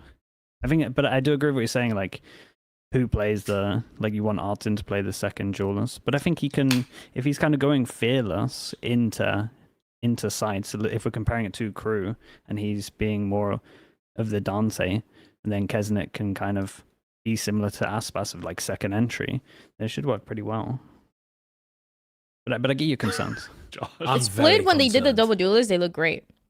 And then, but MIBR is just not really the team to experiment or like try new things. They've never been. I mean, yeah, sure, you can try little things with the aspas and the Yoru, but that's a bit of like, yeah, you are supposed to be doing that. I mean, maybe for quite some time. He gets away with it because he's aspas and he's great. But also, yeah, I feel like something that MIBR has always been missing is just trying things like that a bit more, especially understanding that you're not just copy pasting what everybody else is doing, but understanding what actually works for the team. Let's move on to the next game though. The next game to cover is 100 Thieves playing against NRG. I'm ready to glaze. This is one of the 3 teams. This is one of the 3 teams that I now, and this is also by far and away the most unexpected team. The team that I didn't think that I would be really happy watching this week, that in fact I was. And everything that I thought was going to be a concern for 100 Thieves actually ended up being the opposite. One of the things that me and Bren were talking about in the cast is that these 2 teams have actually done something quite similar in the sense that they've gotten rid of an IGL that was very low fragging to bring in somebody new. Different levels of experience too. I mean, Scuba's been around for quite a lot longer than Kess has, but similar stories. But the massive difference is the timing of it all. NRG did this right at the end of stage 1 and have had 2 months, maybe even longer, I'm not sure, to be practicing all of this. 100 Thieves have had less than a week, I think, to prac any of this kind of stuff. And so me and Bren were both going in thinking, well, this should be the other way around. Like, NRG should be the ones really heavily favored here. And it wasn't at all. 100 Thieves looked real nice with it. I thought a lot of credit belonged to Asuna in terms of his proactivity in this game. I thought that playing a lot of the double duelist has really allowed him to grab the game by the balls and still have Cryo get tons of impact behind him. So, yeah, I mean, huge credit to Asuna, because I thought that might be a bit of a weakness for them, actually, in the sense that he'd be way too far ahead of the other players, but they were nicely synced up. This round was so good. The floods from 100 Thieves were beautiful. They were so active, the entire defense side. They were never squandering a moment to take space, find an advantageous engagement, or just be pivoting ready for a flood. They were using the Yoru really well on the defensive side as well. Cryo's teleports were great. That round, the flood there was fantastic. I was blown away. And also, Kess was playing real solid. And I liked that he was never lacking in confidence on defense on either map to really anchor in deep to his positions. Like when he was on A, he'd be playing, you know, like for instance, like some of the rounds brim towards lamps. He just wouldn't give it up. And the rest of the team were so fast to get in to help him and play off of the space that he would retain on defense because he just wouldn't give it up. It was so nice to see. I was blown away. I'm ready to just glaze them for the next 10 minutes. I mean, I went from having not much hope for this team to, holy shit, I'm ready to get right back on the bandwagon and hope, and maybe this will be the time where they don't disappoint at the at the end. I actually believe they looked fucking amazing. Yeah, they've like fixed the roles as well, because this makes the most sense for them. Cryo, like Parma, Yoru, and like you said, their defense is one, especially Bind. I think that was probably one of the best defenses I've seen of like a Yoru, if you just highlight where he is. I feel like it was a bit of a good stylistic matchup, if we're just looking at the calling styles at the moment, because 2024 NRG flamed them a little bit for doing like fake pressure, which is very limited. Let's say like KO flash into one smoke into a knife, and then they would go hit another side, right? They would go question mark created, and then they'll go head over towards the other side. But literally just everyone on 100 themes was just like, yep, this is fake, or like, yeah, they're actually hitting here after like a little bit. There would always be a Yoru. Basically, they hit the site where the Yoru was every single time because their pressure wasn't enough. They kind of misunderstood, in my opinion, how to play against like a double duelist, of actually putting people there, waiting for them to clear the question mark with bodies, playing anti-flash is like how you should be playing it. And instead they just created a question mark and was just like, yeah, they have to go clear this now. But it actually wasn't like a hard question mark. They weren't actually like taking the map control. Does that make sense? So yeah, are you talking about like when NRG, they would kind of like 40-ish seconds left in a round, they would use Brock to try and show some presence somewhere with like the Prowler, and then would just hit back to the other side. And 100 Thieves would just, they were always stacking the right side. Like they never felt like they had to deal with that. But that is partially on 100 Thieves, and it's also just showcasing that last year's problems with Ethan's calling have reared their heads immediately. And that's so disappointing, because I really thought it would be different this time. With Bonkar, with Som, fuck me, this was it felt like they had the reins. Because all the time it just felt like first 10 seconds, quick bit of util over towards here, and then we'll hit a site fast, which isn't how you want to play against a Yoru really anyway, unless like the team's really bad and he's going to take the TP over towards the other site. And I guess that was like their theory. Dude, 100 Thieves are just so much better at like relaying the information that Cryo was just everywhere. It was just a bit of a stylistic diff, or at least like a bad game plan on attack from NRG, thinking that would be enough to pull or rotate out. It was on both maps. They had 100 Thieves had somebody jiggle peeking B long who never really got pushed off. And then they also had Asuna would jump peek out hookah to like peek sand at the start of most of the rounds. And then if he didn't see anything, he was holding an aggressive angle and so they'd just stack 3 players A. And they never really had to worry about it because those players were never getting pushed back. Then on Sunset, you've got Xander and Asuna, again, just holding A main for free and never being pushed off the line particularly. And never getting caught on the line either. This was another one of those teams that has added to my Doomer mentality for Americas. NRG. No, I think that's fair. Because my God, like... I feel is Doomer. Oh, really? I felt pretty bad coming out of this, but... I feel really bad about MIBR and NRG in a way that maybe some of you two don't, I think that both of those you could... If you just... Because I think you focus on negatives quite a lot, so I definitely think like if you were focusing on positives, you could just be like, 100 Thieves and Crew are both pretty good. And they are using the same style of the double duelist of like a fearless entry and then a guy that kind of cleans up. I don't think it looks as bad from MIBR as NRG, but I'm definitely worried about NRG's calling style at the moment. I think they play wrong against the double duelist.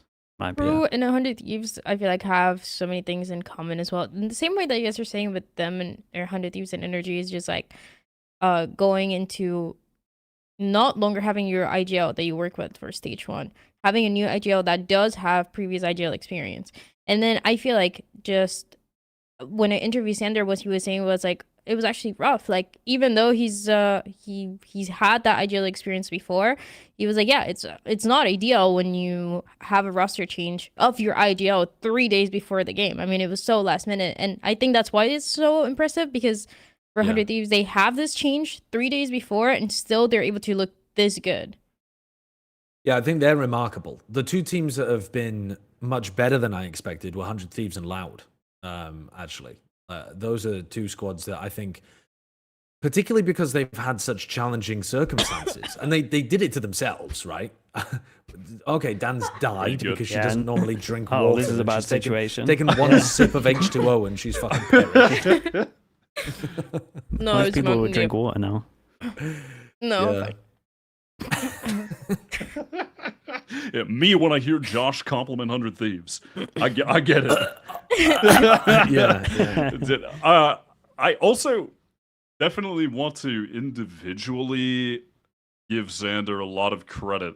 He was playing very well, and I hate to be the one to bring negativity here towards. Are you going to compare him to segment, Ethan?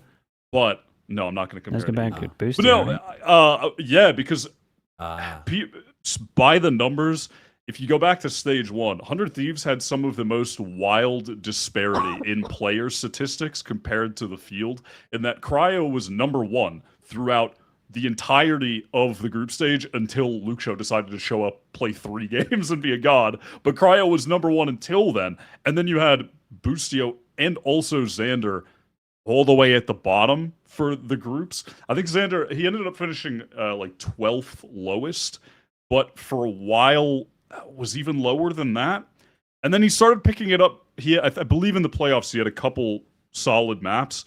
And it never felt like, though, that was his actual level. And maybe it was just taking him a longer time to adjust to the level of play, being on stage, etc. Perhaps just speculating, because if you've watched him for a while, you just know that he was better than the performances he was giving in stage 1. And so he's given that this past weekend, which was great. And if they have Kess playing at the mechanical level he's at, the speed that they're playing together as a team, the confidence that they have in each other to support each other, I mean, goddamn, they look fucking good. But I'm not that down on NRG.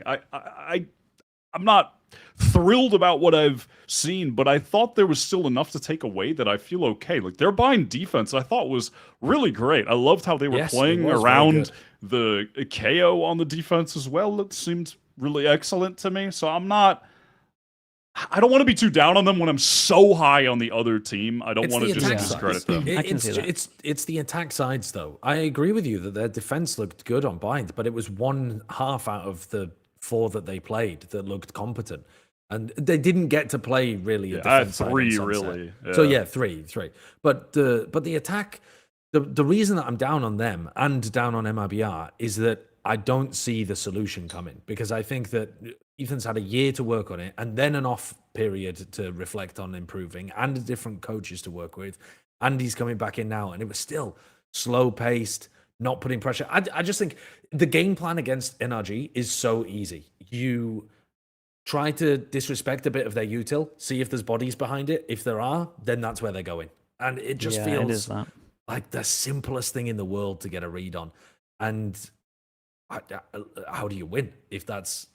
You've got to change up so much of the way that you're running the attack sides, and I think that's going to be a challenge for Bonka.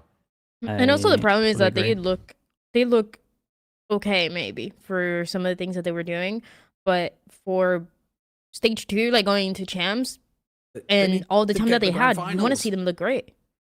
Yeah, they need to get to the grand finals. I mean, that's one of the other things with 100 Thieves actually, is that they've still got a pretty hard path because they've got to make basically like top 2. So but we'll see if they can do it. The two teams that. Sorry, can I say one more thing about Cass? Because I think that Cass has really kind of been a grade for this team as well. I feel like individually he performed very well, and the fact that he can flex a little bit more. I will say, because 100 Thieves took a inferior bit of a risk doing this for sure, especially with how late it is. And I think that it's highly paid off. And I don't know if it's just by circumstance, but the fact that like they're now actually playing more meta comps kind of gives me a lot more hope as well, because I think you can have these IGLs, and I think again Boaster is like a good example. I'm not saying that he's fragging as bad as like the Boostios or the FNSs, but as long as they have like pretty good reads on the comps and the metas, then I think the IGL doesn't have to frag that much. But I think if they have a bad read, I think FNS obviously without the Teo and then Boostio, I just don't think that their comps made like too much sense for where the meta was at. Then I think that's when you have like an issue, when they're not bringing you the right comps and the fragging. That's when it's like two things doubling down, basically.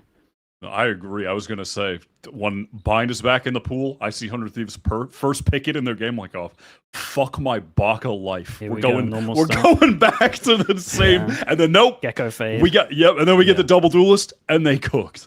So Yeah. I'm back on the really nice. bandwagon, and I can't believe it, but I believe in 100 Thieves again immediately. It took one day, one match, and I believe again. Let's go on to the two teams though that are going to be challenging for the top spots, presumably, because they have been all year in Americas. Sentinels played against G2, but this was a weird version of it. Sentinels ended up winning, but G2 had Babybay in the lineup. They also started out on Corrode. Actually, the 4 teams that went to EWC and had no real time of being able to prep on Corrode, both matches could have had it. Like, if 100 Thieves NRG had gone to 3, that was the decider in that series as well. And here, Sentinels just came out swinging, like, immediately had put much, much more time into it. This game, though, everything, like, the whole crowd was literally just losing their shit for Babybay. Every time he did anything. But he was playing into it though. Every time he's getting a kill, he's just like waving and stuff like mid-round. It was sick. I thought it's so funny in the coach interview as well when like because you said about Corrode at the beginning.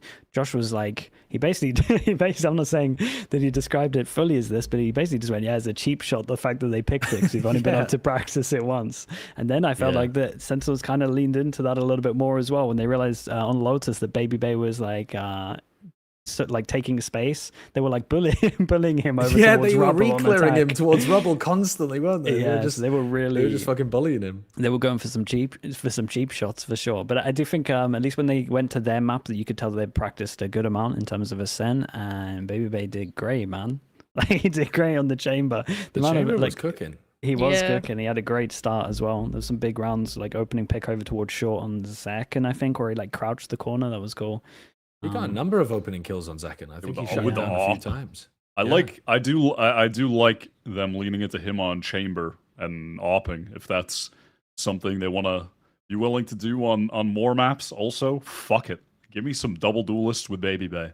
I'm down. I'm down. Just run it. And they had like good theory, right? If you've watched FNATIC when they play chamber on attack, they'll like trip over towards short to check short. And this was where on attack they were tripping over towards A, like close door, and then they were doing the was it fawns behind it as well? So it's like you were literally just stuck in the middle, and you kind of had to pick. And then if you push through, you would get hit by the trip, and you would be slow. So and you got the info that they pushed door. Like, I really liked some of the chamber stuff they were using as well. I think I liked a lot of it.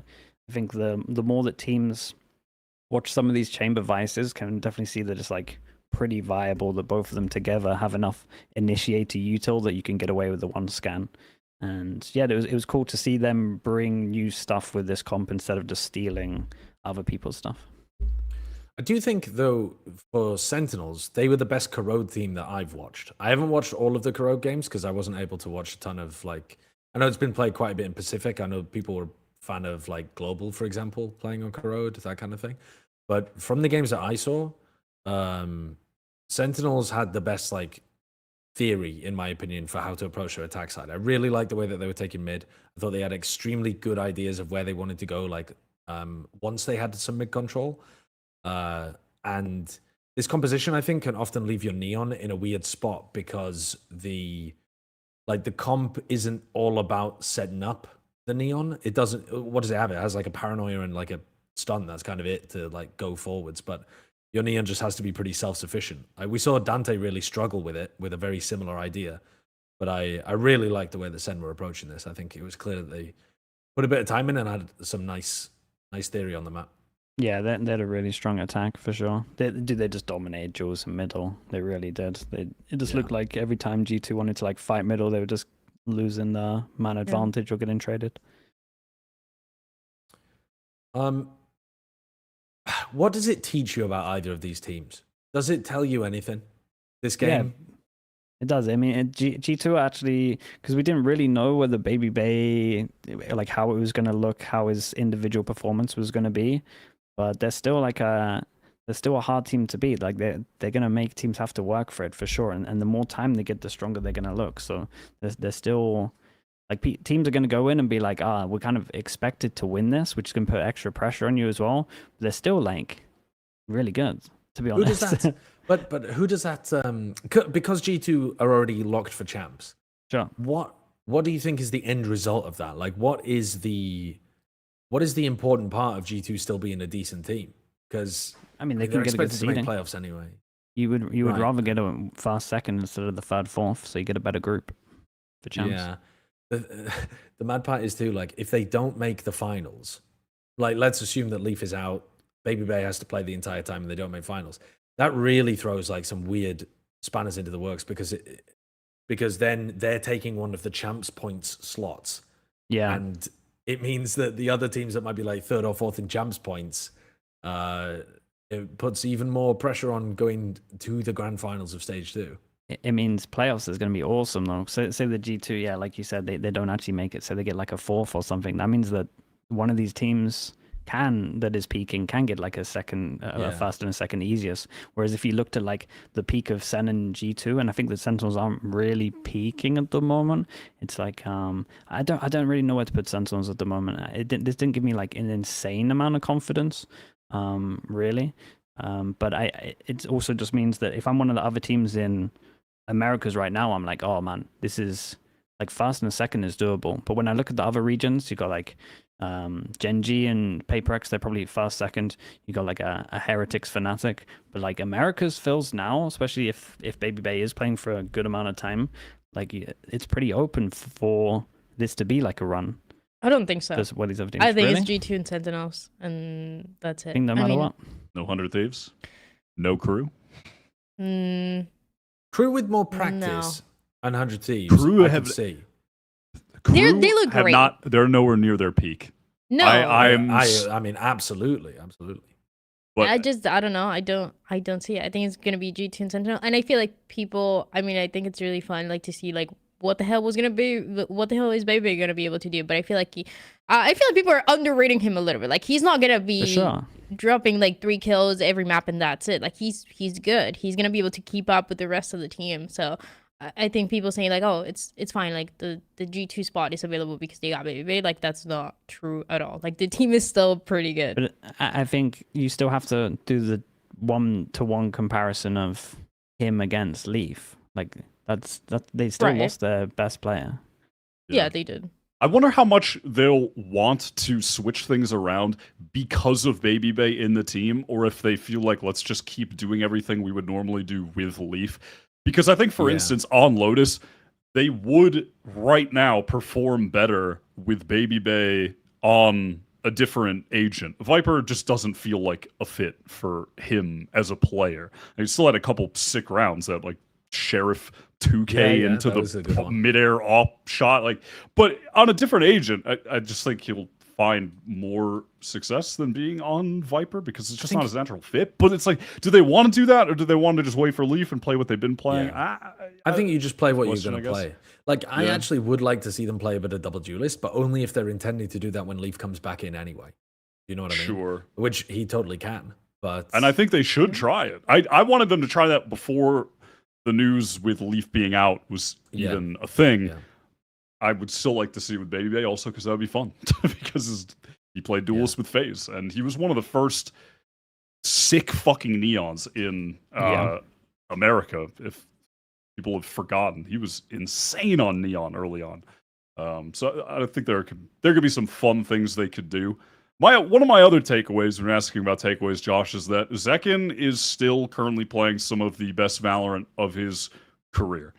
He is on an absolute run at the moment. The past couple months for him and into this game, he's just been phenomenal. Like, that's takeaway. And also, I thought it was interesting to see Zelsis doing a lot more opping in this game. If that's going to be something that they continue to lean into, because it was working. He was finding good opening picks, like holding some of the extremities on Corrode.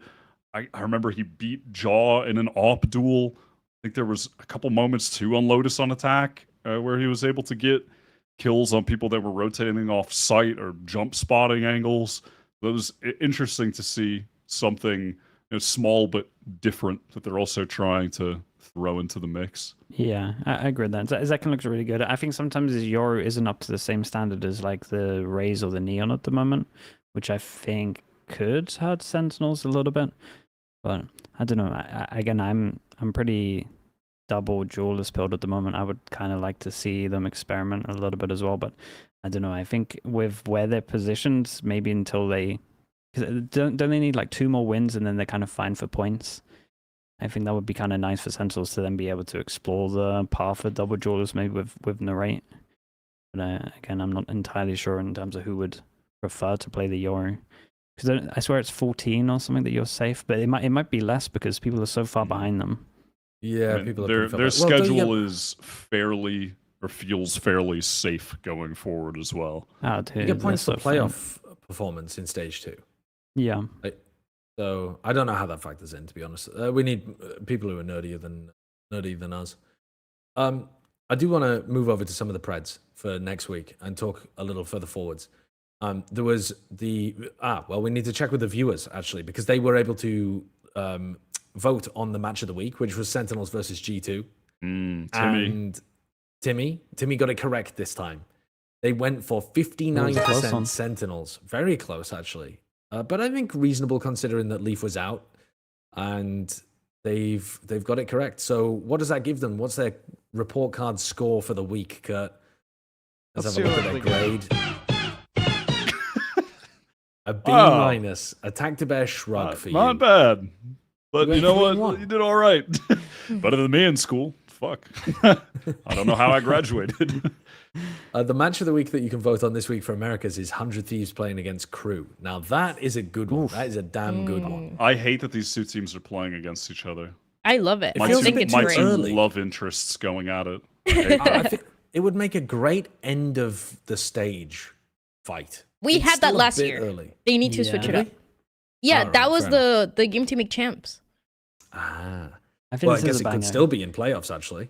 It's like the two possible. It's like the two teams that I came away feeling the best about, really, in terms of maybe where my expectations were. So it's cool they're kind of playing each other.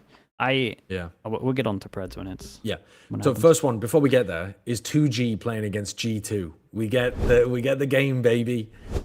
Top of VCT. Damn, no one. I was honestly tempted. Up. What do you mean? Shut up, dude. I spikes now. Genuinely, I don't know what level of trollery you're on right now, Sliggy, but I was genuinely a little tempted. Yeah, for sure. I was a little bit fucking tempted. I'm not gonna lie. You've at least got to put a little bit of thought process into this one. I think. I was definitely like a bit of hesitation. Only a little though. I mean, Sure. If 2G looks good at Corrode? No, guys, no, that's not happening. Wake up. It's not happening. I don't know. I just felt it. I don't think so. I just. It would be funny. It would be the funniest. It would outcome be if 2G funny. won. No, Also- it's funny when Babybay wins. God bless whoever's casting this game.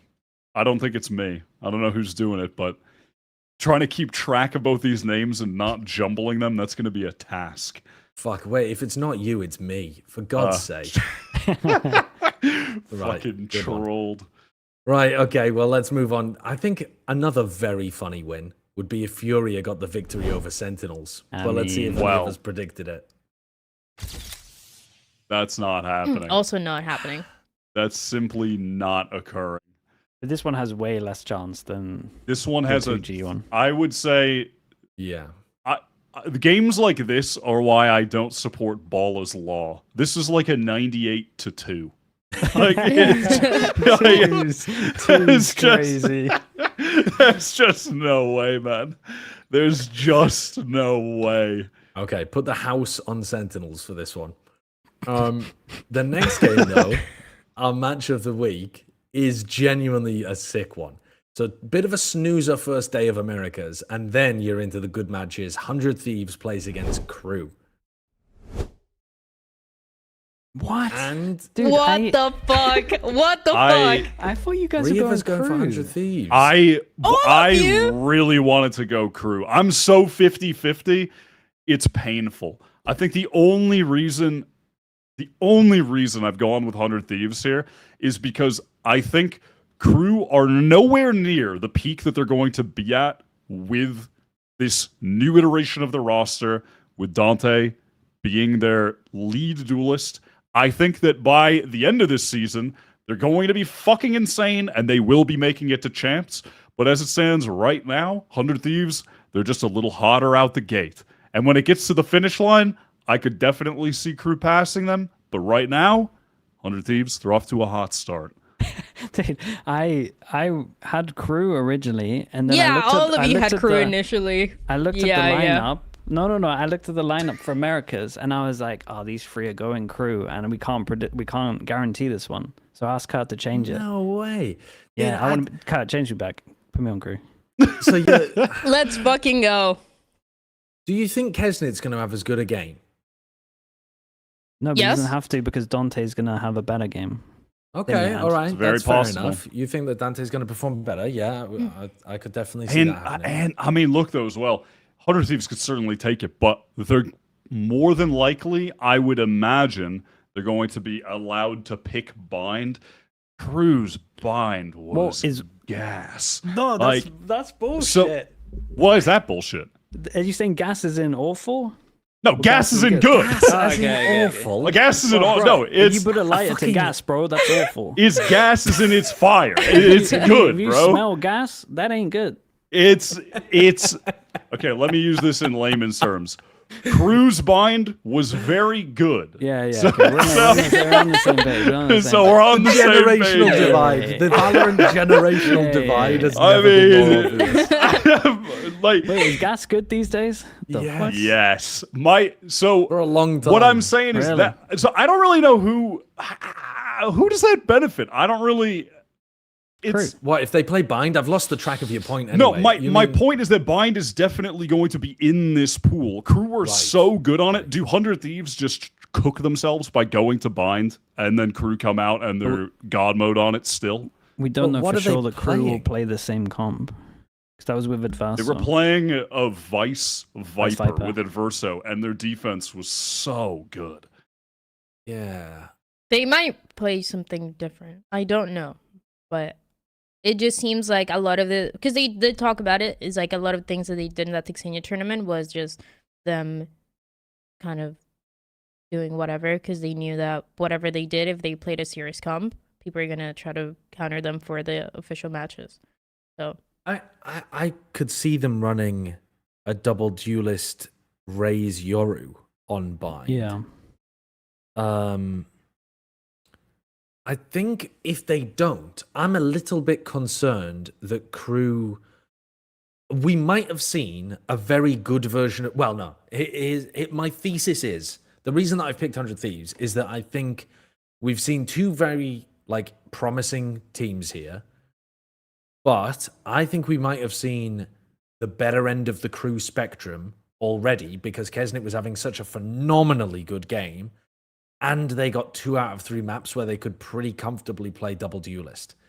And the one map where they didn't, keznit couldn't have that level of impact. It's not that he just hadn't warmed up or something. Like, how the fuck are you ever going to dominate a game playing Omen to the degree that he did in maps 2 and 3? You can't. You don't even get enough fights or opportunities to get in there. So, on bind, if they play double smokes or something, and he's the Brim or he's the Viper, or even if he's the Sky or something, he's not taking over a game like that. I don't. He might be the dude. You can do it on Brim. He might be the Brim. Okay, but Yeah.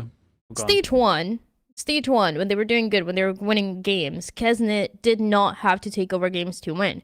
It was like Mazzino doing really good, Shy doing really good, Meltzer as well having good moments. And now you have a Dante that is kind of the only question of, okay, when is he gonna play the way that we're expecting him to do? But what happened this time around of keznit doing good, I feel like is just an addition of what they were doing in stage 1 of the players individually. You cannot expect the players to be just okay for the rest of the games. You're going to be better. And then if keznit is either going to be able to keep up the same thing that we did for this match or just play kind of okay, That's how they've been winning, and especially against 100 Thieves. Look at the last time that they played each other. Every single time, and Crew talks about it. They feel like 100 Thieves is scared of playing against them because every time when it's an important match, when it's a match like this that you know both of the teams are kind of close, Crew comes up on top. It happened when they were playing that qualification for champions, where MTA just kind of turned it around in the last 5 rounds, and it happened in stage 1 as well, where you think, oh, actually 100 Thieves have a chance here.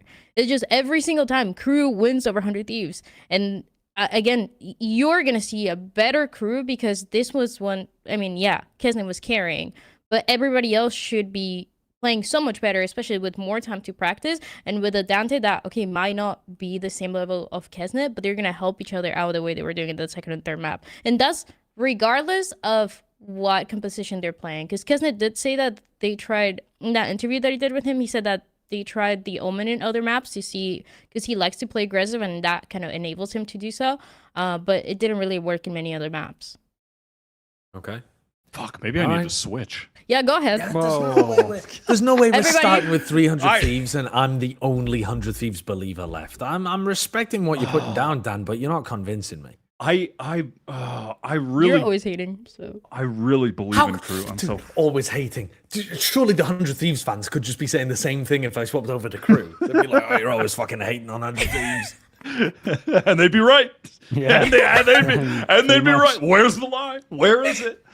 Dude, fuck, man. Just we got a nice 2-2. Fuck, I'll stick with it, but all right. I don't. It's a close game. I don't want these teams to play each other yet, you guys. They're my favorites right now. I don't want them That's to why beat it's each good. other. That's why it's good. It's hard to call. Now, this next one, though, if we had asked a week ago who was winning this game, I think it might be flipped. Let's see now. NRG plays against Loud. Oh, oh shit. Oh, fuck. I mean, This is our last one yet. no, are you getting scared? There's no way. Loud plays so good. Yeah. Yeah, I'm scared but because I mean, Don't worry. don't worry I on didn't- this. It's gonna be close. No. I'm worried. I am definitely worried. this isn't a guarantee. This should be No. at least one person still believing in NRG. I think that's an indictment of how NRG looked last week, that we've all swapped to Loud immediately, man. It's also because Loud looked fucking electric though as well. At least for me, I think it had more. For me, it had more to do with Loud and less to do with NRG. Honestly, like Okay. I try my best to not write a team off when they get cooked by a team that I think are amazing. So I don't want to write off NRG entirely because of the level 100 Thieves we're at. And Loud Lev to me was just a close affair between two teams that were they're fucking firing, they're fucking hitting. Like, dude, Luke Show, you know he's going fucking positive every map in this series. It's happening. Verdi is about to go positive at every map in this series. It's just, dude, but I don't like this. This Oh is no, I think we messed this is up. making there. me uncomfortable. Yeah, this is like the only one I feel bad at this week. This is making. I Okay. don't. Well, listen, for we me, did it was We like did it not now. about energy at all. It's Really? just Loud is a great team. Like energy, I think they will definitely be better than what we saw this week. But even them doing better, Loud should win that. And I believe in that Verdi streak of 21 matches. You got that. That would be sick. That would be sick if that continued. Yeah. I do think we'll see a better version of NRG, though. I think you're right with that. I think we Oh, might for have seen sure. the lower end of the spectrum of that team, especially because like Som wasn't even popping, which I I think hope is so, man. so. Yeah, I exactly. hope that's the worst they look. This next one is quite cool. Cloud9 plays EG, Ooh. and I'm the only person that's gone with EG here. Now, I felt like this one No was a little surprise, since Yeah, Cloud9 won a fucking blowout, but they did everything wrong. Those So, 9 rounds, no man. surprise You can't here. get over those 9 rounds. Jesus Christ. That was Dryad's take anyway. I said it was fine. They just played one half of it. I just said they wonky. play the Dryad- same. I think you said a lot more. Crazy. That's crazy, Josh. Every time. I think this game's a bit of a coin flip. I feel like I didn't think Cloud9 were tested enough to get a good idea of how good they really are. and I think EG showed some nice ideas. So for me, I'm like, all right, I'll take a punt on EG. I don't really know which team's going to win, and I don't feel strongly either direction, frankly. Why are you particularly strong in the side of C9? Any of you? Yeah. Yeah. Oh. Okay, all right. Go on. So me and Wyatt feeling a bit more coin flip, and This is just the same way that people say that I feel about Crew. I've always felt about Cloud9, and I feel like stage 1 was just an okay stage for Oxy, which is a bit uncharacteristic because he's always incredible. Like, he's always taking over, and I feel like with this match I was able to see him kind of have that again. So when I go into the duelist head-to-head of this match, I always give Oxy like the upper hand, and I think that's gonna be enough. I feel like all the other pieces are kind of a question mark, and it was the closest match for me to predict. But I think just Oxy alone, I believe in him. I always believe in the short players. If you haven't noticed, there's a pattern here. Surely EG have got some shorties on the team, haven't they? No, Some they're okay. The average height. Yeah, they got average some height. shorties. Derek's looking nice. He's looking. It's a fine man. They got some shorties over there for sure. Does C9 not just pick Sunset in their map up? You're telling me EG Sunset can beat anyone? I mean, I'm with you. I picked C9. I'll agree with you. I mean, I honestly, I just went with a fucking basic, buried, kind of narrative-pilled pick of what takes me over the edge in a 50-50 is that it's Cloud9 in the regular season. I mean, it's just a basic-ass narrative pick. And to do with Oxy looking really smooth in their first game. And I think he had some ups and downs, was not as white hot as he was in 2024, I think for the first leg of this year. But after, pretty dominant performance, like, all right, we can take that into EG. We can look nice. I just can't get over their Sunset. Yeah. It looks so bad. Yeah. Okay, well, let's have a look at the final game. MIBR plays against LEVIATAN. We're split 50-50. Okay. So I want to go to Sliggy and Wyatt. MIBR coming off the back of a loss. Wyatt, you said you try not to devalue a team when you feel like they played against somebody who was popping off. Is that where a lot of this is coming from? You feel like rally back to the kind of average and MIBR should be fine? That is definitely an element of it. Yes. I'm trying to refresh myself on my fucking notes that I had when I was thinking about this. Take it away, Sliggy, because my brain turned off and I need to remember why I even picked this team. So I know I had reasons. I think that just with more time, they're going to be good. If they what they're saying is true and they've taken like a big break, then I just think more time they should be good, looking good. I feel like Lev probably have been practicing quite a bit with the new players, so they have like already maybe they're more further along of how they should look. Also, if I look at the pistol round from MIBR on Haven, they play the Yoru well. So whoever's doing their pistol knows how they should be playing the Yoru. So I think as long as they just actually kept that in their buy rounds, then I think you could teach Aspas how to play a better Yoru, at least for like rotation wise in the defense side. So I kind of have faith that whoever's in charge of that pistol can take more control, and I don't think it can look that bad as it did against Crew. I also don't think it looked as bad as everyone thinks about against Crew. They lost double pistol and it's still 13-9. And they played the Euro like a jet. I think it's easy fix. My only narrative where I would have put MIBR is the classic Aspas against his old team. That's the only thing that would have pushed me to put MIBR. Everything else, I just think Lev looked like a way better team right now. Yeah. Okay, so some of this for me was definitely map related. The fact that Icebox will be in the pool, I think you just always have to favor MIBR there. I'm going to not account for them not winning on Icebox at Toronto. I'm erasing that from my memory. I'm going back to everything I had seen in the past, which is MIBR always winning on Icebox. That is inevitably going to be in the pool. Also, I think that they'll have a better shot on Ascent, which will be in the pool against Lev, who are basically playing the same comp. They just have Cypher instead of KJ. Like neither of those teams are really, taking the meta by the horns on a sense. So I think they'll have a better showing there when that is also inevitably in the pool than they did against Crew. And then, past that, like, Corrode's not going to be in because that is going to be getting banned out by Lev. But, if we get to a bind, for instance, I feel like that could be a good map for MIBR with aspas back on the Rays. I think that was always one of his best maps for me as well. Like, I think the map pool should be good enough for MIBR that they can win this out. And if Lev, I think, don't push to playing more Sato Yoru, and we see what they've had in this prior week, this feels very, very close to me.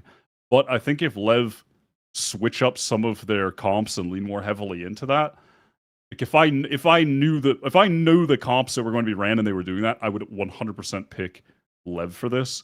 But as it stands, it feels really close to me, and I still have some faith in MIBR after that last series. I just don't think that Haven is the optimal map for them to be finishing that one out on, and Crew banned Icebox. I don't think as well that the players can look this bad again, really, especially Verno. Dude, Verno had a stinker. He's never had like that bad a game on MIBR, at least, before. Well, let's see what happens with it then. You've solved some of my woes with Americas. As we've gone through it, I thought, there were still you said there were nice things. 2 good teams. No, I think Two was crazy. And I think you're right. There were 3. But but I'm intrigued to watch this week and see whether somebody captures my heart as well. That does it for us this episode. All that is left for us to do is to leave you with our most important segment again. To be fair, you need to have a very high IQ to understand Vision Striker's approach to the game. The tactics, the executes, the way they control the map. Very few can understand it. Only dedicated Korean fans such as myself and top-tier minds of the game. Yeah, I haven't seen this one before. It's a good one. A rare pull. Yeah, it was really hard to find someone to give the award to this week on account of just how many talented players there are coming out of the woodwork that are really just forcing us into the retirement home. So I've instead decided to give the award to anyone who was born in the year 2007, because there's just something about... So that includes anyone in the chat right now as well. If you were born in 2007, you're also winning the award. But, well, listen, when you have... I don't know what was in the water that year. I don't know what was going on. But listen, when you've got Sato, Luke Show, Spike, all these guys born in 2007, and they're going that crazy, I can't pick one of them. I can't pick one of these players. I have to go with all of them. And then I figured, why not just go with everybody who was born in that year? Everyone born in 2007. I mean, I'm sure there's some other players that I'm forgetting about that were also born in 2007. Verno, I think, was probably born in 2007. There's so many great players born in 2007. So had to this week. You know what I mean? Huge. It was the year the Orange Box released. Maybe that put something in the air for like gaming quality or something. Yeah, and everyone born in 2007 are asking, "What the fuck is the Orange Box, old man?" Dude, that you know how people say like that made me feel old? That never happened to me ever until you just said that. Oh my god. The Orange Box came out when these players were not alive. Yeah, wait, what was the Orange Dude, Box my Steam releasing? account is older than these players. No, the Orange... Actually, no, they were... Yeah, Josh, your point, I think there's some credence to it. They were all born just before the release of the Orange Box. So I think there's something to that. There's something in the water. There's something in the water. Just months before. It's incredible in Counter-Strike. Well, I mean, it was already amazing. I didn't realize on the broadcast that they'd already talked about the fact that Spike and... Dude, I've lost my mind already. Who is it? Is it Spike and Sato? Sato? Yeah. Spike and Sato are born on the same day. Is that right? Yeah. That's incredible. For starters, that's just a really fun little topic. But Where the hell am I going with this one? I can't remember. I can't remember what the hell my point was. We're gonna do the Zaiwu one where he was born on the day that. Yeah. Yes, I was gonna do the Zaiwu one where he was born on the day that Counter-Strike was. What is it, Sliggy? He was born on the day CS was released, or something. I think it was the day CS was released, or maybe Which like is- 1.6 or something. I can't remember. That is fucking crazy. Like to have one of your greatest players of all time, if not the greatest player of all time, be born on the day that, like, the Chosen One memes are just so good.